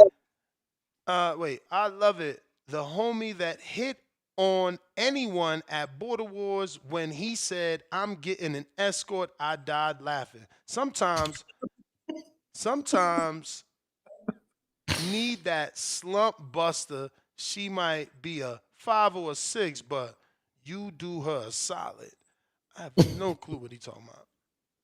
Nas Williams, welcome. We got to that counter for tip. Polo Buck, we got to that. New York, we got to that. We got to that. DC3, King Born is Caller of the Year. Y'all got to vote, man. When he get nominated every year, it's sad. Sad to not see him make it, bro. Jeremy, $2. Ness, Tone tiene depresión. That piece sound pathetic. Depresión means depression, so. Marvin Furman, $2. King Born walking around with a bulletproof vest. Yeah, nah, he tripping. Cliff, $2. Need the evening show. End this part of the routine. Nah, man, I mean, look. If I don't fall asleep, my good wife went to go get me something to eat. You know I'm going to get the itis. Old people get the itis after the food.